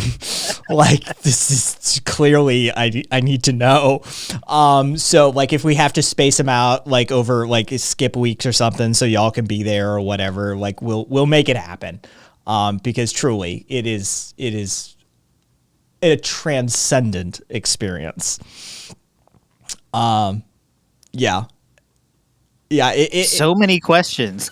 It is so, he has zero sense of subtlety. He has never heard the word subtle. He doesn't know the concept. He's never understood it. When people were trying to be subtle with him, he had no idea what the fuck they were doing. He has never once absorbed the idea or any of the concepts that make up the idea of subtlety. He is so oblivious to it. He is just going to take a fucking baseball bat and pound the idea into your head. Yeah. Fuck subtlety. Yeah. What has that ever got us? It is, if Neil Breen has something to say, god damn it, he's gonna say it. It's that fucking simple. Like, fuck symbolism, fuck whatever. Here, fucking, this person is evil. I say they are. Kill yourself. Like, that is just how he fucking works. And I love it. Yeah, like his exposition works that way. His scene structure works that way. His fucking script writing works that way. Everything he does works that same way. So, I don't know if you know this, but where did he get those people? Where did he get the people in the suits? Does he know them? No. They're all locals. They're people that answer ads and shit. Like, now it's going to be a bit different going forward, like movie 6. Like, he's going to get extras. Like, people are going to want to be in that film, like, straight up. Yeah. But those first films, all those people are just, like, Vegas locals. They're just people from the valley. Yeah. They're people just that like from answer the ads. Craigslist or just Yeah. Like Craigslist, fucking newspaper ads, fucking putting the word out. Like, a few, like, I know he got, like there was a few I think he pulled from, like, some college or something here that, like, hey, I'm making a movie. You got anybody who wants to be in it? That sort of thing. Right? Like, straight up. Like, they're just Vegas locals. If you happen to be here for, like, the making of those movies, like, congratulations, you're in the fucking scene. Like, you're in now. Like, you're suicide number 4, or, you know, you're victim number 2. Done. Need actors for low budget political thriller. Must wear suit. Must do suicide. Yeah, basically. Like, it's gonna be that's just, you answered a fucking ad and you're in a Neil Breen film. Straight I up. wonder if they got to pick. And then the second guy was just like, oh, okay, I guess I'll just shoot myself too. Beasticle, I 100%. Like, I'm a talker. I'm a talker, right? Like, this. I'm one of those people. I would shut the fuck up. I would get fucking high as shit. I would get him high as shit, and I would just shut the fuck up and listen. I'd probably turn the recorder on my phone on. I'd go live mic. 100%. Like, I'm recording this shit for posterity. There's no way. If I get Neil Breen high and I fucking just sit in a room and bullshit with him, that shit's getting recorded. Yeah, for sure. Let me ask you a serious question. Do you think he gets high? I don't think he does. I don't think he does either. I don't know why I think that. No, I think I would be surprised if he drinks. I think he's like a straight edger. I get that feeling. I get that vibe too. He doesn't like drugs. Like, I know that. Like, one of the movies, there's a scene. And again, Neil Breen isn't into symbolism, folks.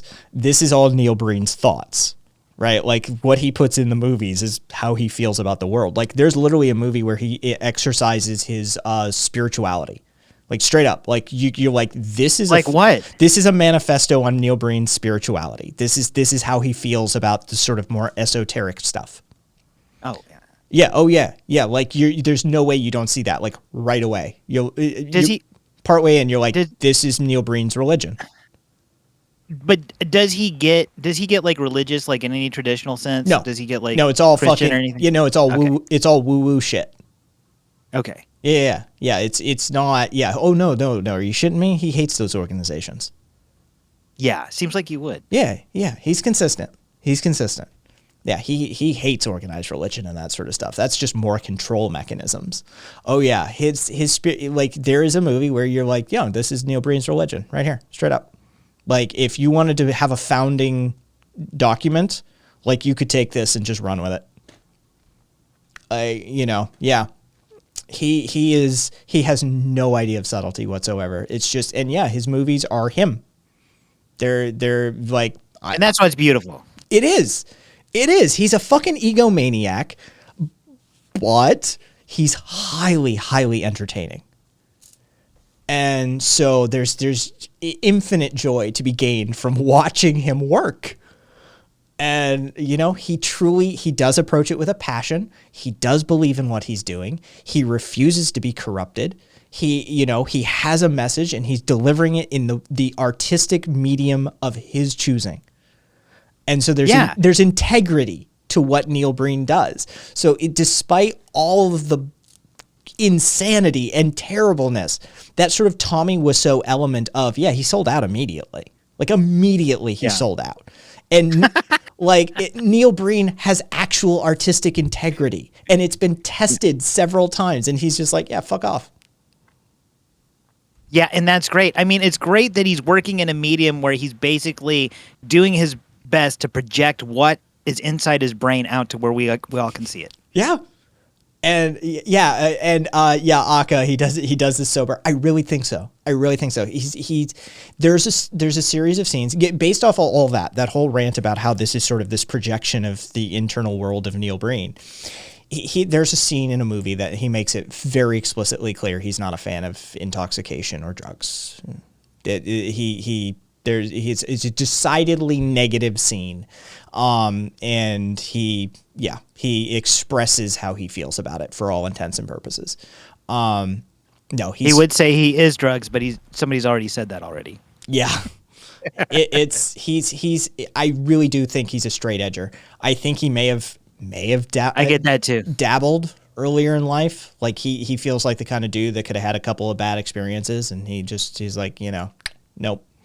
But I don't know. He may have been a straight edger his whole life, but now, yeah, Neil Breen is like, he's doing that shit sober, man. I wonder if he has kids. I wonder, what, like, how are his like relationships? Is he like a fucking maniac? I bet he is. Oh, cat, fuck it, Yeah, I don't have any like biographical information on him. Like I don't know of any marriages or children or anything like that. And I've never seen reference to them either. The stuff is always to his career and where he's from and that sort of stuff. I've never seen reference of a wife or a child or no kids and single, never married. Yes, says Freya. There you go. Yeah, I've never seen it come up. So yeah. He just, Neil Breen is a stallion that cannot be tamed.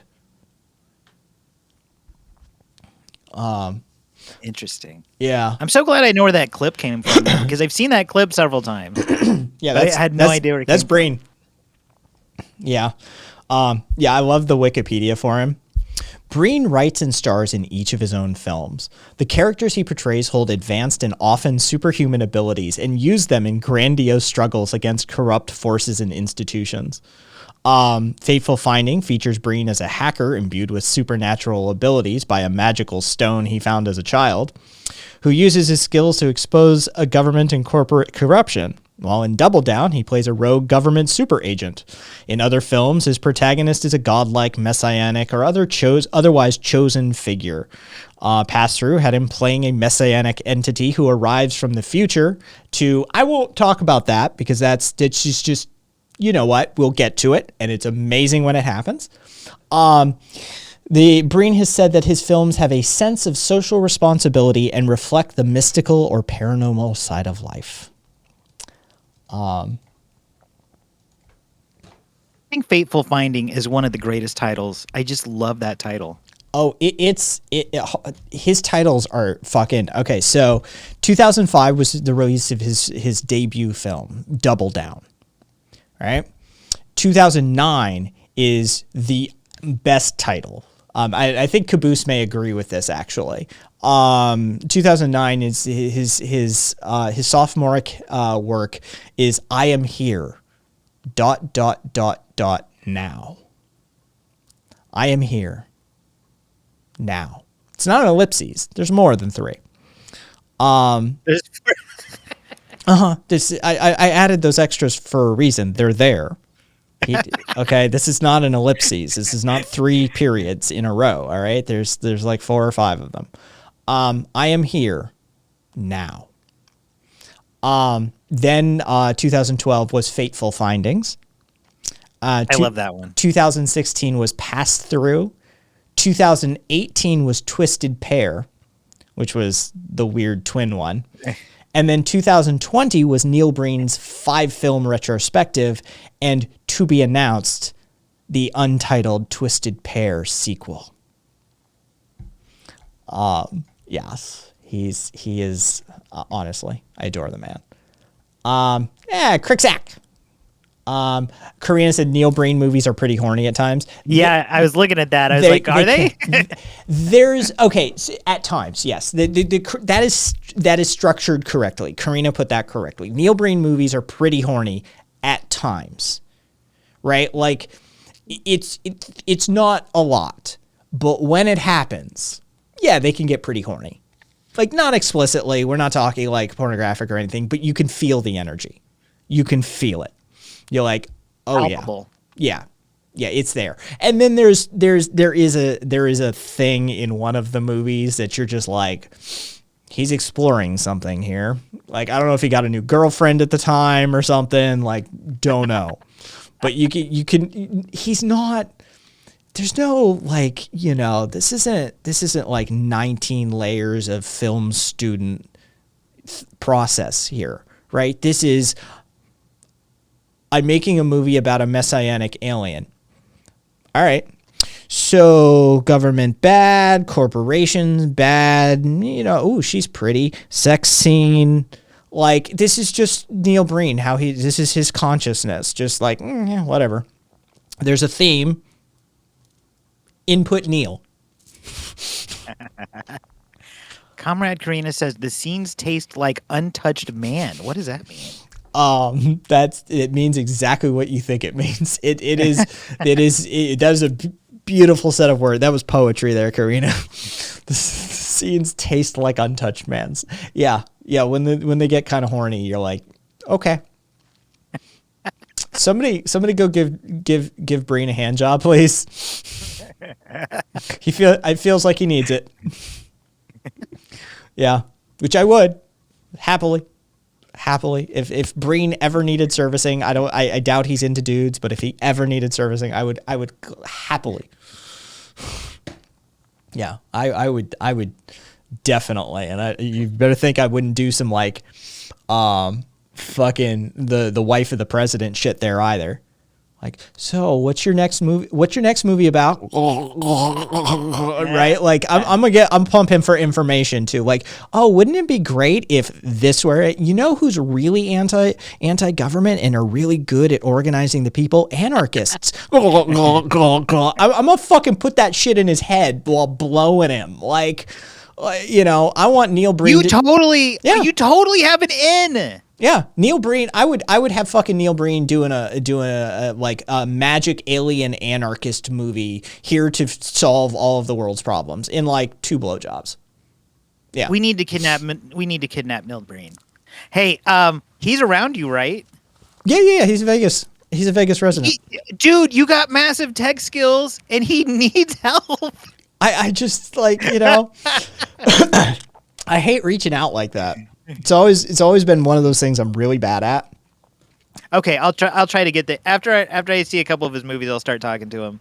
Messages have already been sent on your behalf, but I can talk to filmmakers. Filmmakers love fucking talking to me. but I need to see his movies first. Okay, so yeah, we'll get a couple of movies in you, and then you can be my official representation on this one. Okay. You could be my Okay. delegate. The anarchists don't do representation, but you could be my delegate. Yeah. I'm doing this through free association. I'm Yes. just trying to help you out. Thank you. Yeah, because I'm terrible at that sort of stuff. I don't. It makes me uncomfortable. I hate cold calling. Like I don't believe in any of that sort of stuff, and I'm really bad at it. But yeah, like I tell people, like if you want me on something or you want to hear me talk to somebody, like that's on you, right? Like I will do it, but I that sort of stuff makes me super uncomfortable. Like, hey, would you love to be on my show? Like it's weird. I'm really good at it, but I'm thinking he might be a bit of a wildcat, but we'll see what's up. Hey, fucking like take your shot. I'll do it. I just got to see his movies first. Yeah. Yeah, we'll get you educated. We'll get you educated and caught up. Because it's knowledge that you just like your world will actually be better. Like you feel like, you know what? Yeah, it's shit, but at least that exists. It'll be so awesome to get him making anarchy movies. That'd be amazing. Get a fucking Neil Breen anarchist protagonist. Yeah. See, Cat is correct. Cat, like, we're going to have to turn him into an egoist. Like, he's going to have to be a Sternerist. There's no fucking way we can get this dude, like, on team, like, fucking Bakunin or some shit. It's not going to sell. But Sterner would speak to his soul. Like, we could easily get him in on the, like, anarcho-individualist camp, like that. Like, you know, yeah. Hey, Nicholas. Yeah, I mean, like, I don't know yet because I haven't really seen him, but I think there's definitely angles.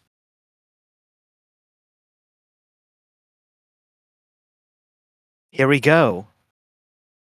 The moment you've all been waiting for.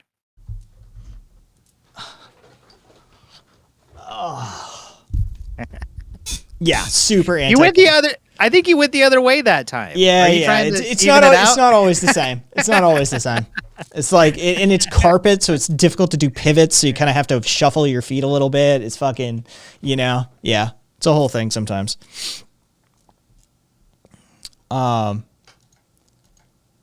Yes. His Wikipedia page photo is kind of fucking ridiculous. I'll show it. Fucking Zen pulled it up.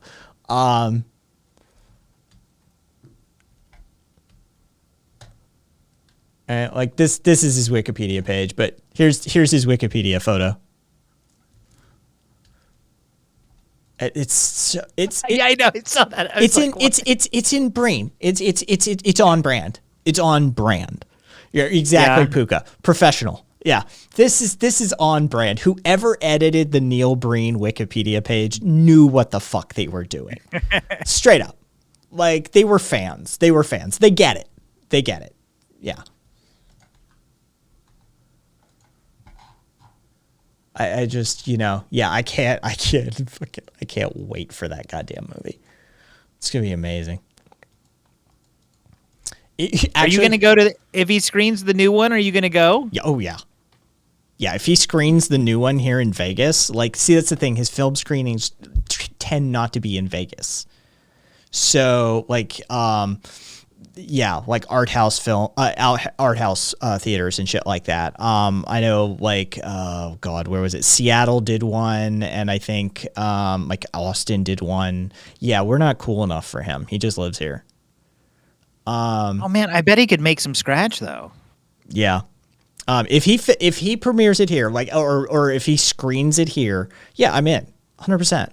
Like, of course. Yeah. I'm going to go see the fucking Breen, like whatever the Twisted Pair sequel title. I swear to God, I'd be if he just did Twisted Pair sequel, I would light up. Like if that was the title of the movie when he released it was just Twisted Pair sequel.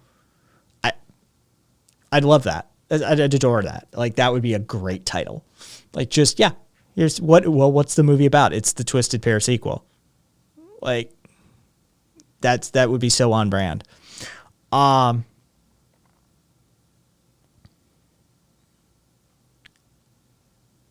Yeah, Beasticle. Yeah, no, I don't think he's very much anti-society as it stands, though. You know what? The more I think about it, Kat, I think you might be actually wrong. Yeah, no, Krusty, I see those links you tossed me. Trust me, I have those. Has Kat seen all his movies? Yeah, most. I'm not sure if all. Okay. He's super about society working together. He hates these like corrupt entities in our society. I think definitely not all. I think we could get him to be a communalist. I think we could get him to be a mutualist. I do. I think the Sterner stuff is going to appeal to his ego for sure, and I think we'd have a problem with him latching on to egoism a little too much.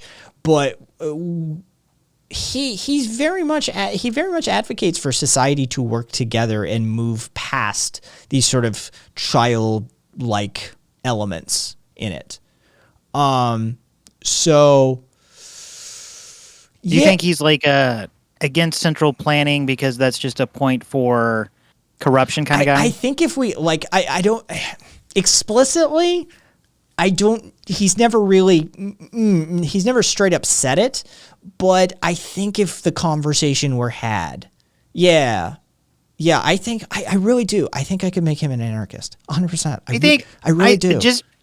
Just by seeing what I think there's definitely a possibility. Yeah, I really think I could turn this dude into an anarchist, in a day. I think you could make him a bigger fucking monster than he is right now. Yeah. Oh, yeah.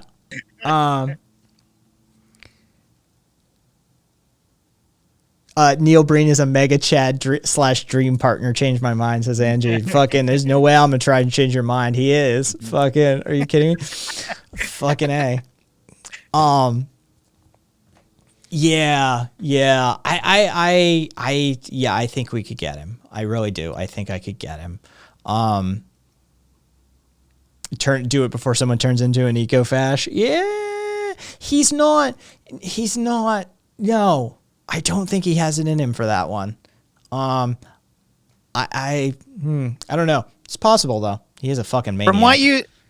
From what you said about not willing to corrupt his vision by having bigger money and bigger opportunity come in, it makes me think that he's probably not. It just, it's fucking he's a trip, man. He's a fucking trip. It's all I got at this point. Thanks for the education, man. I'm totally into it. Yeah, it is. That's fucking Neil Breen. I'm glad we have a shenanigan. There we go. Let's see. Oh, okay. We got to certify.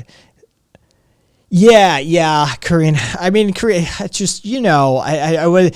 There's a lot of plot points that we could talk about that I just kind of don't want to get into, just because for spoilers. Some of the shit he just springs on you so fucking randomly that you're like, okay, and that shock value is worth it. But yeah, his first movie, he poisons an entire city's water source. He's the hero. Multiple cities or just one? Just I do believe just a singular city. No. I'm sorry. No.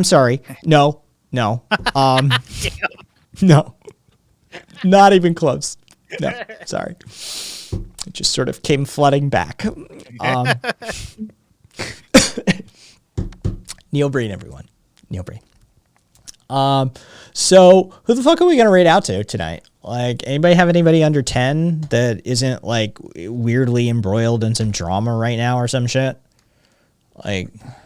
Because that's that kind of nonsense. You want to stream?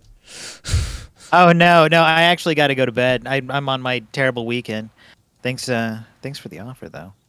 Thanks for the education. Seriously, I've had a really shitty couple of weeks, and I honestly feel better about fucking everything, man. I'm telling you, the world is better for having Neil Breen in it. It is. It's true. It's true. Yeah. It's very true. All right, rock on, Gemma. Thanks for a fucking like. Here we go. Puka.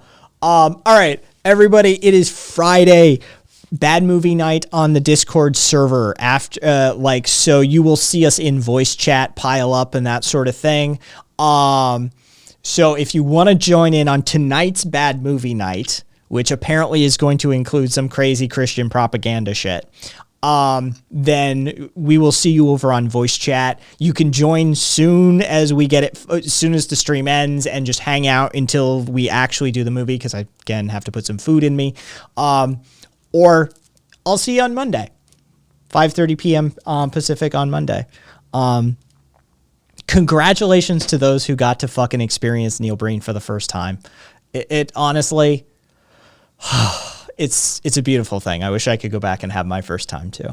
Either way, we're gonna raid over to Radical Maniac. He's good people. Aka, if I have food prepared, so it'll probably be closer to like 30 minutes, maybe 25, 30 minutes, something like that.